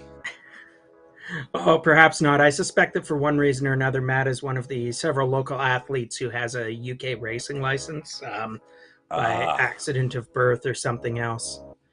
I know of at least one other more or less born and bred local who, because of his birth, is also races under a UK license, although he's not here today. Interesting. Okay. So we'll follow up with Matt and find out whether he comes by that international Union Jack, man of mystery. I like it. That's right. Yeah, perhaps he's going to race in the Olympics for the United Kingdom. Maybe he'll become a Winter Olympic athlete. If we hear about a sudden shift to snowboarding. Right, exactly. I don't know if the cycling program is one you want to try and break into in the UK. I think all their spots are pretty much spoken for, but give it a shot. Yeah, Matt Osborne is strong, but I don't think he's Sky Sports strong. Sorry, Matt. Not sorry. Sorry, buddy. Meanwhile, because of the rubber banding effect, as they've gone over the top and their chasers have not, they've stretched out their lead to 1.8 kilometers. But again, that's not very meaningful until we see everybody on the same piece of road. So Matt and Taylor are relatively tranquil right now. Taylor doing the work to catch up. Just making wild assumptions about their body composition here. I'm going to say that Taylor's carrying a little less overall weight on his frame than Matt, and not that I'm saying Matt is fat. I'm saying Matt is big. But the core problem here is that on the descent, that means that Matt's going to get a relatively easy ride, whereas Taylor McCall is probably actually having to put in a few watts just to hold on to Matt's wheel and make sure he keeps the draft here. Yeah, this is another time to play the game here. I mean, really use that drafting to your advantage. You see how McCall lets off here, but now there's an art to staying in this draft, right? When you restart, like he needs to do it now, because if that gap opens up just a little bit, then you start to lose that draft, and then he has to do the work to get back up on the wheel. And so McCall, he gets a physical break right now. He gets to check his phone a little bit. It does keep him in the draft here on the way down. Sometimes the pain caves, some kind of pain cave spy cams tell us too much about how these bike races work. He's like, well, this is perfect. I'm going to check my crypto. He's trading NFTs right now. I don't know. Right. I don't know what cool people do on their phones anymore. There was a time when maybe I used to, but I can tell you, Brad Soner, I have never been cool, so it's not a problem. Made $47 million trading NFTs. You can do it now. Yeah. Yeah. If we see one of these just riders, lost it all. Oh. If we see one of these riders showing up in his pain cave photos riding an actual Tron bike, then we'll know that they did okay during the recent unexpected events, shall we say? Yeah, exactly. We are following Nathan, I think, up the road. Yep, Nathan Ridenour back here at right around 4 watts per kilo. 200 meters back to Ivani, and then another 20 back to Matthews. So Ridenour has left Matthews and Gavalas. There we go. This is a much better view here. Matthews trying to close down the gap, saying, you're not going anywhere without us. And looks like they will be able to shut that down. Yeah, I thought that they were looking pretty Grupo Compacto on the last climb up the hill, but that was clearly not the case, because this group is shredded. And what I think we're seeing is the messy regrouping on the descent. But nonetheless, we've got Ivani with 200 meters, and then we've got Matthews, Ridenour, and Gavalas 700 meters back of him. Those are non-trivial. Well, no, they're 200 meters back. So there's some non-trivial gaps here forming anyways, and we'll see how that group reforms. But it's Drader who is in real trouble, and we're seeing it on our screen here. Blair Drader has lost some big distance, and he's got his work cut out for him. He's got a lot of time to make up to catch up to the next group on the road. And we're watching here because it's Keely Hamilton. She is seeing the Fiamme Rouge here in the women's race. 15-year-old Keely coming all the way from Cranbrook. Cranbrook is a lovely town deep in the interior of British Columbia. It's in the southeast corner of the province, almost all the way to the Alberta border, and also almost all the way to, I believe it is the Montana border. It's pretty far over there. And Keely is there in Cranbrook, but she's also here in Durango, and she's also just about to finish her bike race, so chapeau to Keely, whose racing age is 15, who's competing against many great riders here, including her own mother, and she's put in a 55-kilometer ride, over 2 hours of riding. Not bad. When I was 15, I couldn't do anything for 2 hours. So all the credit in the world here to Kaylee for hanging into this one. 55K knocked out. That's how you spend a Saturday afternoon if you want to be a bike racer at just over 2 hours. Way to go. Bravo. Nice work, Keely. Yeah.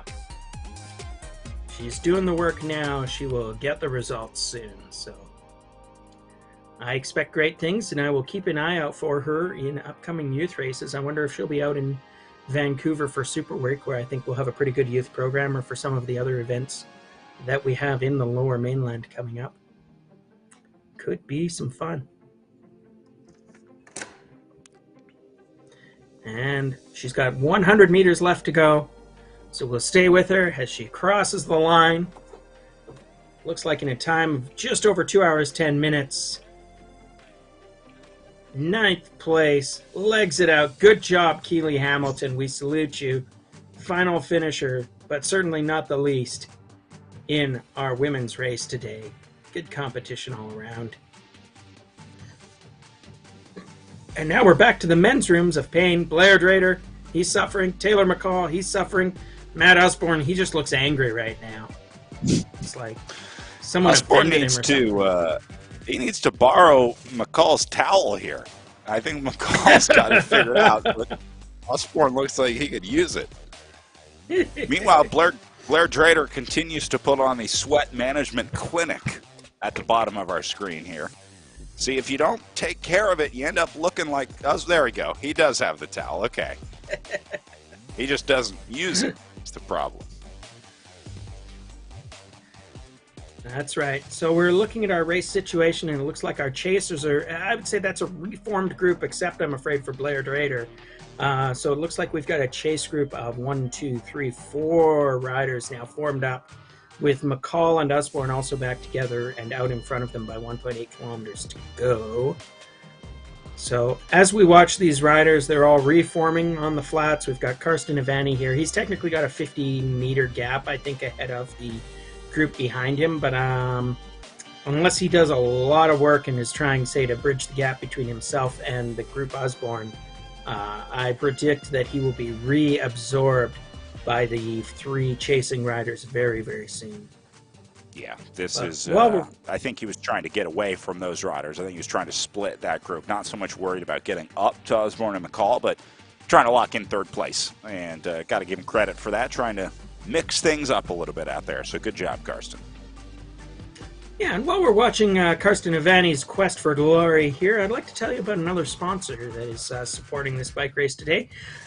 This is a new creation by the local company Doma, D-O-M-A, which is short for Domestique. They hated fumbling with food wrappers while they rode, so they designed a food-grade silicone liner that slides into your jersey pocket, so you can fill it with your favorite ride snacks. Homemade, doesn't matter, no wrappers needed. It makes eating on the bike easier, faster, safer, and it eliminates litter. So if you're a Cycling BC member, you can get a 15% discount on one of these lovely Doma silicone liner pockets. And I can tell you, I've got one right here in my hand, Brad, and it's just a beautifully made thing. And it's a lot of fun to use, and it does exactly what it says on the tin. So you can, if you're a good Canadian like myself, you can slide an unwrapped Nanaimo bar in there, no fuss, no muss, and it'll just be happy and ready for you without destroying your jersey in the process. So that's Doma Liners, and you can get 15% off through Cycling BC. We'd like to thank them for sponsoring Cycling BC and this racing today.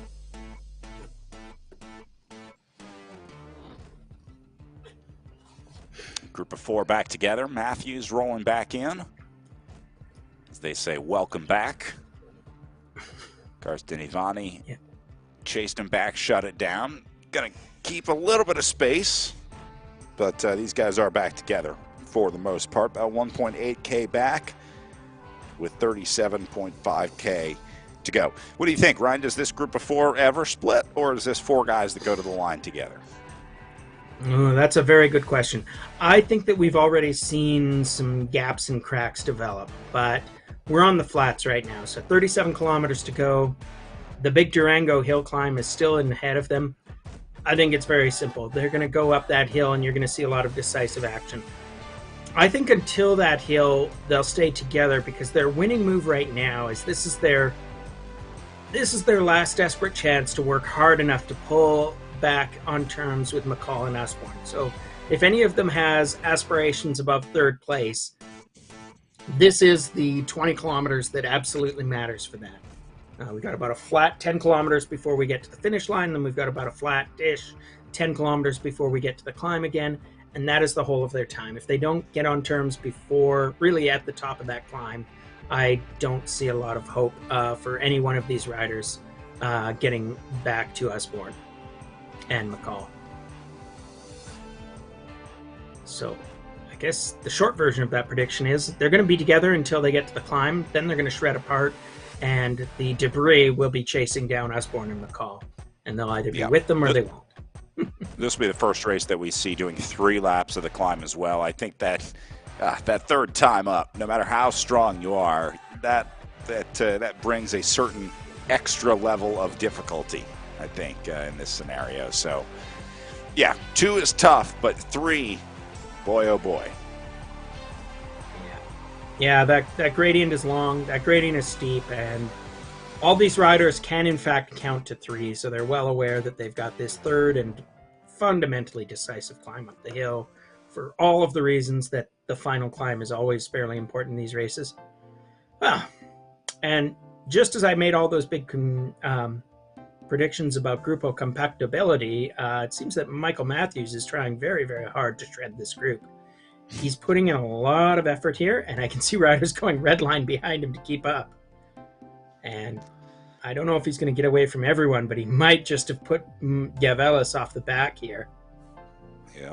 Remember, Matthews first tried to split this, and now maybe trying to do it again.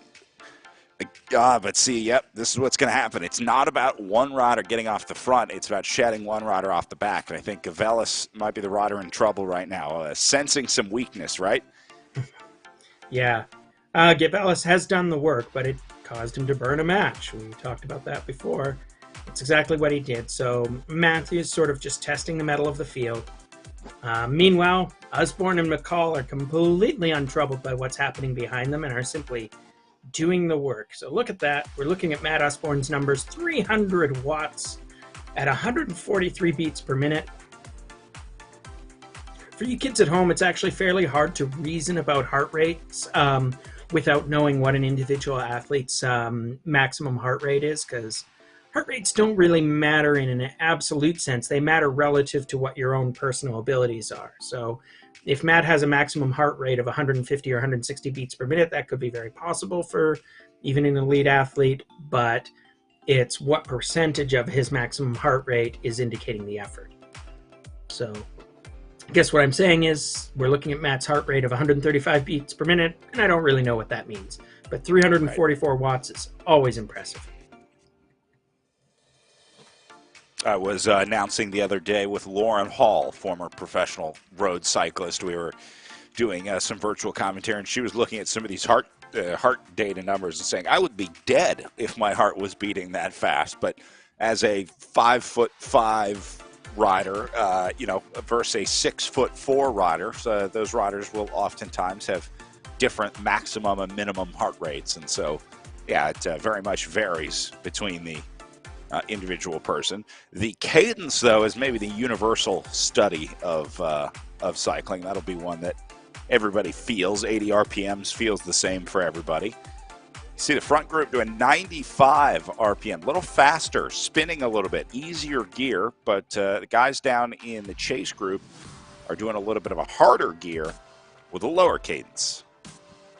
Yeah, that's an interesting observation. 70 RPM is frankly pretty slow for most serious cyclists. So they're either loafing, which might be part of the answer, or they're just one of those rare diesel riders, like a guy like Jan Ullrich, who was famous for, in his heyday, for maintaining surprisingly slow cadences, where on the other side of that story, you know, there was Lance Armstrong, who was famously a high cadence rider.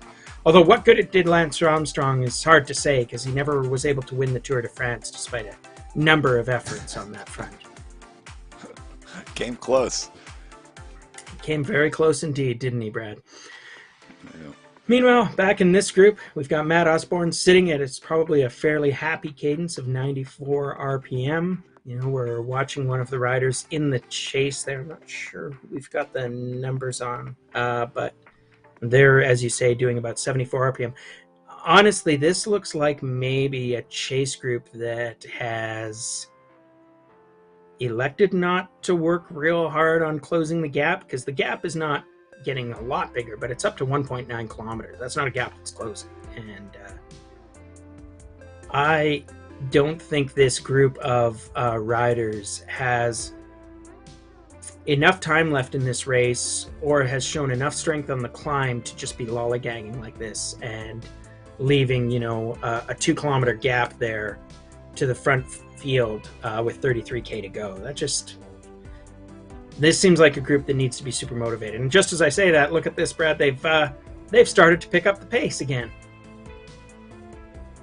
They are letting their legs do the caulking. Ridenour is the odd man out here. He's showing some difficulty.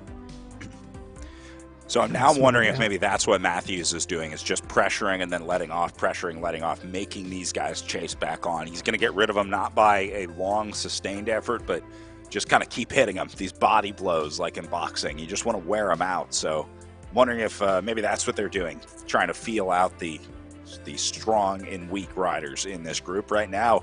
Ridenour's got a big old target on his back. When you fall off like this, you're kind of showing the other three riders, like, hey, you know, I am beatable. And when you have a rider, you have a chance to kick a rider out of a group like this, that's one less guy that you need to worry about.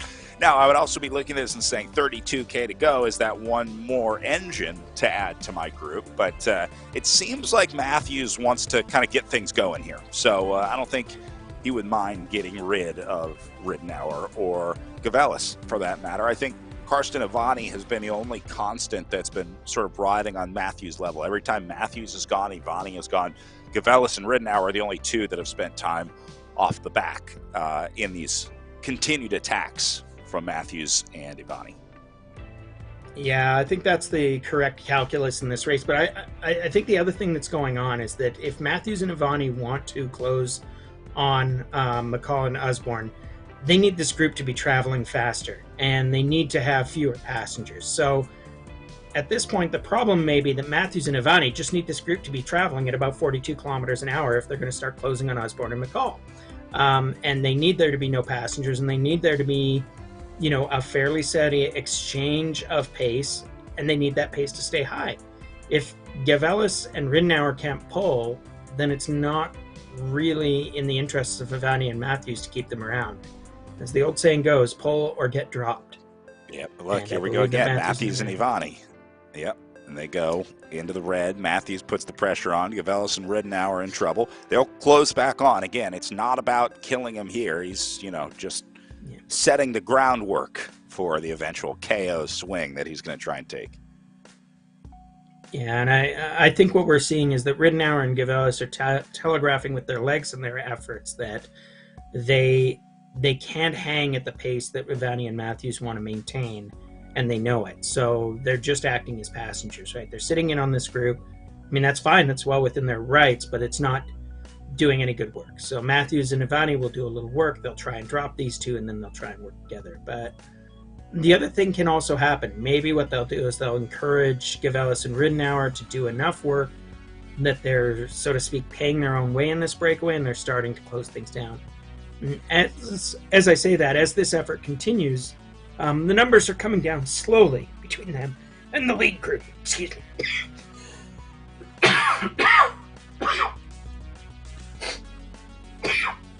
Well, Ridenour got back on. Matthews takes it a little easier, lets off. But then he's going to go again. Yeah, this guy will not let up. Matthews and Ivani definitely have a little conspiracy going, I think, between the two of them. It seems like they've come to an agreement that we need to keep the pressure on Gavelis and Ridenour here. Now, the ultimate script flip would be Gavelis and Ridenour going on the attack here and dropping Matthews. Can you imagine? Yeah, that would be a pretty remarkable thing if we were able to see Ridenour and Gavelis put the boots to these guys. I don't think that's going to happen, races. Just to be clear. Yeah, I don't see that happening on the horizon. But, you know, a man can dream. Gavelis and Ridenour are either the ultimate bluffers, or they're doing exactly what 1,000 bike racers and 1,000 bike racers have done right before they got dropped. We got 30 kilometers to go. We're about another 10, 15 kilometers for these riders from the bottom of the hill. When they get there, let's go out on a limb and say that the wheat will be separated from the chaff. And so in the meantime, everybody's just riding along. The gap is back up to almost 2 kilometers again, so they're still making no progress on the problem of McCall and Usborne. And I said before, and I maintain, that the decisive moment will be to see where the gaps are once McCall and Usborne get up the hill. But given that McCall and Usborne are currently increasing or holding their gap on the flats, I do not hold out much hope for the group of 4 chasing them.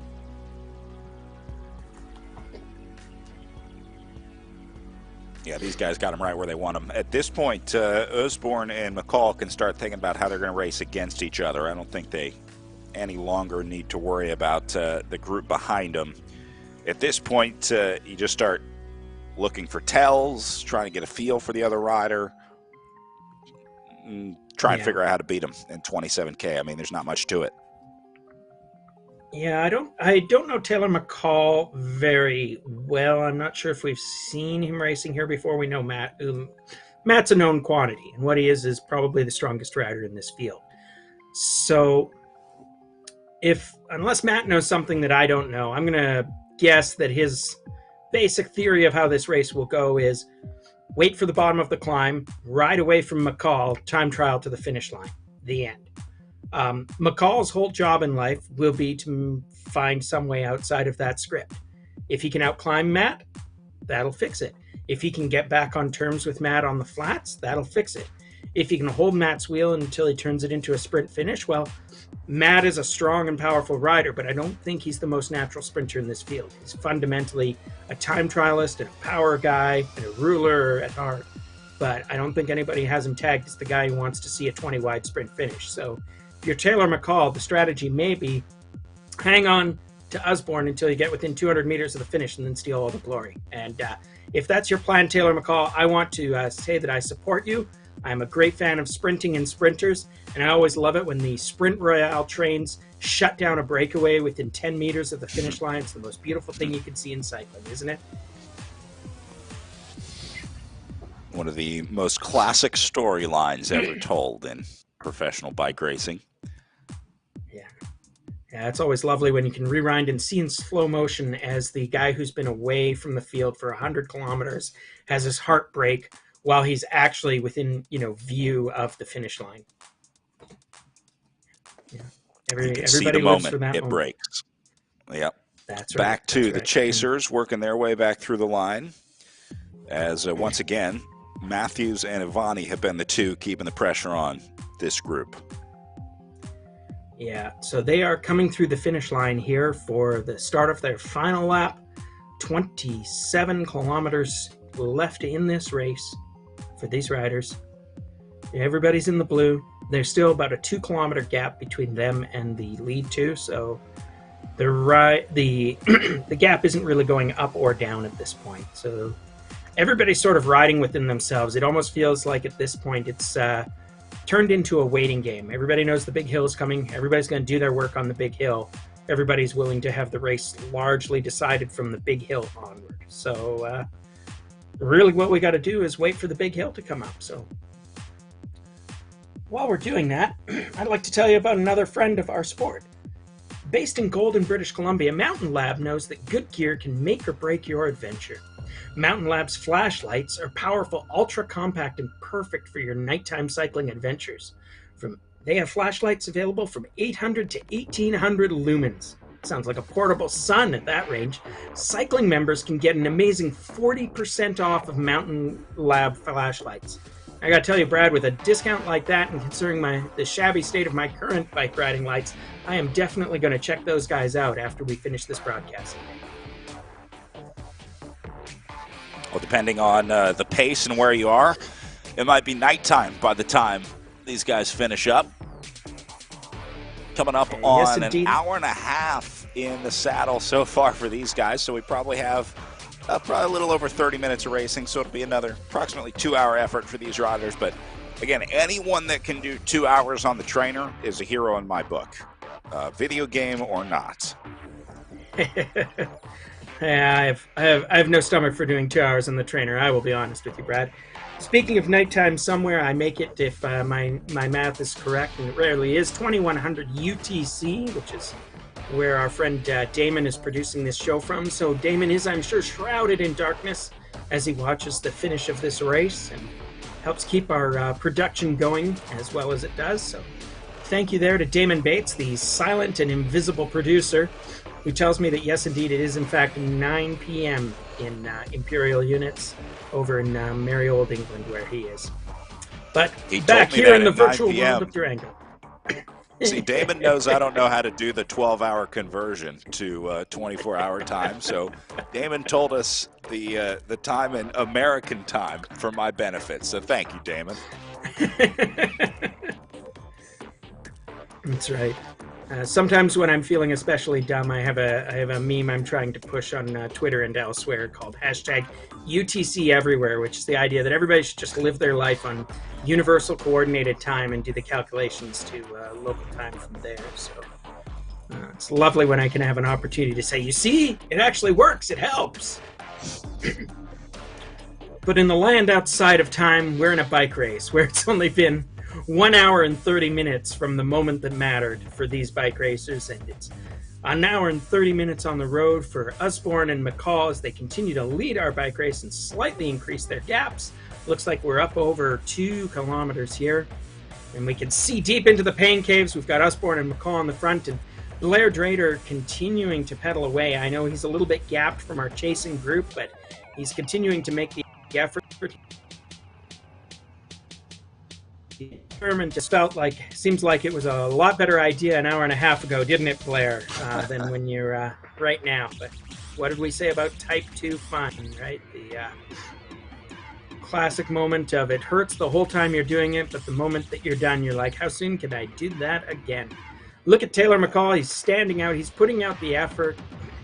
This is a secret insight these riders can be using. I'm sure that Matt and Taylor are looking at each other's pain caves and faces and going, ugh. Are they ready for the break? Should I drop them now? Can I still get a bit of more work out of them before I cut off my drafting partner? Those two are sitting 2 kilometers ahead.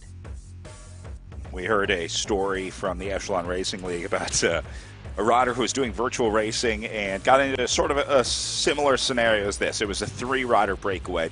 Did not know the other 2 riders in the breakaway. And so while this rider was like doing 500 watts, they were also on Strava trying to look at the stats of these riders and see how much they ride, what their maximum wattage might be, if they could glean any insights as to whether they were a sprinter or not. So I guess that's just another one of the new skills you need to learn to be a good virtual racer. But I guess, you know, they used to do it in the team cars, right? You look up the GC standings or, you know, try and look up the results of a rider.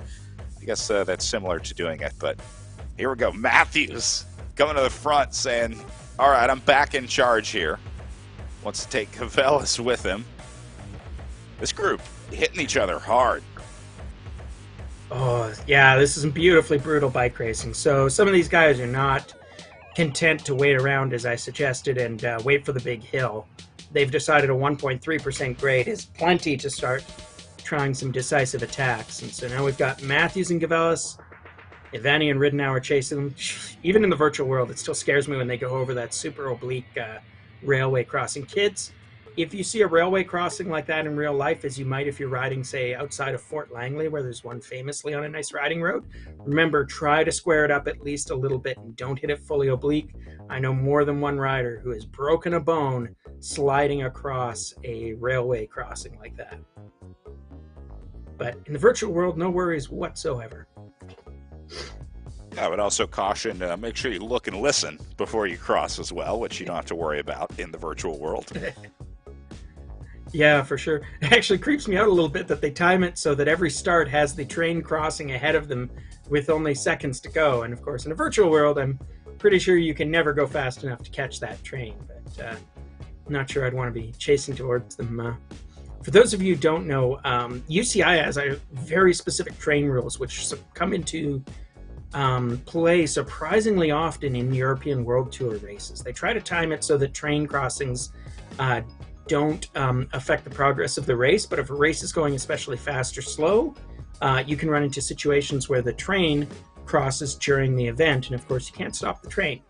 So there's lots of specific rules which I won't dive into, but suffice it to say that one of the ways you can get disqualified very quickly from a UCI race is by trying to duck under a dropped train crossing arm or a active train signal, even if you're pretty sure you've got enough time to make it across. So kids, that's another thing not to do. Don't cross, you will get disqualified. Well, where are you going to go? You know, we got cameras out there on you. Like, we're watching live video of you duck under the thing. I don't know what you're expecting. This one on the RGT platform here actually will, we have a reverse built-in safety feature on RGT where the train actually stops if the riders are near the track on a crossing. The ZMS bots risked their lives to make sure that it was safe for all of the other riders. So Damon did test with our bots being on the tracks, and the train will actually stop for you. Only in RGT, though, kids. So, Damon, thank you for risking the ZMS cameras for our curiosity. And thank you for the incredibly diligent scientists there at RGT who have worked it out so that they can create the safest possible virtual bike racing environment, world where we can cease worrying about trains. I'm glad to hear it. We actually have a bike race that we do almost every year, a course called the Thunderbird course out in the Fraser Valley, not far from where I live. And it has a train crossing, but usually it's not a problem because we run the race on Sunday. The trains don't normally run on Sunday, but nonetheless, we have to have a marshal out there to watch. Each year I tell the marshal, okay, so look, your job is very simple. You watch, and when the riders are coming, you look up and down the tracks. And if there's a train coming, you step out onto the tracks and you put up the stop sign and you tell the train to stop. That's not actually. How's that go over? Usually, though, that gets their attention for the actual instructions of no, please just stop the lead vehicle and let's not have a train disaster. Meanwhile, speaking of train disasters, there's a pain train that's running, and it's running on time. Usborne and McCall are going hammer and tongs. It looks like there's a small gap, but now we're watching Cavellis, who you and I had written off at one point because we're wrong, and he is currently activating the chase group. He's got about a 60-meter lead, and it does not look like being closed down trivially quickly. So we've got Ivani, Matthews, and Ridenour currently suffering at the hands of Michael Cavellis. Well, I love it. Cavellis is back there playing dead. The old possum trick where he was letting Matthews hammer himself on the front, and then Cavellis came over the top of Matthews. This was my dream scenario that I was talking about where I said, man can dream that someone would come over the top of Matthews here. Cavellis, unfortunately, doesn't have any company. Nobody was able to go with him, and I do not think he'll be able to make it up to McCall and Usborne. It would take a superhuman effort to close a 2-kilometer gap solo, even if you had all the time in the world. I mean, even if we had 100K left, that is still a really, really big ask, especially considering the fact that Usborne looks to be attacking up on the front here, gapping McCall off a little bit. Oh, it's trouble all around. Apparently, the race has begun. So Usborne riding away, and you can see Taylor McCall. We're getting a little spy into their pain caves, and there is some effort going on. They're both kind of riding within themselves. They've just hit what is the official start of the climb here. You can see by that by the banner that they just passed underneath. And the real meat of the climb begins about a kilometer later, by my estimate. But both of them are they're still sitting in sort of the 3 to 4 watts per kilogram. This isn't kind of all-out superhuman effort quite yet. And you can see that McCall is doing a little more than Usborne, and he's catching up. But despite that, I think what we're going to see is maybe that McCall experiences the full wrath of Usborne's legs starting as soon as the road starts turning properly uphill here.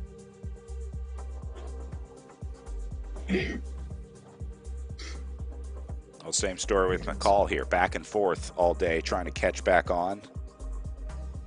And then, who knows, maybe McCall goes over the top of Usborne.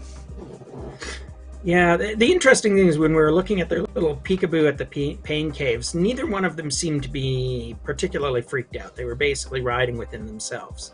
And they still are, right? Although, well, there we go. Matt is standing up. That can't be a good sign for Taylor. Taylor continues to ride. He gives a little shrug, and now he's chasing Matt down. Meanwhile, we're looking at Blair Drader. Don't forget about Blair. Blair is still pacing. Last time I think we checked, he was about 1 kilometer behind the chase group of 4. So he is still in this race. He might even make the extended mountain bike podium under a rare set of circumstances, possibly involving multiple failed internet connections. But nonetheless, there he is. We're showing him as 1.25 kilometers behind the group of 4. Although, again, that group of 4 is more like a group of 3 plus Gavelis off the front right now. And we're continuing to monitor events there. And meanwhile, Usborne and McCall still together. And now we're looking sort of, everything is happening everywhere on our bike race right now. We talked about how this climb and the approach would be the decisive moment in this bike race. And indeed, we're seeing whole bunches and bags of action as we speak. Where are we looking here? Matthew, Zavani, and Ridenour. These are the guys who are now chasing Gavelis. We don't have much biographical info on Gavelis, but I'm feeling fairly confident about the pronunciation of that name because I'm pretty sure that's a Greek name. I have some Greek family members on my in-law side, and so we're just going to call him Michalis Gavelis and make it stick. But Gavelis there is pedaling after we'd seen him look like he was in real danger earlier. Isn't that right, Brad? Yeah, I thought he was going to be the first to pop out of that group, but once again, proved us wrong. So now Gavelis solo off the front, picking up 100 meters over Ivani and Matthews. So now they're going to have to work together with Ridenour to try to bring this one back. Gavelis has just under 20K to go and one more time up the climb. Remember, they still have to do that last big climb.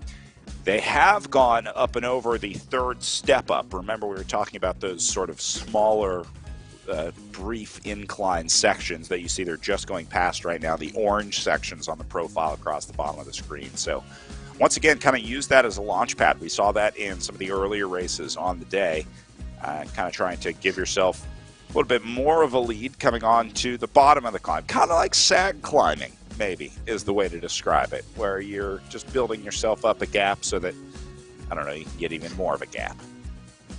Yeah, so do you think that maybe Michael Gavelis is doing a bit of sag climbing right here, that he wants to make sure he takes the lead into the big slopes because he doesn't have confidence about staying away? Right, could be. Trying to, give yourself the lead there, knowing that Ivani, Matthews, they're gonna beat up on you on the climb, right? If you let them just kind of, you got to stand up to the bullies. That's what Gavelis is doing here. He's tired of getting bullied by Matthews all day. Yeah. So we're watching this race steadily proceed along, and while we're doing that, we're gonna take a jump out of the. We're gonna take advantage of this lull in the action to tell you about another one of our beloved sponsors here today. Sea to Sky Sports Nutrition is a direct-to-consumer e-commerce nutrition provider based out of the North Shore of the Lower Mainland. Sea to Sky offers natural products such as Honey Stinger, Go Macro, Little Big Shot coming soon, Ultima Replenishment, Stoked Oats, Fatso, Tailwind Nutrition, Hornby Organics, Naked Snacks, Epsom Gel, and Rock On Clay. As a Cycling BC member, you will get 15% off and what I'm told is gree shipping. Now, that may be a typo for free shipping, but I'm going to tell them that when you go to Sea to Sky Sports Nutrition, you tell them that you're expecting gree shipping, and you tell them that Ryan sent you. So please insist on that. But Sea to Sky Sports Nutrition, another great sponsor of this event, and we'd like to thank them very much for their support today. I have a feeling some of these riders could use some Sea to Sky products right about now. Body starts screaming for some calories at this point, maybe a little bit of caffeine, some sugar. Could certainly use some good nutrition right now. We've seen the riders doing a good job, though, of staying hydrated and fed.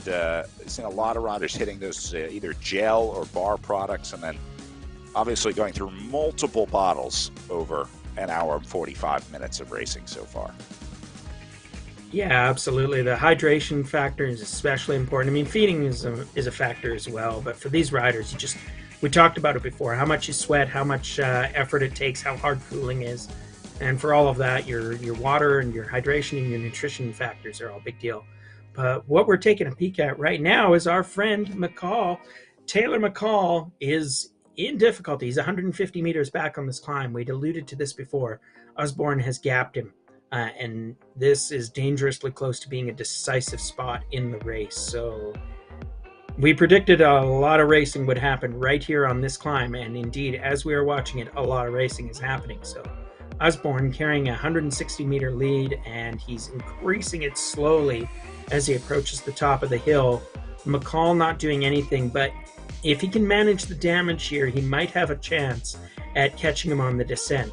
Although, remember what happened the last time around, Brad? As I recall, I made some comment about Matt Osborne maybe carrying a little more meat on his frame and therefore being a little bit better descender than McCall. So that suggests that McCall may be in trouble in both the climb and the descent here.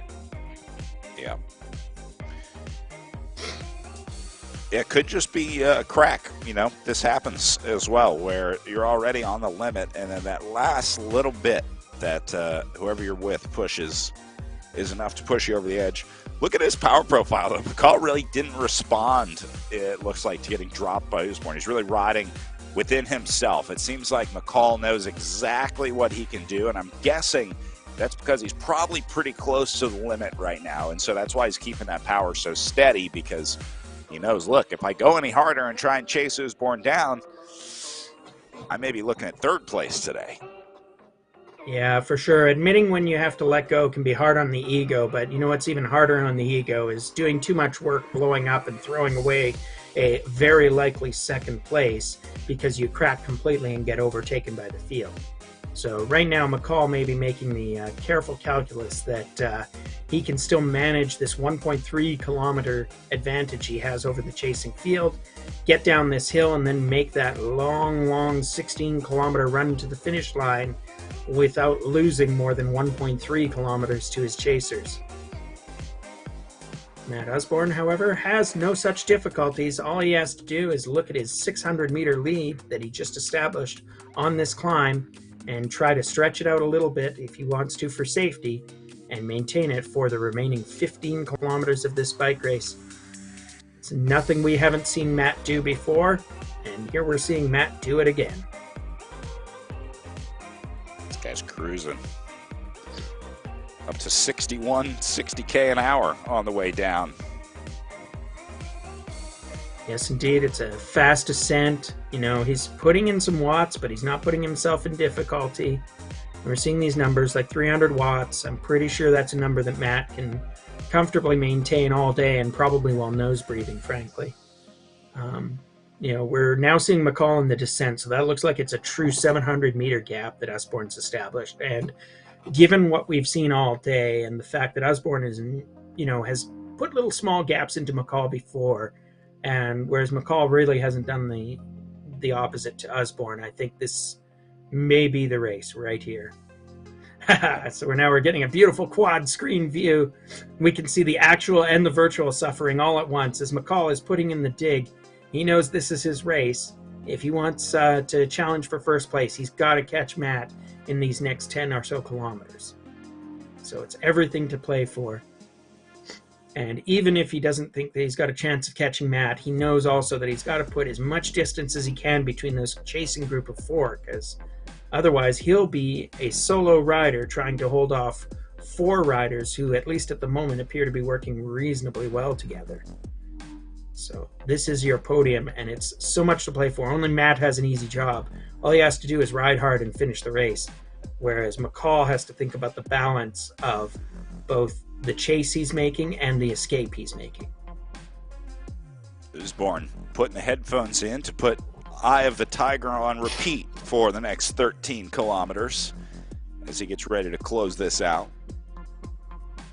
Well, I was always a Harvey Danger fan myself, but I can hardly judge him for that. And now he's turning it up. Switch off of the Miley Cyrus playlist and on to the Eye of the Tiger playlist. Yeah, I too enjoy some idle speculation about what these riders are using for their race day soundtracks. I mean, I've got to say that, there's some point at which I'll bet you that even if it is the Eye of the Tiger, I'd like to recommend to Matt that maybe he wants to put in a little bit of Shake It Off by Taylor Swift. Please remember to use the Taylor's version, if you will. Whereas Taylor McCall, I'm going to say he's more of an 80s metal hairband guy. Really see AC/DC's Thunderstruck in his future. Hold on a second. McCall, he's registering 0 here. Okay, I thought he had frozen, and I was worried that we had a dropout because I saw the 0 wattage on his screen, and I think his Zoom froze for just a second, and so I was worried that maybe he had disconnected from the game. But he is back, clear, no worries. Sorry to panic everybody. I was looking at that too, and I think he's just taking a break. He was on a 7% descent, and I can see that as it's flattened out, he suddenly picked it up. So I think he might have been just making a tactical decision to take a rest, get a drink, and take advantage of the steep road. And now he's back on it. Now he's got his work cut out for him because he's still about 630 meters behind Usborne, and he's now about 3.4 kilometers ahead of his chasers, although it's not quite as meaningful as it sounds because they've just come over the top, so we won't know how far behind McCall they really are until they get onto that descent as well. But I'm sure the number he's thinking about is Usborne, and right now, what is it, about 650 meters between the two of them, if I'm reading this correctly.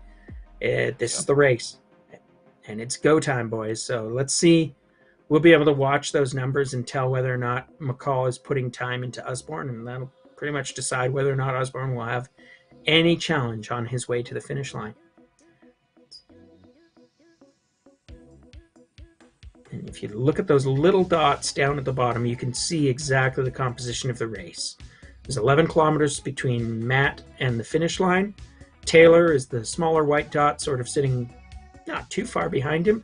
And then everybody else is pretty far back. So yes, they're on the descent and they'll start catching up, but there's now a 3-kilometer gap between Ivani and his group and McCall. And looking at that group, it looks like it's now a group of Ridenour and Ivani, and Gavelis and Matthews are gapped.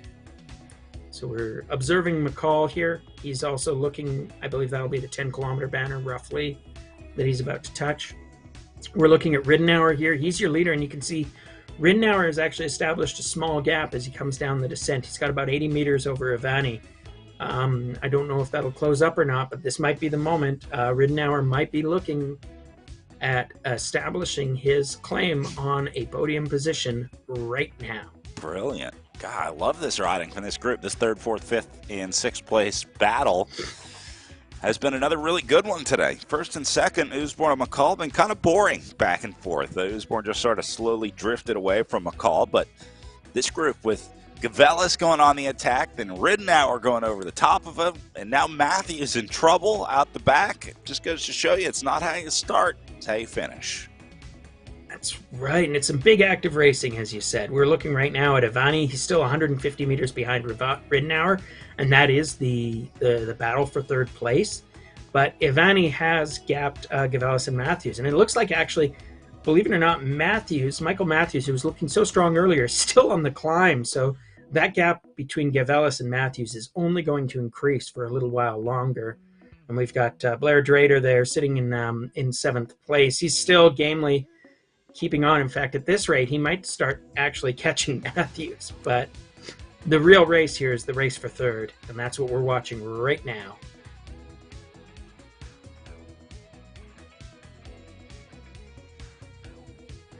So, and now peek here. Gavelis that we're looking at here, about 600 meters ahead of Matthews. It went from leading the attacks to now trying to chase on for sixth here. Doesn't have to worry about Drader back behind him. And 14K to go. He can still get up to Gavelis. It's not over yet. Try and ride his way to a top 5. Yeah, but I don't think he was hoping for a top 5 about 5 kilometers ago. I think he was probably hoping for a podium position. Right. Remember what we said about burning matches? Michael may have done a little bit too much of that a little too early.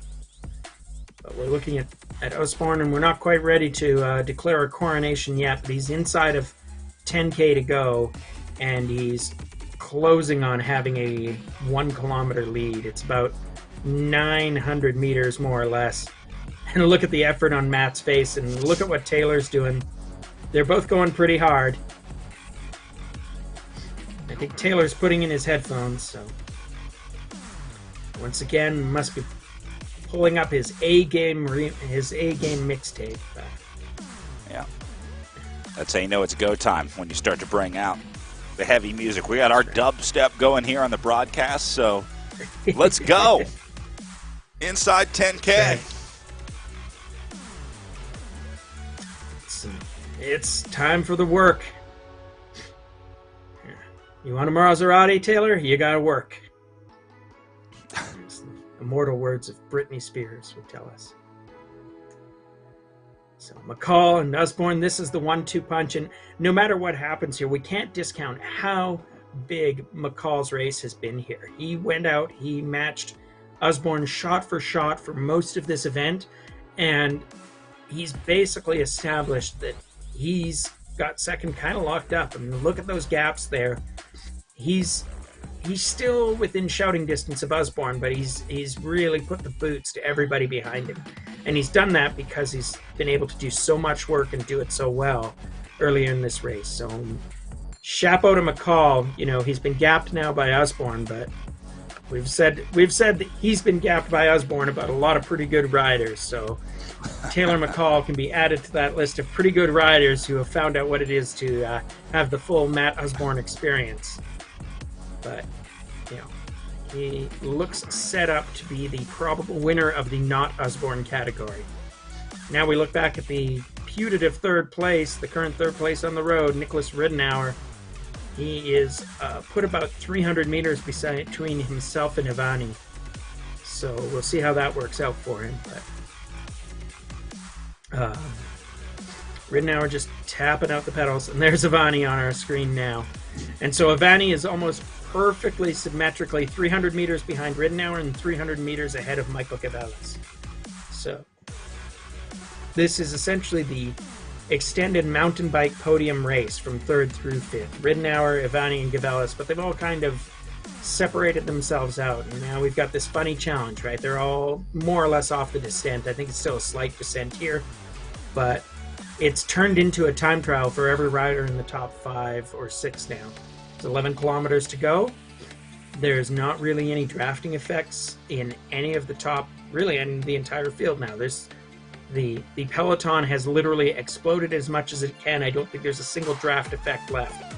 So everybody just TT's home now.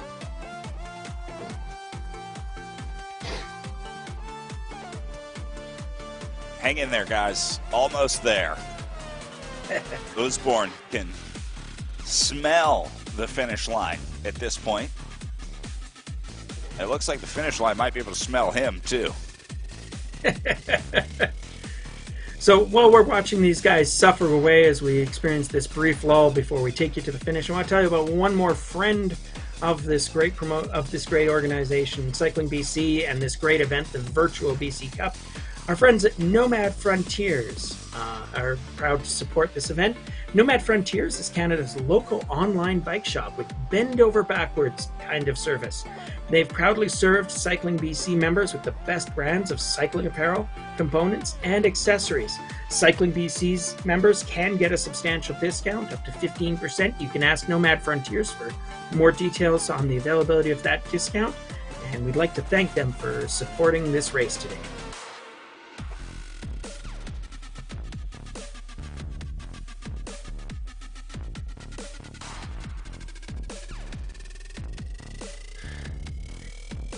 Speaking of some folks, yep. yeah, no, I think that's as good an observation as I was going to make. There's a lot of suffering going on right now. McCall is, as you say, he's wiping his face with a towel. He's looking in pain. We all recognize these looks. Even Matt Osborne looks slightly human at the moment. It's kind of disturbing. So he's, despite the fact he's got a substantial lead, he's definitely putting in the work. He doesn't want to see McCall ever again, honestly. That's not a diss on McCall. It's just, that's how bike racing works, really. That's a great way to I don't think he's going to have to see McCall anymore, though, because he's got about a 1 kilometer gap in the last, with 6.5 to go. So he has not only kept his gap going, he's actually expanded it after we've left the mountain.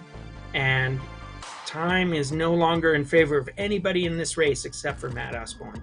For McCall, I am afraid to say he is just sort of in the no man's land where all he can really think about is he's got an easy ride to the finish. He's got 1 kilometer between him and Matt, and he's got 2K between his closest chaser. So all he has to do is basically manage the wattage, keep riding as we know he can, and he will take a easy and comfy second place of sorts.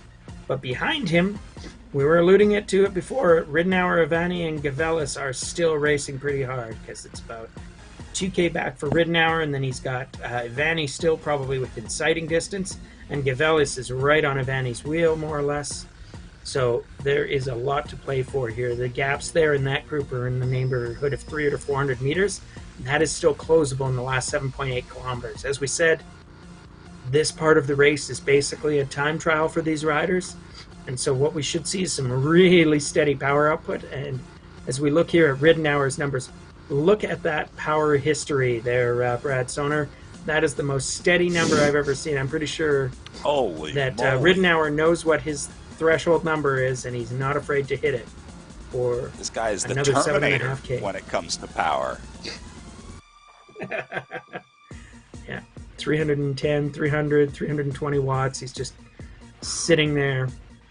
He's probably got a target. I'll bet you his computer beeps every time he goes below 300 and every time he goes above 340. Maybe it's just the computer in his head. Amazing. But that is kind of a textbook example of how you ride a time trial, right? You need to put the power out and you need to keep that output steady, because there's nothing more efficient than basically that steady output. And then if you really want to, there's the sophisticated way of time trialing for you kids out there is that you think about how you need to react to both hills and descents. Essentially, it's if you're going to burn matches, you want to burn them on the climbs and you want to ease off on the descents, and that gives you the maximally efficient time trial. I remember hearing a very good insight about what the right pace is for a any sort of TT effort, and the answer is you ask yourself the question, can I maintain this for the entirety of the distance that I'm trying to ride? And the correct answer should be maybe. Because if you know you can do it, then you're not going quite hard enough. And if you know you can't do it, well, you're just going to explode before you get there. So you should be in that maybe realm where it just hurts the worst.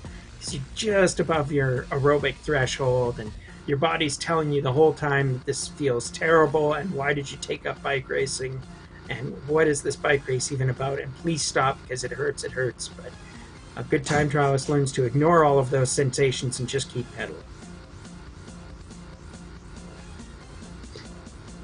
Here we watch Michael Gavelis, who is currently in that pain cave one way or another, putting out his 5 watts per kilogram, putting out his 300 to 340 watts. He is just time trialing away, and he's sitting here in 5th place. So, not sure if that's the position he wanted when he started this race, but it's a credible position nonetheless against some genuinely strong opposition here today. It wasn't an enormous field, but nobody here is a lightweight.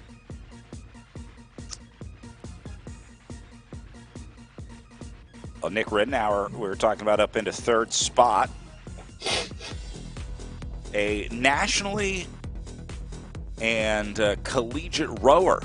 So he's got that big engine. He's got the ability to take in a lot of oxygen, turn that over into the muscles. We see some really strong rowers come over to cycling once they build that anaerobic engine up. So Ridenour is in familiar territory here, because if you've ever tried to row competitively, you know there's a certain element of suffering associated with that as well. Yeah, it may be the only sport that sort of matches that sensibility you get in cycling, where you can basically, you can take yourself right up to your aerobic and then even your anaerobic limits, your physical endurance limits, without really the need to kind of balance yourself. So in running and, say, cross-country skiing, there's a certain level where you have to still be coordinated enough to do the activity. Cycling, because your feet are captured by the pedals and guided by the crank, you can suffer even a little harder because you don't have to be quite as mechanically perfect, although you still have to, like, you know, not crash your bicycle. But rowing, a team of rowers can basically do nothing except close their eyes, listen to their coxswain, and, you know, destroy their mind and body in the service of getting the perfect aerobic effort. So nobody knows pain and suffering quite like rowers do. It's the total body agony is what I hear. Wouldn't know, never have rowed seriously, never will. Sounds like work, Brad Soner. It sounds like work. Yeah. Meanwhile, speaking of work. I try to avoid it. Speaking of work, we might as well give a shout out here to Matt Usborn. He is sitting at 1.5 kilometers to go, if I'm reading the readouts right. And it is basically a coronation, because he's 1.4K from the finish and he's 1.2K from Taylor McCall. So Matt will be enjoying a nice steady cruise. Any wattage he's putting out now is basically to finish out his training goals, you know, to honor the contest itself, maybe get a good time. Maybe he wants to put it in under 2:07 or something. So he's seeing the Fiamme Rouge now as we cross the 2:06 mark in a moment. And he's still doing 56 kilometers an hour on this slight descent. Well, remember, you still have to publish this effort to Strava or Training Peaks or whatever, so you want to make sure that it still looks impressive all the way through your effort. Be just over 2 hours in the saddle for Usborn here. And got to say, his power looks like it's starting to modulate a little bit more than McCall back in second. A little more steady. They both just went up over the climb, but then again, when you're winning the race, you can do whatever you want with your power profile. So good on you, Matt. Yeah, I think for all practical purposes, if Mr. Usborn wants, he can start his cool down now, and he may be more or less in that. See him relax, see him grab a towel, see him wipe his face. You know, if he was in a real race, this would be the moment where he was zipping up his jersey and making sure he looked good and tucked in for the sponsors. And you can see he's not even pedaling at this point. He's got cruising to victory, maybe savoring every moment. He's 330 meters from the finish. I think Matt may have to actually pedal 1 or 2 more strokes before he actually gets to the finish, because otherwise he will be in a bit of trouble. Well, he can afford, again, to do this. He's got 1.2K back to McCall. Yeah. I think he's not sure. Just playing with it now. Yeah, Matt, you do know you need to finish another 250 meters, right? He's feeling pretty relaxed. Yeah, the number is now 1 kilometer to go.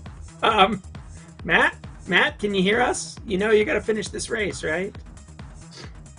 It might be a technical. I hope not.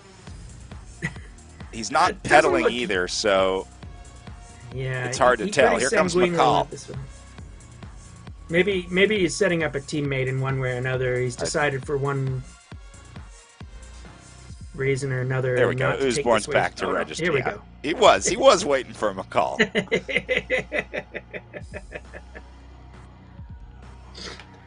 Well, slightly surprising events as we come to the finish of this race, but indeed, the expected has happened. Matt is rolling to the finish. He's got 100 meters to go.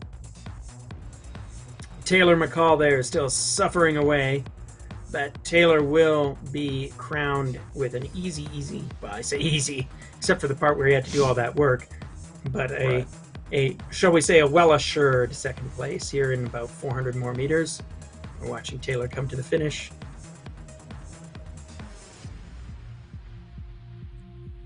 So, as we might have expected with a course with such a decisive climb, only 10 kilometers from the finish, we're sort of seeing a spread out field. All the action happened there. No sprint finishes, but nonetheless, real power riding and real smart riding by all of these top riders here. McCall did a lot of work, but he's getting a pretty good reward for his efforts as he comes to a decisive second place finish here. So chapeau to Taylor McCall.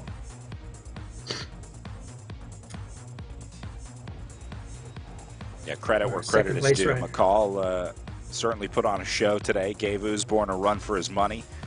So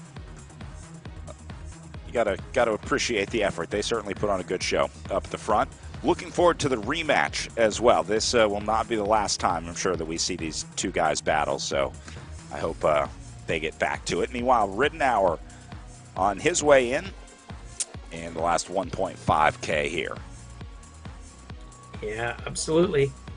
I mean, the quality of the field behind McCall kind of tells you how well he did today. I mean, Ridenour and Avani, and Matthews, these are good, strong riders. They rode well, and every one of them would have hung with Usborne if they could, but it was McCall who could stay there. And now we're watching Ridenour. Remember, he just rode away from these four guys. And we saw how much strength was in that field. We saw how dominant Avani and Matthews were, but clearly Ridenour, saved his efforts from when it mattered. He jumped at the decisive moment, and now he's being rewarded with a podium finish here. He's about 1.2 kilometers away from claiming third place in this race. We're seeing him approach the Flamme Rouge. He doesn't have an indestructible lead, but he's still got 550 meters over Karsten Avani. So Ridenour, unlike Usborne, will actually have to pedal reasonably hard all the way to the finish line in order to assure his position. And that's what we're watching right now. Meanwhile, Avani is on his tail. Avani has also sort of managed to get, well, he's not all the way clear either. Avani is still only about 400 meters ahead of Gavelis, but nonetheless, these are all just like, they're gaps where you're not going to get caught if you just keep pedaling at the way that you've been pedaling for 2 hours. Right.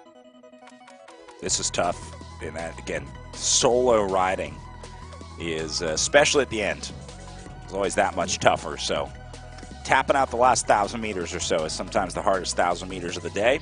Ridenour into the finishing stretch now in his last 400 meters, and we just saw Avani go underneath the Flamme Rouge as well, so they should be wrapping up. And then looks like Gavelis will be good for 5th behind Avani, and then I think Matthews is going to be safe for 6th, and Drader safe for 7th. Ridenour with a little celebration on the way in for 3rd place. You deserve it, Nicholas.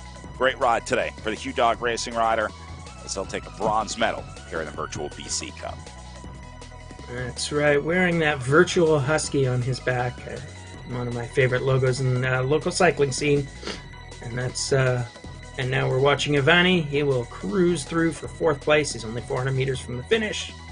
On this lovely Durango circuit, it gave us a lot of pretty good action here, and it gives it sort of exactly what you'd expect on the tin. Big decisive climb was the big decisive moment in every race we saw today, including this final Cat A men's race. And we're seeing the fruits of that as Avani closes it out. He's 100 meters to go, but he's got a big gap on Michael Gavelis. And Michael Gavelis has a pretty big gap on Michael Matthews. So we watch. Here's Avani. And he is done, and he is dusted. And Gavelis is just coming into the finishing chute now.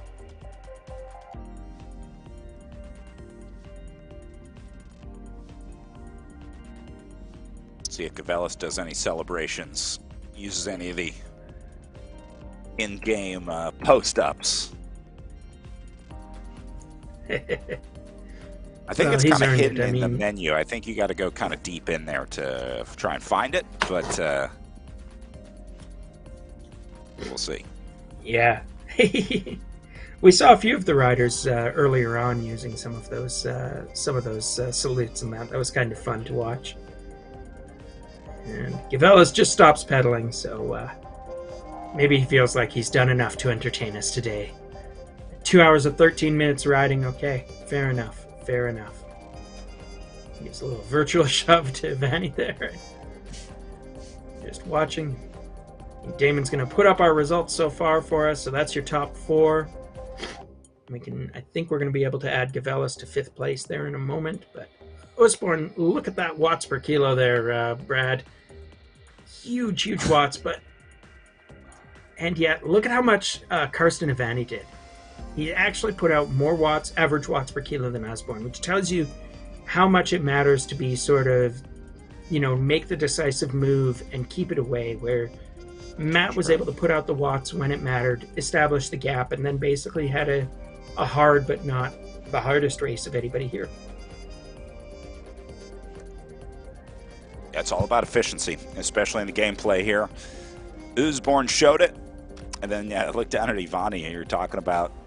It's really amazing to see how clearly that shows up in the average watt per kilo, the way that these guys rode. So a great ride from our top 5 as Osborne, McCall, Ridenour, Ivani, and Gavelis go 1 through 5 in our Category A men's race here on stop number 1 of our virtual BC Cup. See the rest of our riders rolling in here in just a bit. But Ryan, this is the first of several stops for virtual racing with BC Cycling.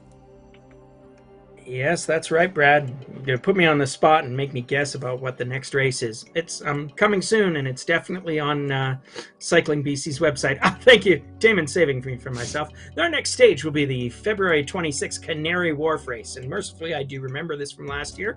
It's a very simple, super flat, super scenic crit race. You'll want to watch this one. It's a lot of fun to watch because it does actually happen in their virtualized version of Canary Wharf, right in the heart of old London, or probably New London, actually. I think that's where Canary Wharf is.